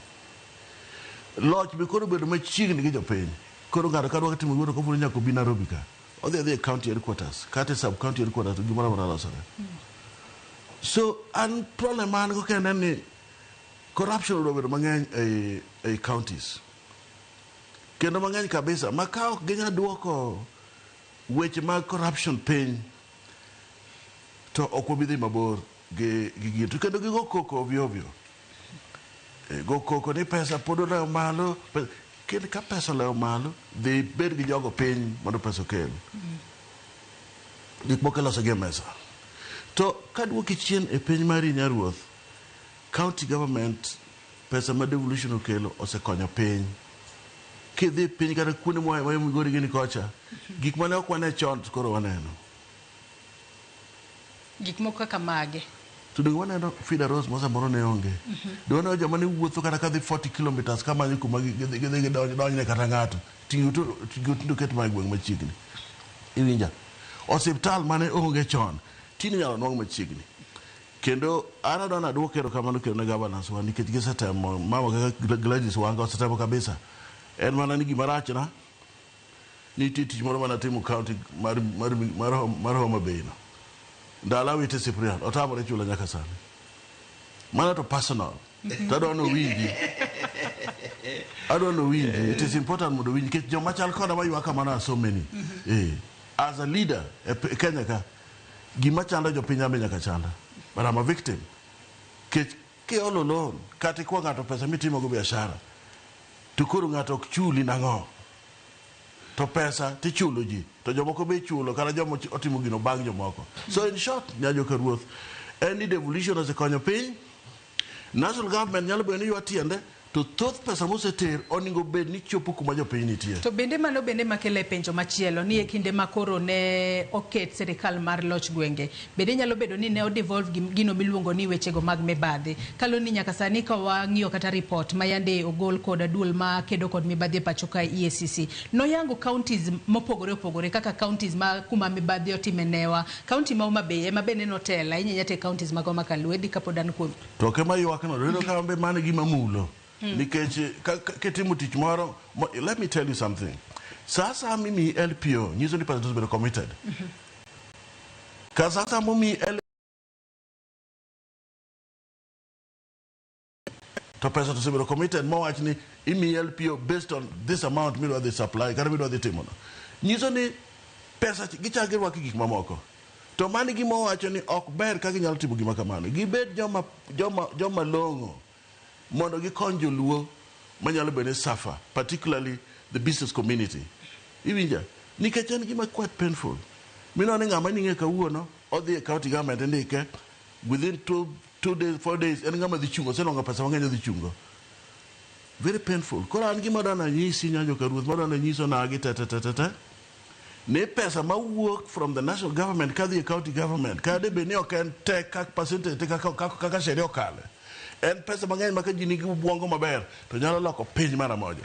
Erokamano. Mwalimu Peter Rero karwa keto Okinyi ma kawuono nyaka sani koro nyaka ne wabed kod sirikal mar loch gwenge toka nokal katiba mar higa mar 2010 nyaka sani in kaka jaod bura isebedo od bura kacha iwinjo kaka jatelo Edith bene wacho ni en kinde mane gintiere od bura ne ginyalo bedo kacha kuom thuolo malach ka gikalo chike mopogore opogore. Kata kamano bende loch gwenge osekonyo yo makari iwinjo kanyo ka Chris Owala bende oseyo MPs be koro oramo ni gin gidwa mana medo dong kod NGCDF. Ng'eyo penjo ni be ogadhero kamano ahinya. Kata kamano generally osekonyo yo makare. Ng'eyo mag penjo ariyo opogore. Anya wacho ni gima notimore maber e Kenya ka mogik en ni mondo nwakal chik mar 2010 mane miyowa wabed gi loch gwenge miluongo ni devolution. Jaod bura mabathani otemo nyisi kaka ne gini ochakore to kaka nobedo implemented. To gini ne ok ochakore achaka sani. Ji nyalo paro e diere Yashpal Gai ma wuodwa miluongo ni Mbae daktari gini ma wuodgi kocha be nodhi motho magi jok mane okelo devolution. Otieno wuod Ajwang' ni kane ging'iyo bende ni to gini be dhi konyo jopiny. Gimomiyo wach devolution ni nokel ni mondo mi gwenge odongre ok ochuno ni nyaka ibede e sirikal to nyaka ibedi ka in e gweng' to pesa madhi e devolution ochop ne jopiny. Awacho ni en gima ber ahinya lakini pok otimore yo makare ahinya. Mano kore e gima kelo wach ka ni de wabed ni kaka koro pinyo mar luo ni governors ma wan go gi te tayo gwenge wa yo makare. Dikoro dongruok mwayudo ni dikoro oseloyo kata nyadiriyo. To samoro bende nitie weche momiyo mano ok timre mano bende wanyalo ng'iyo. To pesa machopo kucho inyalo yudo ni samoro audit report wacho ni owinjo ndik at least jomondiki ok owinjo kaw more than 35% of pesa mantiere. Nitie jomoko mosendiko odhi kata 60% recurrent expenditure, jomoko 50s. Koro ma miyo recurrent expenditure dhi mang'eny ma pesa mar development koro ok ginyal timo go development.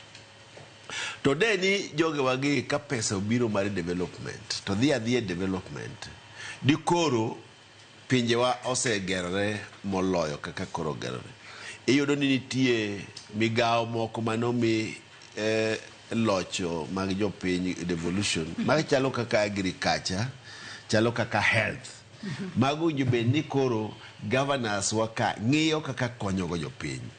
Nyaka bedie ni koro governors go osegero osiptende mabeyo. To bende gisegero mano be makele penyo mabe ose loch gwenge osekonyo e nyayo chenro michwalo ne jopiny obed wechego mag thieth, wechego mago mag apeini makare, ang'eni wechego mag pika achiel kod wechego mag agriculture kata pur. Bende moko kuom gigo mano bedo devolved. Bende gisechopo kare ma japiny nyalo wacho ni yes, higni 13 sani wayudo thieth makare, wantiere kod pi maler, wantiere kod apeini mabeyo, to weche mag pur bende dhi mbele yo makare. Awacho ni gisechopo to gisechopo yo makare. Inyalo wacho ni gisechopo atamalo adika. Atamalo anyalo wacho ni 40 ewi 100. Kakora ng'iyo ni to gigi osedhi nade. Nikech inyalo yudo kidhi Migori yudo ka governor mokalo cha notemo iko hospital moro kanyo. Icheki wuotho kamano ing'iyo governors mamoko gi. Koro ka pimo gi ratil anyalo wacho ni devolution ni e thurwa osekonyo gimoro kaka 40%. To ka koro de ni wagen gi iluongo ni prudent utilization of resources ni pesa moyud gi otigo e yo makare to dikoro segi kata percentage mar 70. Wang'iyo ni agriculture nikech en devolved to thurwa ben koma chieke kabisa. Owinjo governors wagi ong'ini to agriculture ka ang'o ma wanyalo timo makuro dhi konyo go jothurwa. Pamba mane ok wapur chon ni be wanyalo pure. Nas man othoro cha wanyalo gero ne factory. Rabuon man kabondo cha ere kaka wanyalo konyo wagero factory. Nienge wa mwapidhogi ere kaka wanyalo konyo mondo mi factory wazogi kata kobedo ni wabedo gi partnership gi public partnership kata gi government nikech ok ochuno ni county government onge gi ushirikiano gi national government. Owinjo gibed gi partnership makoro wan kaka wapuro niang' awendo cha wang'iyo ni machine no tiyo maber. Wadhi Muroni wang'iyo ni gigo tiyo maber. Koro nikech winjruok maparo ni ok osebedo maber e kind county government samoro gi sirkal samoro gi private partners emomiyo pok wayudo lokruok ahinya. Adwa ni mak parono gi kanyo bende wabobedo kwa penjore ni winjruok ang'o momiyo winjruok e kind sirkal mamalo kod sirkal mar counties pok osebedo yo makare. Yiena mar mondo mi arwaka ne Florence bende kwa dhi mbele kotwa kapok wadhi e yueyo marwa mokwongo. Florence kotudore kodwa achiel kachiel kokalo e yor Zoom ka intiere county ma Homa Bay. Florence ka intiere county ma Homa Bay in korka kori inyalo wacho ni sirkal mano mar loch gwenge seti ata malo adi e pacho ka inyanya to wang'eyo ni MCAs ema winjo bed ni no kaka counties tiye yo makare to bende MCAs osetimo tijgi e yo makare inyanya teneno ni sirkal mar loch gwenge kata county governments otiye yo makare. Florence. Erokamano Joso duol koda medo goyo ni erokamano kuom loso na thuolo makawuono mwayudo mar wuoyo e Ramogi. Yiena mondo amos Chris amos Mheshimiwa Edick gi yuora ma Mheshimiwa Peter Orero. Amor kendo wadhi. Ayie gi gik ma gisewacho kendo achiko ita maber ka wacho. Anyalo wacho ni sirikal mag county government sani osetemo kendo devolution ayie gi gima ma Mheshimiwa Anyanga owacho onyalo bedo atamalo 45 kanyo nikech wan kaka jo county anda en adieri kat mana kaka iwacho ni assembly ema ng'iyo oversight ni tang'a timore adieri gik matimore e counties osedhi mbele. Samore nyalo wacho ni to ang'o mosetimore higni 13 mosekalo.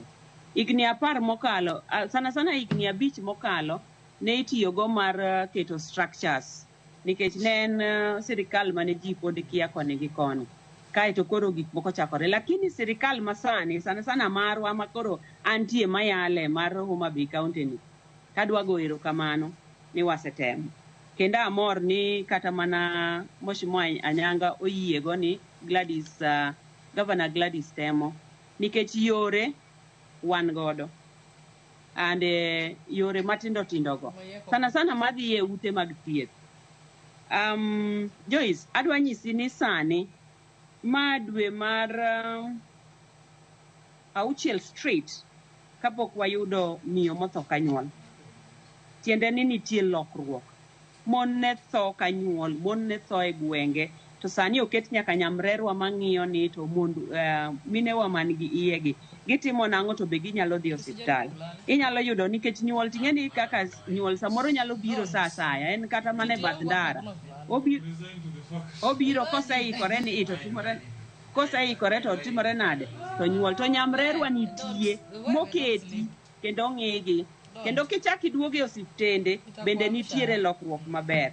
Kata mana referral wa ibro yudo ni nyaka sani nitie ji mang'eny kata sani emidhi referral ma Homa Bay ibro yudo ni nitie jok mang'eny mitimo negi dialysis to ni manyo mana Eldoret to kane ok mach devolution dikoro onge e yore go mag pur wayudo ni watemo kabisa kendo governor temo ni kothe imiyo ji kendo gin kothe minyiewo en mana ni pok wachiwo gi e okang' monego bed ni wachiwo gie but itemo kendo kothe gi iyudo ka higa mokalo nochiw gi kendo jopur nodhi owacho ni yawa ng'inwa uru ni kothe gi gibed ka ginyalo bedo ni giwinjore gi lobego.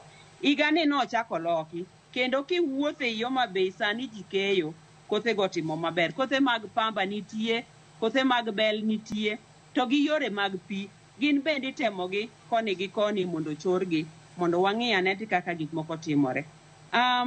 E yono mag oversight wan kaka county kata mana nyocha kapo ni ng'ato achiel ne ni assembly ni udhi ng'iyo ni nitiere kaka watemo ng'iyo kaka assembly kendo onge gimiumo. Wang'iyo ni to ere kuonde madhi marach mondo watem mondo kata mana level mar corruption kaka mar EACC nyogolo cha. Wasewuok kendo committees go osewuok kendo dhi ng'iyo gimoro amora matimore mondo gik moko dhi otimre kaka wadwaro. Erokamano Joyce, akiana duoki maber. Yes, iduoke yo makare ahinya. To wach mano mar mibadhi bende madwa na mula ne kanyo kapod antiere komi kalure kod reporter mano mar EACC oyang ni county ma Homa Bay county ma mibadhi otimene ahinya. Un kaka MCAs e county ma Homa Bay to ang'eyo ni mibadhi kata corruption e achiel kuom anyalo wacho ni tuo matuoyo counties magwa nikech kata jopiny e kor gwenge mopogore opogore ka giloso giwacho ni yes sirikal mar loch gwenge to ber ndi lakini nyalo bedo ni wechego mag mibadhi bende koro nobedo devolved kowuok e sirikal mamalo kabire sirikal mapiny. Ang'o matimore? Ang'o miyo county ma Homa Bay ma koro okawo namba e gwenge makaluwe wechego mag mibadhi? Florence. Erokamano Joyce, en report ma e kanyo wuok makata wan wawegi kaka assembly no obwogowa.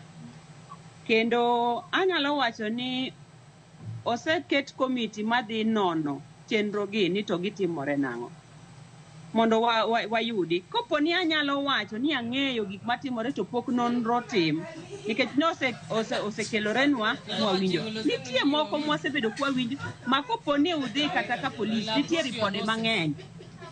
Actually, devolution bokonyo miyo ji tinde ni thuolo mar wuoyo. Ing'eni chon ne diyo ji niya kiwuoyo kiteri kamachielo to nitie lwasi matindo keto mabita ma ng'ato yiene mar wacho gimoro kaka en miyo ka jononro biro to yudo gima en. To nikech nonro nosewuok wan kaka assembly sana momako iluongo ni jo revenue wan wawegi be wadwa bet piny mondo wa find ne out ni to ang'o momiyo gige timore. En gima lit kabisa nikech ka waluwore ni assembly temo executive hotel ne gi governor bende temo kabisa to kopo ni nonro gi nitie wayudo kata nitie kuonde moko mantie jok monego bed ni chulo to pok ochul. Mago te nwasendiko barupe kendo wadwa ng'eyo. Kendo an gadieri ni e bwo ka watika devolution conference ma next week wabro bedo gi duoko wabro ng'iyo gigo mondo wabed ane gi duoko mondo wakonyo Homa Bay county wani nikech pesa mabiro gi onego bed ni konyo jopiny directly mana kaka ne mheshimiwa Orero wacho ka debed ni ginene mibadhi gi onge di koro wasechopo kuma bor. To samoro ibro yudo ni nitie jomoko e sirikal ka ma bende po oyie gi ene iye to po oyie ni mane momiyo samoro gitimo gik moko mok donji magi jok modwa ni wapudhi mondo yie wani ogow maber gi ji e iye maonge ng'ama nyumore. Erokamano ahinya iwacho kanyo maber ahinya kenano kae ka mheshimiwa Edick bende oyiere kod moko kuom gigo ma iwacho thuolo ma Dakar bende nitiere gimidwa medo mheshimiwa Edick. Lich ahinya mitere counties kendo ok wawuoyo wach Homa Bay county kendo wach Kenya counties duto te kendo thoth gima dhi bedo Homa Bay as from Monday. It is true ni Gladys Wanga osetemo if you ask me molo all governors in Nyanza. I'm not afraid to say that. Osetemo. Naturally, Ayronga is creative. Kendo naturally, Ayronga thuon ma come up with new ideas. So Gladys Wanga o qualify gikmokare yo mawacho go. To gimoka understand. Nito ka stadium mora e Nyanza no sebedo allocated pesa mi lose go. Kato national government biro to ochiwo pesa mar stadium no. For instance, kuom ranyisi pesa mocho bedo allocated eno odhi kanye. I don't understand that. Iwinjo akia ni chiemo na bed governor e piny ni. But I said the mabore piny ni. Wan gi Lake Victoria ma pesa michiwo koa e national government ma devolution te nyaro gero hotels madhi beach madongo te maboyo e Lake Victoria kaka Dubai kata kaka countries mamoko ma western jite kata joma Kikuyu nika biro madhi mang'iyo lula ni to wadho ng'ine hotel mogere ina kendo julu ibro pargo gimo pogore ni to mano yo kwanya timo. Let me ask you or let me tell you pod waparo gik ma tindo kabisa wawuoye wach cotton what gigo ne wacho ndalo Oginga Odinga gini chon. Let us come up with new ideas manyalo turn around gimoro wana miluongo ni economy mar Nyanza. Iwinja. Ning'eni AI nyalo bedo pinyni. Magolony manyasani correct. Yeah. Dinge gani ko diere mana watiyo chon ne ti computer miluongo ni mainframe. To sani ok en gimoro math ne mitiyogo.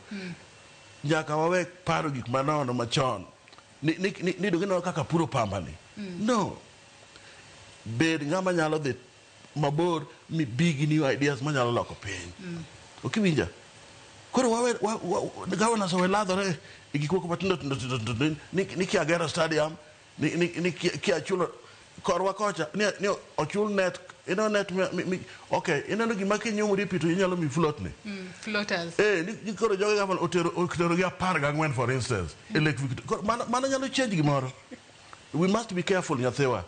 Pesa ma national government ma devolution ng'eny oningo ti ne jopiny kabisa mondo jopiny olwang lokruok. Adwa ni mag parono gi kanyi ng'isa ni wakaw yoyo marwa mokwongo e twak marwa chenro mar Upinyo Okinyi makawuono ka waduogo wang'eyo ni thuon wach mano mar devolution conference mabo bedo katimore e kaunti ma Homa Bay juma manyien mano kochakore tarik 12 nyaka 15 en for the people for prosperity, devolution as a catalyst for equity, inclusion and social justice. Bende serikal mar loch gwenge oseneno ni kata pok ma itero ne counties mopogore opogore osebedo maromre kendo jopiny kata jodak e gwenge mopogore opogore bende gidak maromre kose nitiere kaka seche moko pok mag mwandu ok time yo makare. Nyakwana Mugia Jwang mane penjo ma jogo mantiere gode twak Okinyi makawuono bro bedo kaduoko bang' yweyo mwaka ogi sani kik idhi mabor.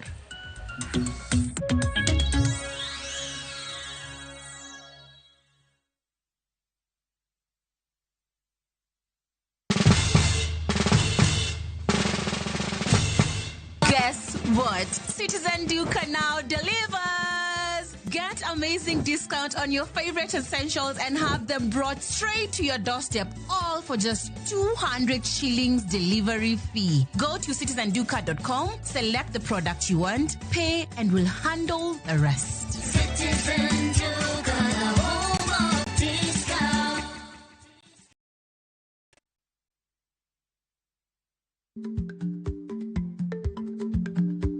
Chako chon loyo dhi kajuoga. Ma tiende ni bedo gi ikruok momondo geng'o masiche kod midhiero mang'eny mabiro e ngima dhano.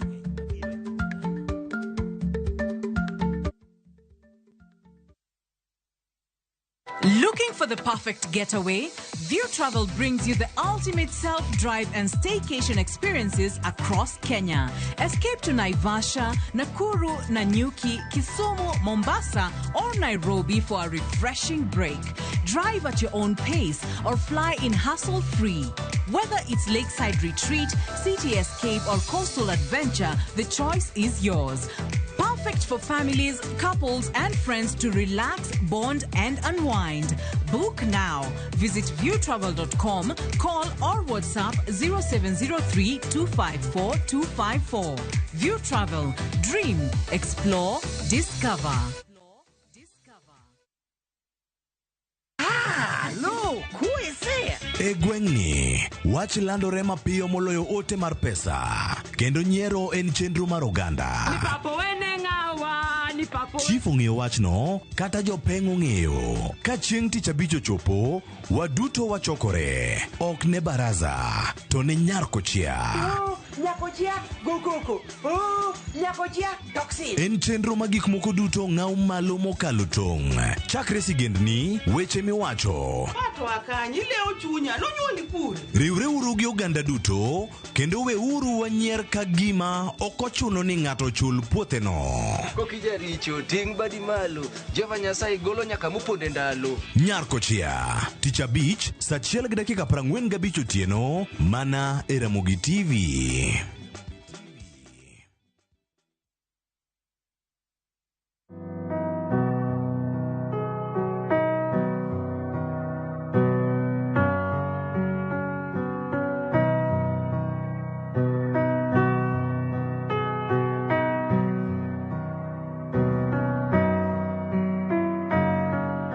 Dial *811*404# to get Jesus Paid It All as your Skiza tune. Introducing Wigo, your trusted ride. The ride with the most reliable, verified, efficient, and transparent drivers. With fabulous cashback incentives for passengers, each trip on Wigo feels like an upgrade. Download Wigo from Play Store or App Store or SMS Wigo to 20425 and ride with confidence. Wigo, let's go.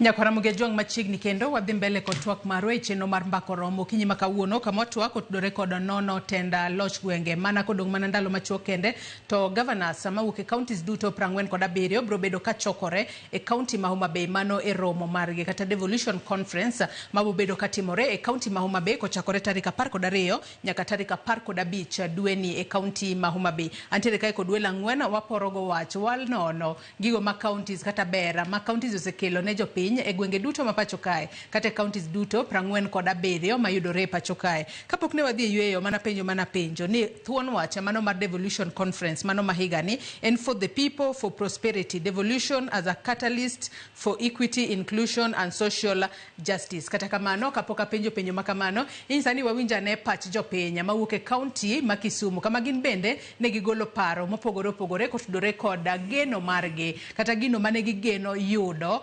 tokane osekel sirikal mar loch gwenge e pacho kae. Wawinjane monde. Mokwongo da wacho ni devolution osebedo gi challenges kata kamano ntiere kuonde ma wanyalo celebrate success ma devolution. Challenges ma devolution osebedo godo en ni thoth governors, the first time governors gi second time gi governors masani thoth gi ok gisetiyo gi pes jopiny makare. Koro mibadhi osebedo mathoth kabisa e counties wa.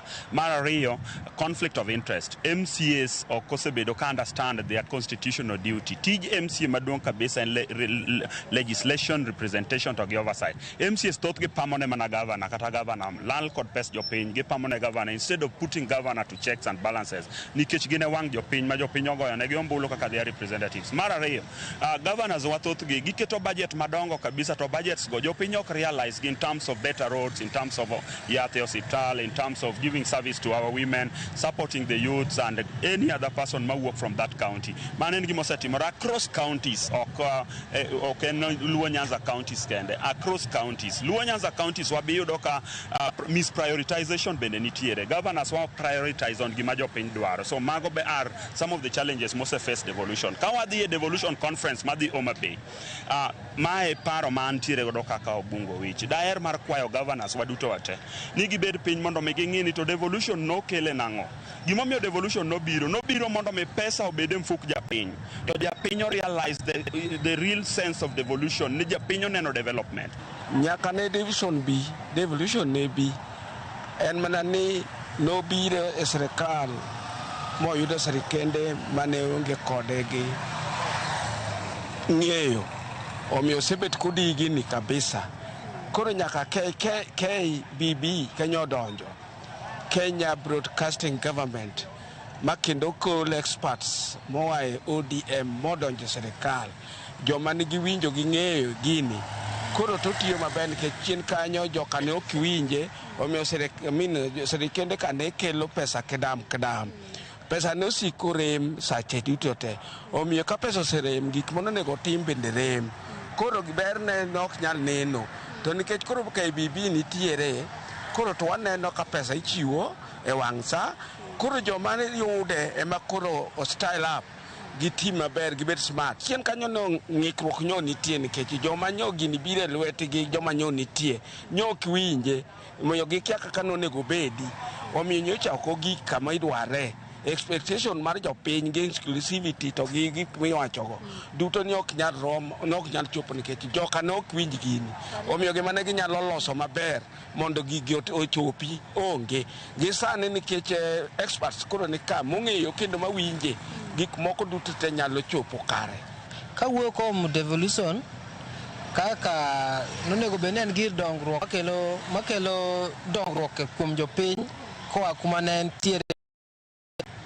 An gi kora kanyalo grade anyala kete gimoro ni osemiyo jopiny gimoro 45% nikech ok wane ahinya lokruok sana kata kwa compare gi kaka nwadware.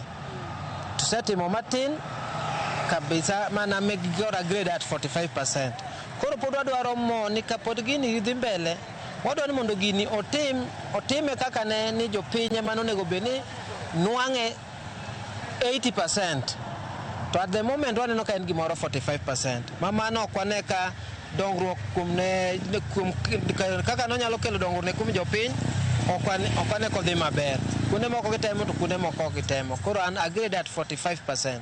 Koro pod wadwaro ni mondo gi adjust mondo jopiny feel impact mar devolution kaka iluongo ni devolution. Wach devolution nokele ni mondo ket resources machiegni ne jopiny. Moso jok mantiere mashinani e diere kanyo ma ok ne nyal chopo Nairobi mondo yud resources ma gidwaro. Devolution an ka gi pacha anene ni gik moko osebiro, but koro leaders wa ema pok okawo jukumu maber mar keto resources gi obed machiegni ne jopiny. Nitiere moko mabiro, samoro biro to ng'at moro man piny e gweng' kuocha ok yudgi nikech ok ong'ere kata okia kata kaka onyalo yudo gigi. Koro awareness samoro ok bed created well. Koro wadwa ni devolution conference mabiro madhi Homabay gi address gik ma devolution ochung'ne. Counties gi nokel ni mondo kony oganda man piny ka. Nokel gi address issues mag health, gi address issues mag social injustice mantiere go, mondo mi gap mar joma nigo gi joma onge go bobed mathin, mondo mi jok mantie piny oyud gima dwarore. Koro giket needs mag japiny mbele kabisa moloyo ma gikende. Ane gima neno ni onego gite. Mago mag jodaka mopogore opogore mawuok e kaunti ma Kisumu kotudore kod kaka loch gwenge osebedo e pacho kae. Ka winjo kanyo paro mopogore opogore, jopiny wacho ni yes nitiere resources ma ichwalo, kata kamano jotelo ahinya to mago manitiere kaunti emoserema e chwalo dongruok makamago ne jopiny e yo makare. Moko kuomgi bende koro seyo MCAs ni ok gisebedo kata ok gisebedo ka gitimo tijgi e yo makare mar nono ni to gavana tiyo e yo machalo nade mar mondo mi sirikal mar loch gwenge otiyo e yo makare. Kwa dhi mbele kod twak marwa kachiel kod pachi kachako kod Chris Owala ka intiere kaunti ma Kisumu. Mana kase wacho ni thuon wacha mano ma higani, mano mar devolution conference en kotudore kod wechego mag for the people, for prosperity, devolution as a catalyst for equity, inclusion and social justice. Chris Owala ka intiere kaunti ma Kisumu kinyi makawuono, bende devolution ose konyo eneno ni jopiny duto obedo maromre wechego mag equity, inclusion kachiel kod social justice, kachiel kod mwandu mipogo ne counties bende osebed ka ipogo gi maromre e counties duto. Chris. Kamano Joyce, penjo maduong' ni thoro wach mago e mbaka. Mokwongo Joyce, anyalo wacho ni wan kaka migawo mar sirkal watiyo gi, an awuon atiyo gi miluongo ni Community Initiative Action Group Kenya, but an a member mar Kenya Devolution Civil Society Working Group. Ma en groups moting'o karibu grube 700 i Kenya mangima. Wan gi presence in 47 counties. Anyalo wacho mokwongo ni gine the devolution conference mokwongo kapaka donji wach mikpenjo. The governors osogo ayude wrong nikech giluoro jopiny. Koro kochopo sa devolution conference tiketo charges kasane charges ma registration en 20,000. Onge position mar observer ka japiny manyalo ng'eyo gima timre kata space moro moket ng'ama onge pesa no nyalo chopo be ng'e engage governors. Koro gi lock jopiny oko. Koro dong an exclusive club. Koro gimama for the people they have lost it. So the theme is wrong in that context. Kendo kiduogo wach mar to be devolution ni konyo. Joyce rang Lake Victoria Basin, rang Lake region. Today onge kama nyalo wuothe more than 5 kilometers makiyudo water source. Samo way kodini Joyce pima ji modho iluo land kati Lake Victoria Basin jopiny compete ipi madhiang' modho, madhiang' laye ema gimodho.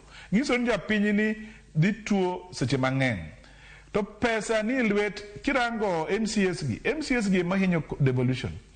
MCS gi gin contractors. MTS gi gin ma gidwa ni gin pitch governor. Koro MCA ma Homa Bay matemo wacho ni gikia gima timre. Manyiso ni ogi resign. Kina na MCA tikian corruption tie county ni. Nyiso ni you have failed the residents. You have failed the citizen. Kidhi mbele, you don't know. Pending bills maja dunga nyanga wacho gi. Pending bills gi biro nikech ng'amodhier moyudo tender ok nyal chule nikech ok onyal chiwo mibadhi no offices machulo pesgi. Nitie points 11 michiwe mibadhi yake yud pesa ni. To pesa gi dhi nyaka ng'amoteli county.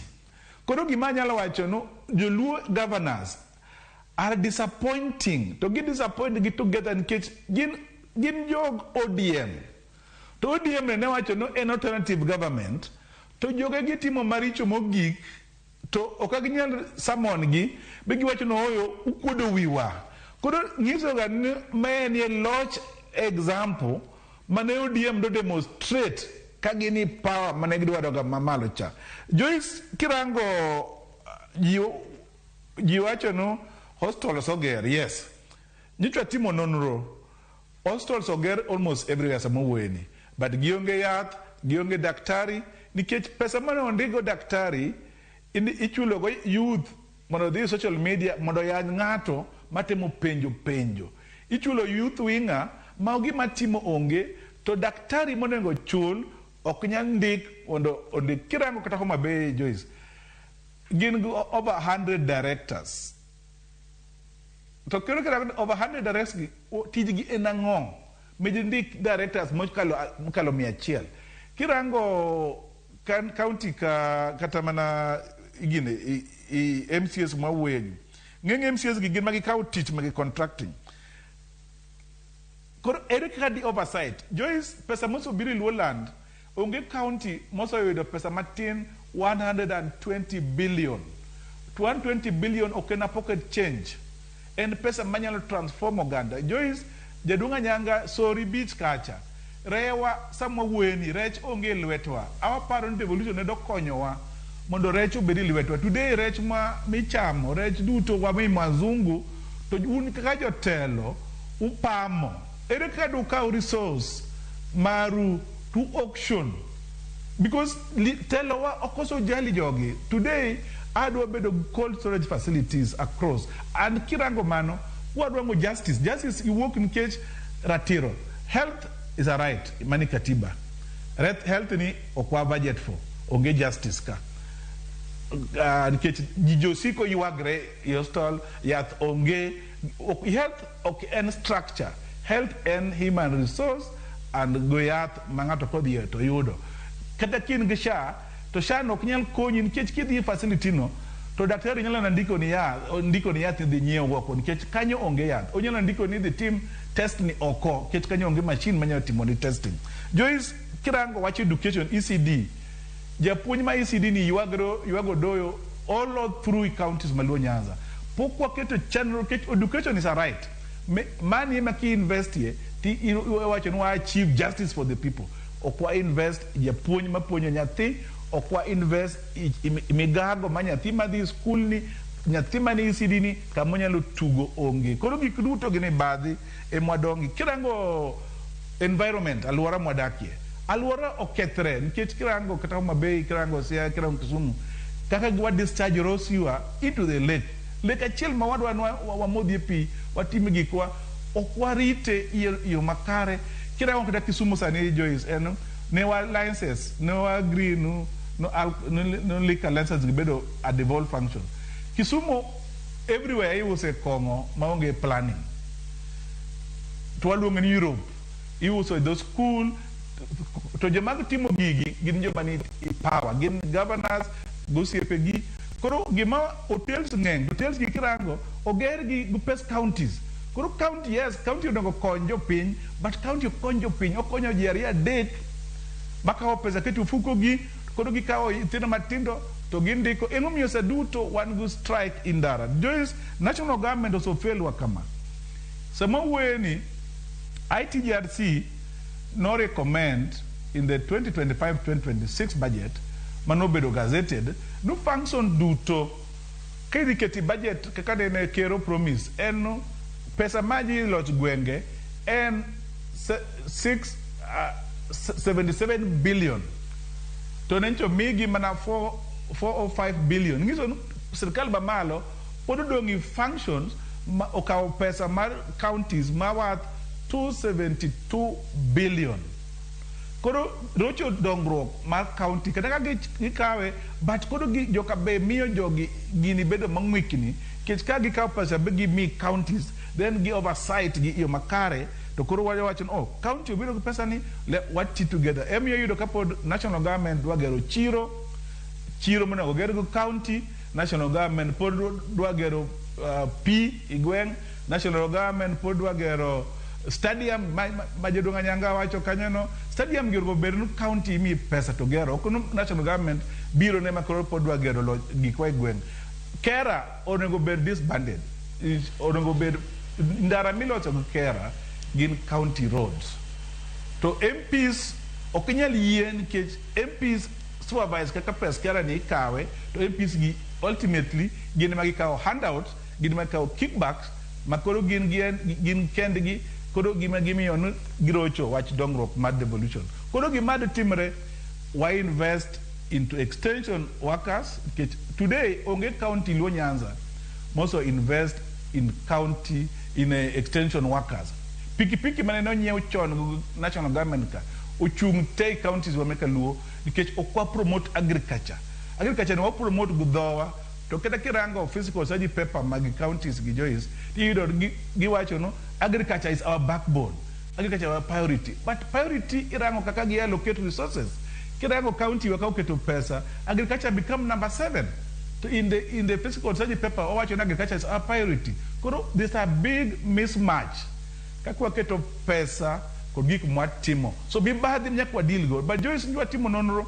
wadonjo piny ool ACC ethics and corruption gindiko report to kagitim action office of the ODP kata kichoro ne kwayo nyo gikwelo okagimak jogi senate koter wach senate kawo pesa kuom governors gi cases gi okagiprosecute makare koro sama weni there's low trust mar japiny kuom government institution there's low trust emiyo nchiro kaja chien kacha jopiny gi GNZ chomonyo parliament nikech gi all gi jotelo makawo pes to jopiny to bedo modhier higa ka higa nikech sama weni population mar jomodhier jois omedre to nyithindo ma ok school today mane paro county dubed kuonde ma giyude tije kata kama today ok inyal yudo tich county ni kokigolo pesa kin ng'ama nyako koko okwai mondo nindro kodi yaka mi tich kokinyiewo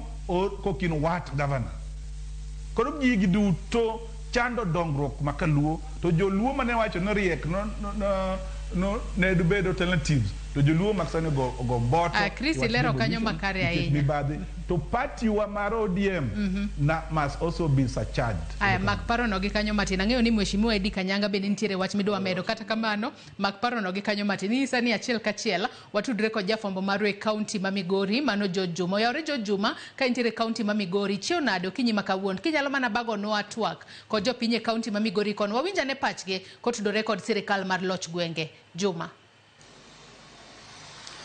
Erokamano county ma Migori wachio makare kabende igno sekala par nyaka ne sirikal loch gwenge chakre pacho kae kabende wagen tim gip mathoth mabende okete lwese kan loch gwenge moting'o mago mag thieth mago mag gedo mag apeini kaachiel kod moko kabende kiny ma kawuono wantie kod oganda e kaunti ma Migori mar ng'iyo ni to kuom higni moloyo 10 gi sirikal loch gwenge be osekelo lokruok bende geno nitie to ang'o ma ginyalo siemo ma sirikal loch gwenge osekelo kuom higni moloyo 10 ma bende sirikal loch gwenge osebedo e pacho kae adwa ni mondo achak kori ka miyo gi thuolo achiel kachiel to ni kichung' kaka ing'iyo kacha adwa ni chakna gi nyingi higni osekalo 10 nyaka ne sirikal ma loch gwenge chakre pacho kae bende nitie ber bende nitie geno ma sirikal loch gwenge osekelo ni kaka japiny ka ahinya kaka kaunti ma Migori Erokamano, an gi nyinga iluonga ni Clinton Otieno. An ajadak ma Migori ka. Migori ka, kadwa wache dongruok masaneno to pod podi. Dongruok yagi malo to rem, akiano rem gi kanye. Wan piny ka kigik tiwinjo mar ke osuru pod en kaka Kenyatta en cha. Kiwuotho e tande moko kaka chalo Nairobi, osuru igolo machal, to town ma Nairobi iyudo ke lamo timo kamoro amora gi stima. To wan japiny mamwalo koni ni iyudo ke pod wana kaka wan. Pesa ya malo iwinjo mani pesa kia olal gi kanye. Jotelo monego mak ji baweyo, ok mak ji winjo mani ng'ato tere koto owuok gi bond, kes ne orumo kamano. Koro devolution onge. Katieko kodi, nitiere migepe momi kaunti kaka mago mag thieth, mago mag pur. King'iyo migepegi kaka mano mar thieth kuom ranyisi, mano mar pur, ida wach ni onge ber museneno to midhiero ni kanye. Wan kwado wacho kaka kwang'iyo district maka, nawinjo ka jomoko wacho mano yawe hotel, kech yath onge iye. Make inya yawe kata hotel apane ji nyatie iye kanyo mang'eny. Erokamano kuom paro makon ng'ama chielo, mana mar chuok mapiyo piyo, kichako gi nyingi, sirikal loch gwenge osebedo. Bende nitie geno, ber mane museneno kaka japiny? Kaka japiny, mokwongo iluonga Livingston Omondi kata Kiero MC Kololo. Loch mar kor gwenge manomiwa, awacho ni mokwongo gimoro maber nyaka bed gi rachne. Ok ane berne, to wanyalo neno berne kawaluwore gi kaka jok manie telo to neno maber. To wan kaka jopiny nitie gik moko mok chopnwa. Nyalo yudo kata kaka koro wang'iyo yorewa e kuonde ma wadak e gwenge. Adier mantiere yore samoro richo. King'iyo jatelo matiyo to gwenge dhi maber, kendo king'iyo kwano iwacho ni ng'ane no to tiyo kata mana MCA. Achiel ariyo adek inyalo neno maeto to siemo manyo ongego. Nikech sani pesa donje lwetgi. Ok oa malo direct obiro konyo japiny. Mane gima neno ni sani inyowa. Erokamano, wadhi mana machuok ji ng'eny. King'iyo kacha cha devolution chomo kanye, bente berne mineno? An iluonga ni Saitoti Jabuya, ang'era gi nying mar Atoti Cardinal. En adier ni devolution ne okel mondo mi okel lokruok e ngima mar jopiny, lakini kopo ni ing'iyo ngima mar japiny higni 10 nyaka ne kel devolution, pod en mana japiny cha. Devolution en gima ber, lakini maendeleo biro, lakini otembo.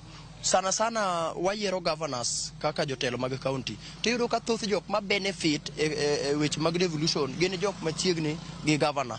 An kaka japiny ka mi example, kata mana sani kopo ni wuok idhi e county referral hospital marwa ma Migori ka ok moro, ibiro yudo ka nitiere baadhi mag yedhe maonge nyaka some painkillers ok inyalo yudo kanyo. Na bedo surprised the other time ka nondikna ni mondo mi adhi anyiew tramadol siling 100. Tramadol achiel kama a injection no usna e county referral hospital kane an gi jatuo no usna siling 100. Koro mano nyisowa ni nitiere kaka jok moko dwaro ber okelo county, to nitiere jok moko mantiere chini ya maji kama samoro bi governor samoro kia manyodho gini mamiyo wan kaka wan jopiny ok wanyal winjo mit mar devolution. Koro ochuok. Erokamano, mana mapiyo piyo. Kichako gi nyingi? Gi nyinga en Solomon Songa. We awach ni devolution ber no kelnwago kendo nwamor kaka wan wananchi ne onyalo loko ngimawa. To gisani kama wawuok makoro gikeni ok olok ngimawa, wahinyore kabisa.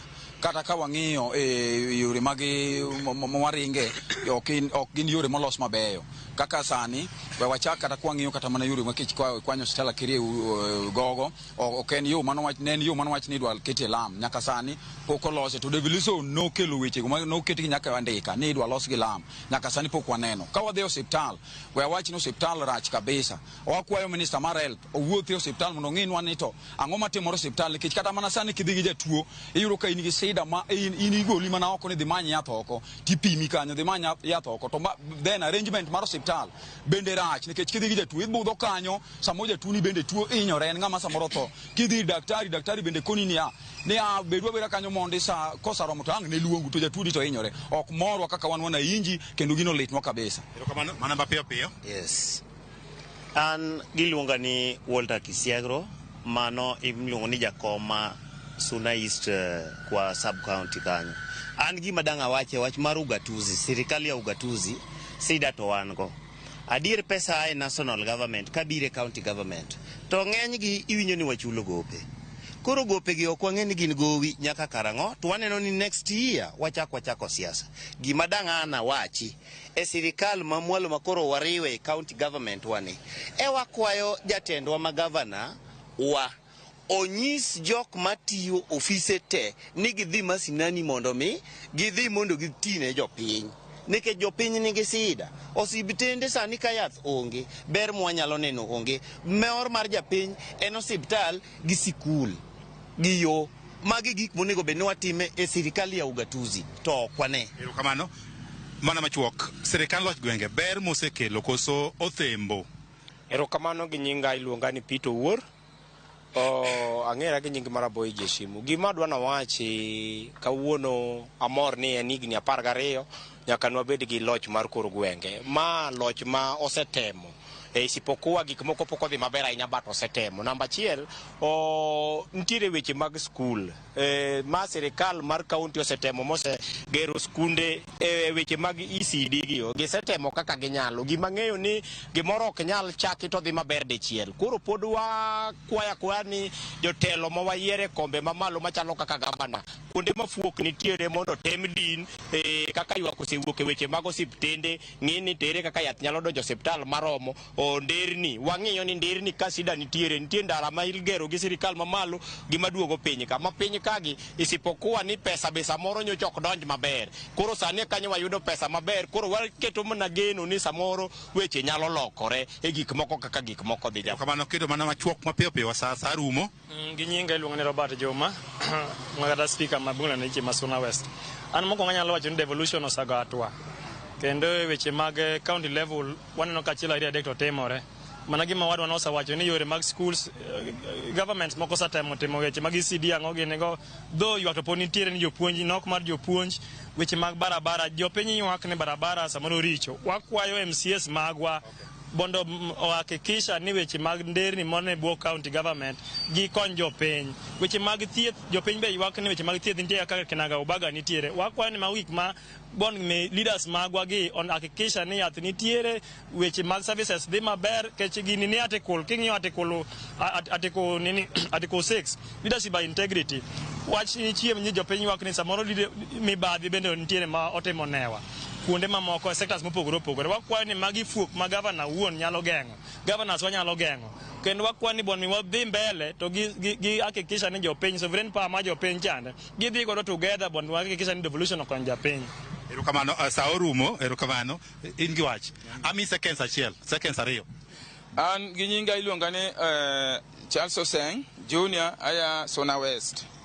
An gima nyalo wacho ne devolution nyaka ne bi to osekonyowa nikech chon adieri kane ng'iyo miere ne onge wang'a yore, ne onge osiptende. Sani kaka king'iyo kiwuotho yudo dispensaries oketi, kendo sani kata mine ma konyore sani ok gidhi mabor, ok gilaw thieth mabor kanyo. Kendo wapako kendo wapuoyo kabisa.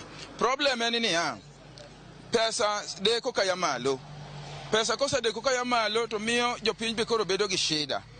Ne wakwayo ni mondo jotendwa ochak ng'iya ni gini chakre malo mondo pesa odonji ne jopiny malong'o kaka jopiny timore nade kaka dwaro. Kaso mar ariyo, gavana kosayudo pesa, gavana ok onego bed ni gavana chako wuotho e ground mondo ong'i shida mag ji. Nitiere jotelo monego bed ni koro wuotho to ng'iyo kaka ground chalo. Koro miyo onego bed ni jotendwa ma gavana oketo onego bed ni tiyo matek mondo kik gifel gavana marwa nikech gin ok gichope ground. Kaso wach ibiro yudo ka koro wananchi bedo gi shida, kaso gavana ma koro gine to gavana to samoro setimo maber kendo golo pesa. Kamano sa orumo kinyalo winjo mano paro ma bende ogol kod oganda pogore. Tije mwach devolution nero nitie makare. Moko bende wacho ni lokruok maduong' ok gine ka otende kod sirikal loch gwenge. Kabe gidwa ni mondo med jiwo kenge to ahinya mondo mendo wuog malo ka bire counties kendo koro tiko yo makare mondo dongruok ochop ne jopiny kaka dwarore. Erokamano ahinya George Juma ka intiere kaunti ma Migori. Winjo kanyo paro mopogore opogore kowuok kuom jopiny ka jopiny to pod ywak ni nyaka ne sirikal mar loch gwenge bi to jopiny pok owinjo ber. Jopiny pod iwacho ni pesa pod yogo fuk gi. Penjo machielo en ni pesa winjo bed ni bedo fuk jopiny e yo machalo nade ahinya to gi sani ma wantiere kod sirikal mar loch gwenge. Yiena mar mondo mi akaw yo madundo ka duogo to aduogo e tielo mogik e twak mar chenro mar mbako romo kik idhi mabor.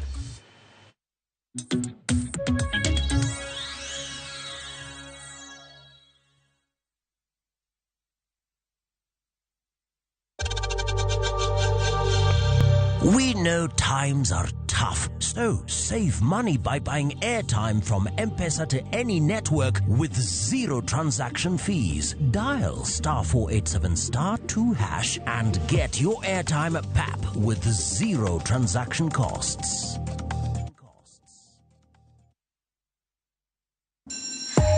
You wanna feel the vibe? Ngeso ka ngeso, wakelo ni gik mamit makelo mor.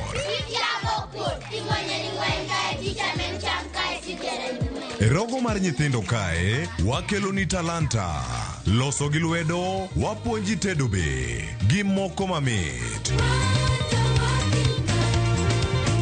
Rogo mar nyithindo, ngeso saa 3 mar okinyi, mana e Ramogi TV.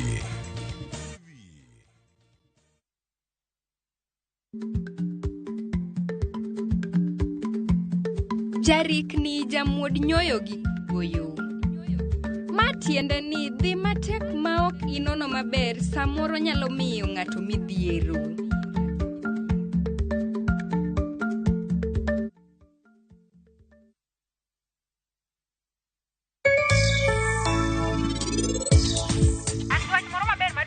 Oseloso nu mtoka ma unubura ringo go. Dawi. Ano kadwa mitokni. Adwaro helikopta.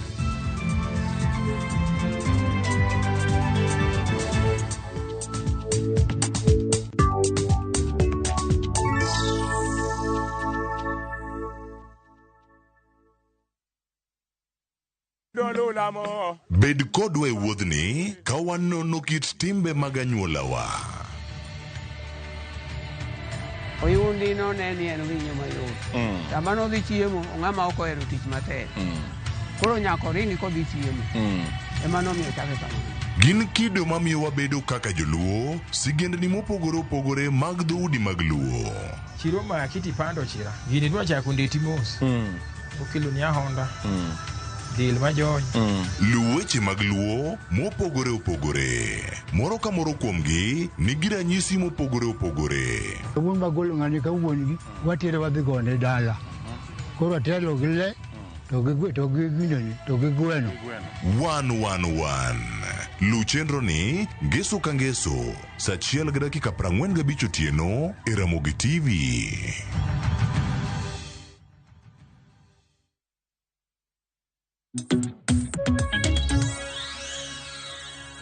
Machiegni nyakwara Muge Jwang e tielo mogik e twak maro e chenro mar mbako romo kinyi makawuono dong mana gi dakika matin kende to atieko twak marwa. Kwa dhi mbele ko twak marwa Mheshimiwa Eddie Kanyanga iwinjo kanyo kaka jopiny e kaunti ma Migori ywak otudore koda ber mapok gineno nyaka ne sirikal mar loch gwenge bi. Kata kamano bende sirikal mar loch gwenge oseyawo thuolo ne rawere, mine kata jogo mantiere kod ng'ol mar mondo mi giyudane gino ma ginyalo timo mondo giwach ni kokalo e devolution mane o devolve gik moko mang'eny bomiyo koro counties imiyo pesa. Wan bende kaka ojende, wan kaka mine, wan kaka jogo modak kod ng'ol waseneno ber.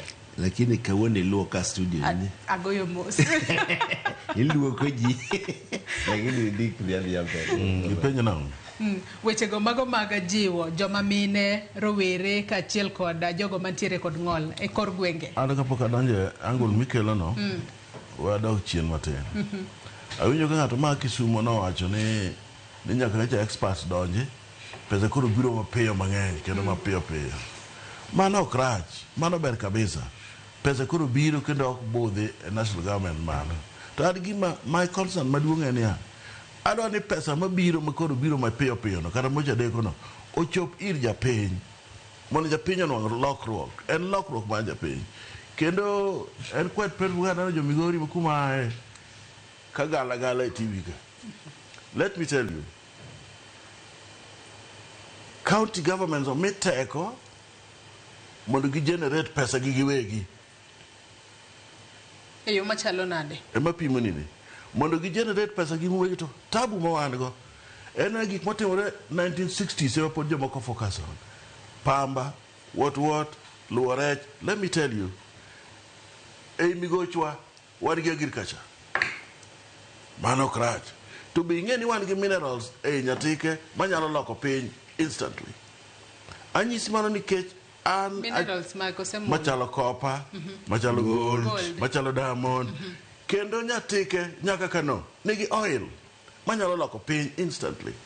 Ang'o mondo county governments go many investors manyalo loso gigo malokre pesa mondo giwe ketho sa ni ng'ato ting'o tole yo ni idwa juog ng'amo ting'o ting'a rabolo achiel mabe ok odhi nwang'o kata profit ni mano koro generate pesa. An mago ok donjna. Governors wa nyaka bed joma nyalo come up with new ideas, weche mano bongi manyien mondo los piny, mondo piny olos pesa. Anwoni pesa mimiyo county government ng'eny kabisa, kendo kidwa ng'eyo teno government nong'o gino ni thup to gero ot manyien, thup to dhako machielo osenyuomo, thup to wuoyi machielo bosekawo kata boyfriend. Wan gi tabu e Luo Nyanza, iwinja nyaka. Kendo let me tell you, chieng' ma en okawo joma machalo Raymond Omolo gi mondo obed governors, ibo neno change maduong' malich.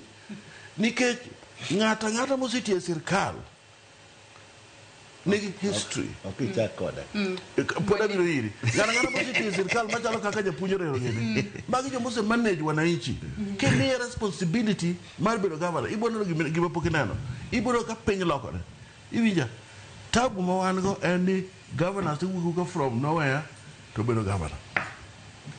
Koro kosebedo governor to koro sane mo koro nongo puonjni mar puonjo nyithindo mar kiango mati mar gerore sane bedo diro ko ka ginwango thuolo mar dhi loko gidhi nyiewo kubi kane pesa to conmen bende kodgi ka adwa ni mondo adwa miyi gik moko 100 million mar jopiny ma pesa chalal, pesa jopiny lal. Let me tell you, an ok adwa na wuo mang'eny e devolution madhi nyime sane ni. Jaka gi style up mondo jopiny onwa kongro. We warwaka ne mwalimu Peter Orero se yu akawuono ni kawuono aluok e studio kamo sainya. Thuolo baro ema bede tin. Ano ka sawe wawe ni sa ariyo ng'eto sa osedhi piny. Wode ma oma becha no luongo Orero ni mano yuore. Nyako ng'e ni ambe an yuore. Joko nyagora ba. Mwalimu Peter Orero, ere kaka loch gwenge jalo keto bar mondo mi thuolo yudre ne rawere mine kaachiel kod jogo mantiere kod ng'ol mondo jopiny owe ywaka ni pesa onge ofuku. Devolution wacho ni kobiro to pesa bo bede ofuko to pok japiny moro amora ded. Ing'eni gini nyaka wang'eni to pesa di madhi e county. To ang'eyo ni mago duto gin gik miloso kata e od bura kacha. Miloso e od bura kacha. Ineno kwa yware ahinya wach governors mane gidwaro 450 billion. To no wadhi mweje ni watero 415 billion. Tine ni kuom pesa gicha wacho kumednegi 10 billion. A revenue collection, ting'eny pesa gigi are directly from the exchequer. Percentage, 15%, owinjo bed ni dhi ne governors, directly from the exchequer. Kendo owinjo ka ng'ato wacho ni pesa tinde dhi piyo. Donge winjo ka sani governors oling. Iluongo ni sama chiemo ni e dhogi, to ok iwuo.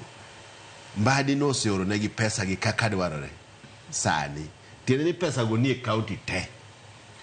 Koro governors owinjo bed ni gibed joma creative. Ging'iyo ni to. Ang'o manyalo timo ne jopiny.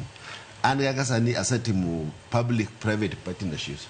Ma asetimo go gik mang'eny watimo e Kibraka. Ok ochuno ni pesa mayude sirkal cha kende ema nyaka watigo. Nyaka wang'i yore mwagero go nyithindo to gi mine to gi joma jo PWD.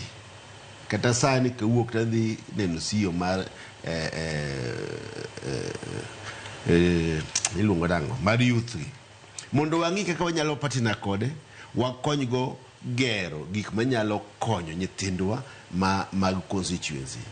To kosiko ni mine idwa miyo handout to onge kata ohala minyalo yawo negi e grube to gibiro gi sika iri ni handout nyaka imigi. An kata sani kama antiere Uwezo Fund asebedo ka manyo ne mine to gi yudhe mwaseyudo negi ng'ato ka ng'ato chako go biashara ne to timo to duogo pesa no.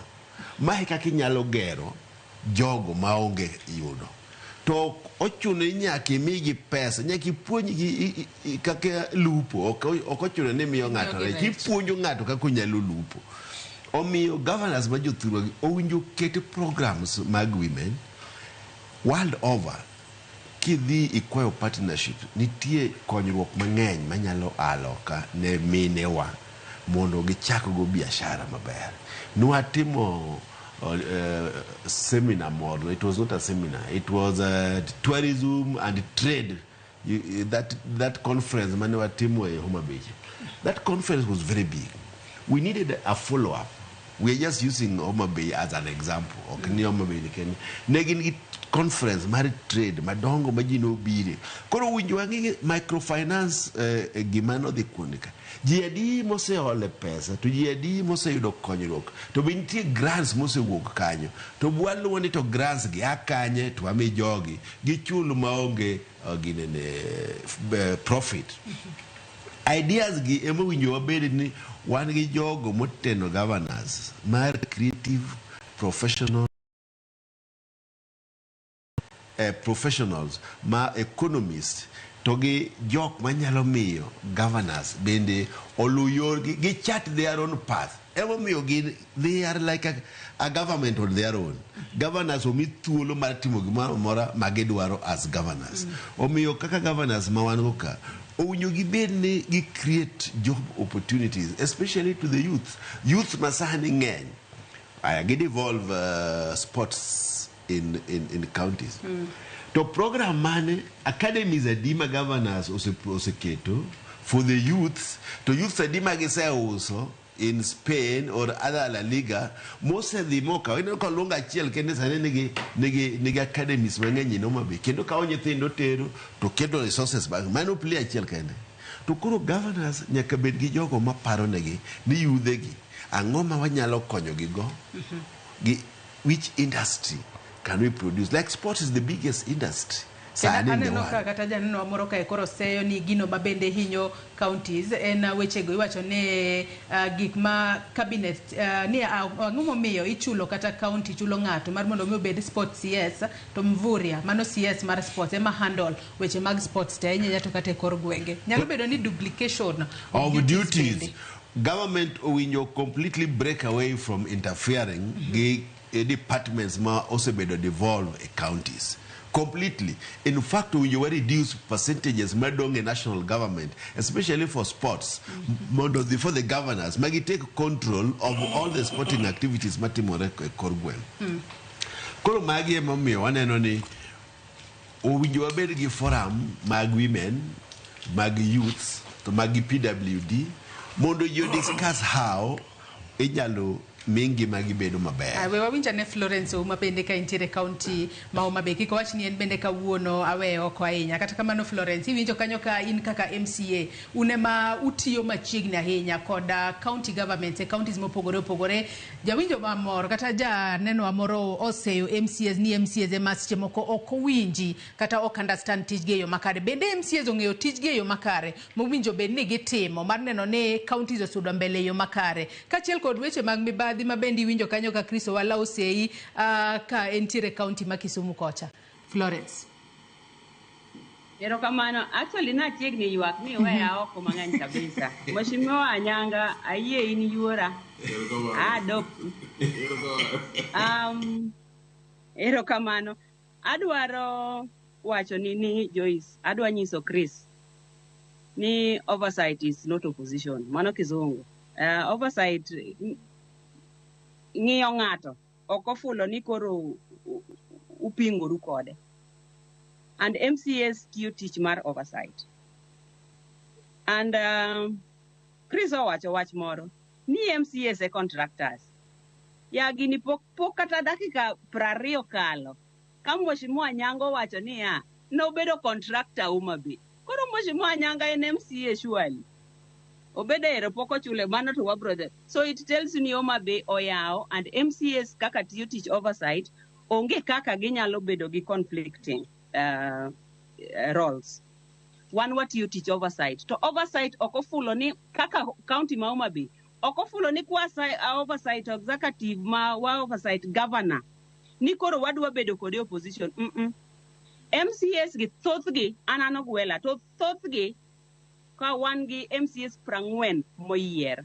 MCA ka MCA ni mondo gik moko dhi e ward ne mondo embe oyud gi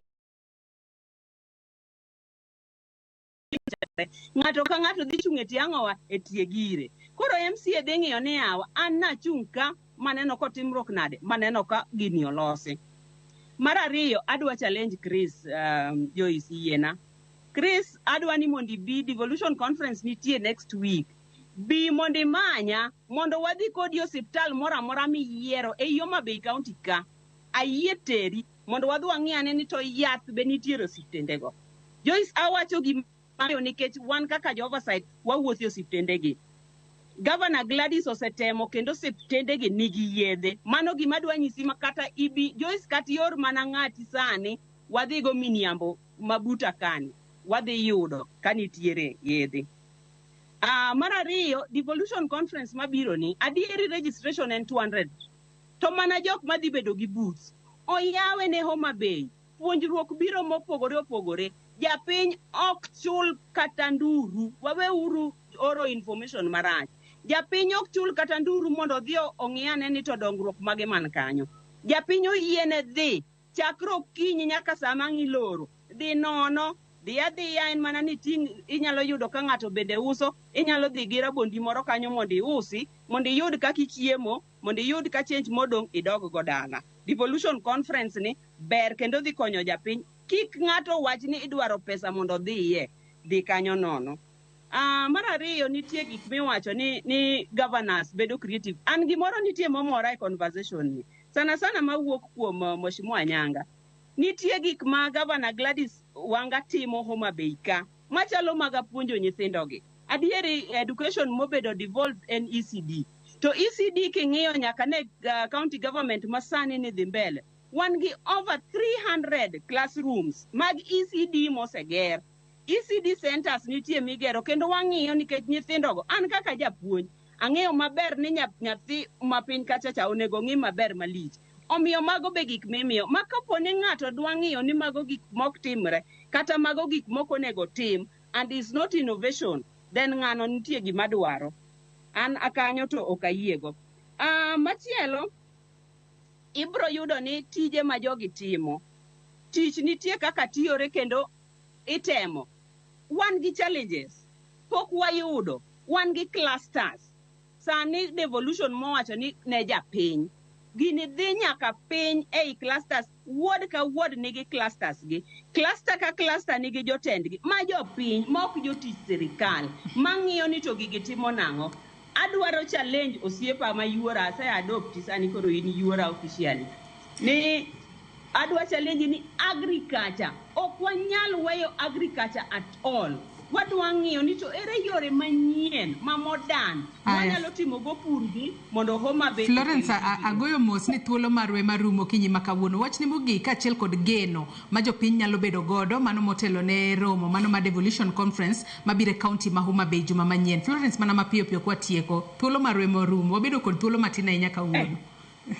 Awuoro wach thuolo ni gik moko ber arwako ji te mondo bi Homa Bay mondo wabi ji te ng'ata jo Migori jo Kisumo biuru Homa Bay nitie puonjruok maber matimore.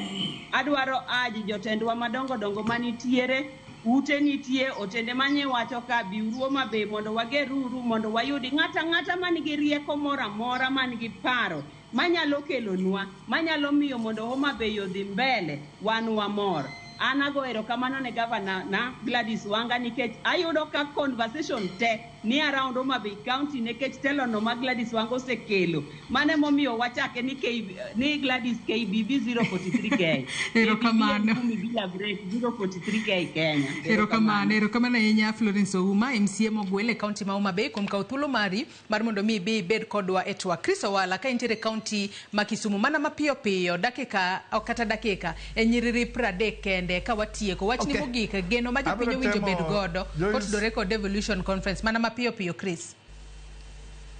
Joyce mokwongo anyalo wacho no registration delegate en 20,000, exhibition en 50 and pavilion en 350 ma Madam MCA aparo no ok en informed about registration mar devolution conference. Mar ariyo taxation ma Homa Bay Migori mar ichajo jondiga indara kech ng'ata makra go pigi ndiga ichajo aparo ok gima ber geno manyalo bedo go Joyce en jopiny nyaka chung atir bufolo ka pesa gitiyo japiny nyaka lu pesa gi kama pesa gi nitie kigi chung thenge mondo gigi maricho timre to girango ke timo business in counties tech Koro wawuok goko wa defend devolution of konjo piny. Erokamano inya Chris Owala jakanyo Kenya Devolution Civil Society Working Group kuom kawo thuolo mari mar chopo studio maro e kaunti ma Kisumu mondo iriwri kodwa e twak Mheshimiwa Eddie Kanyanga wachni mogik kwa tieko. An nyajo ka ruoth erokamano to adwa na nyisi ni an amor ahinya gi jo Homa Bay ginyuolo ruodhi mar tipo kendo winjo ka iwach ni sani mbadi un kwano golo pesa mapiyo piyo.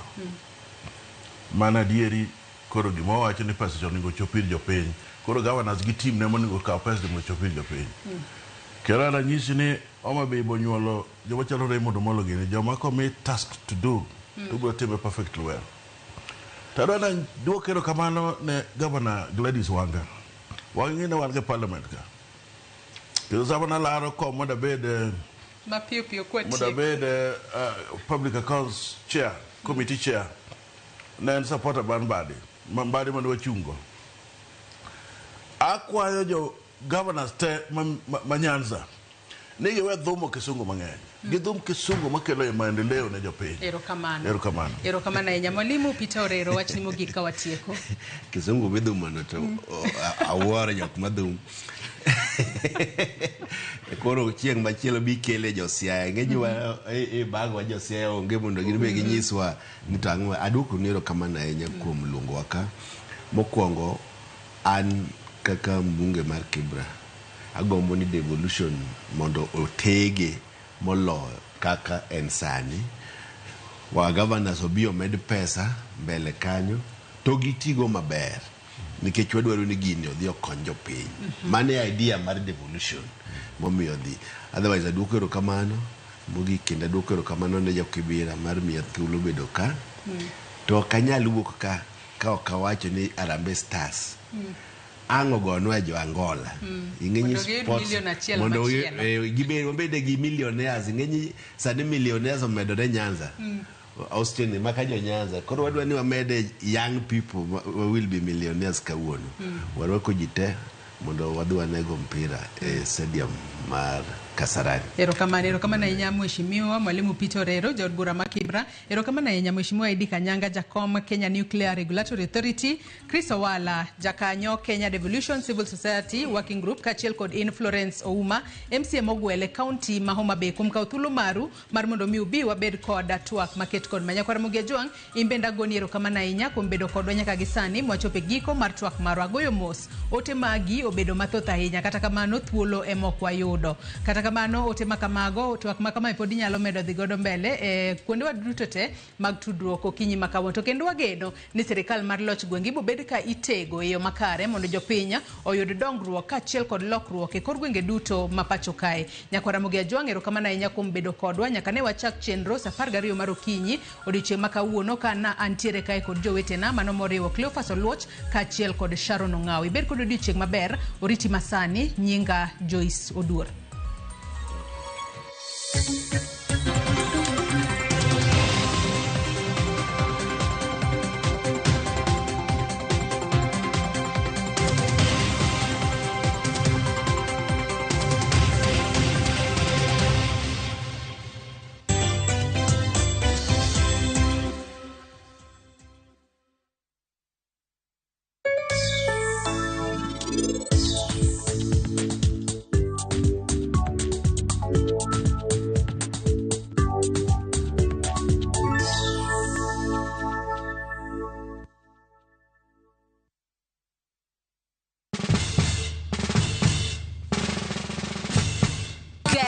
What? Citizen Duca now delivers! Get amazing discount on your favorite essentials at just 200 shillings delivery fee. Go to citizenduca.com, select the product you want, pay, and we'll handle the rest. Citizen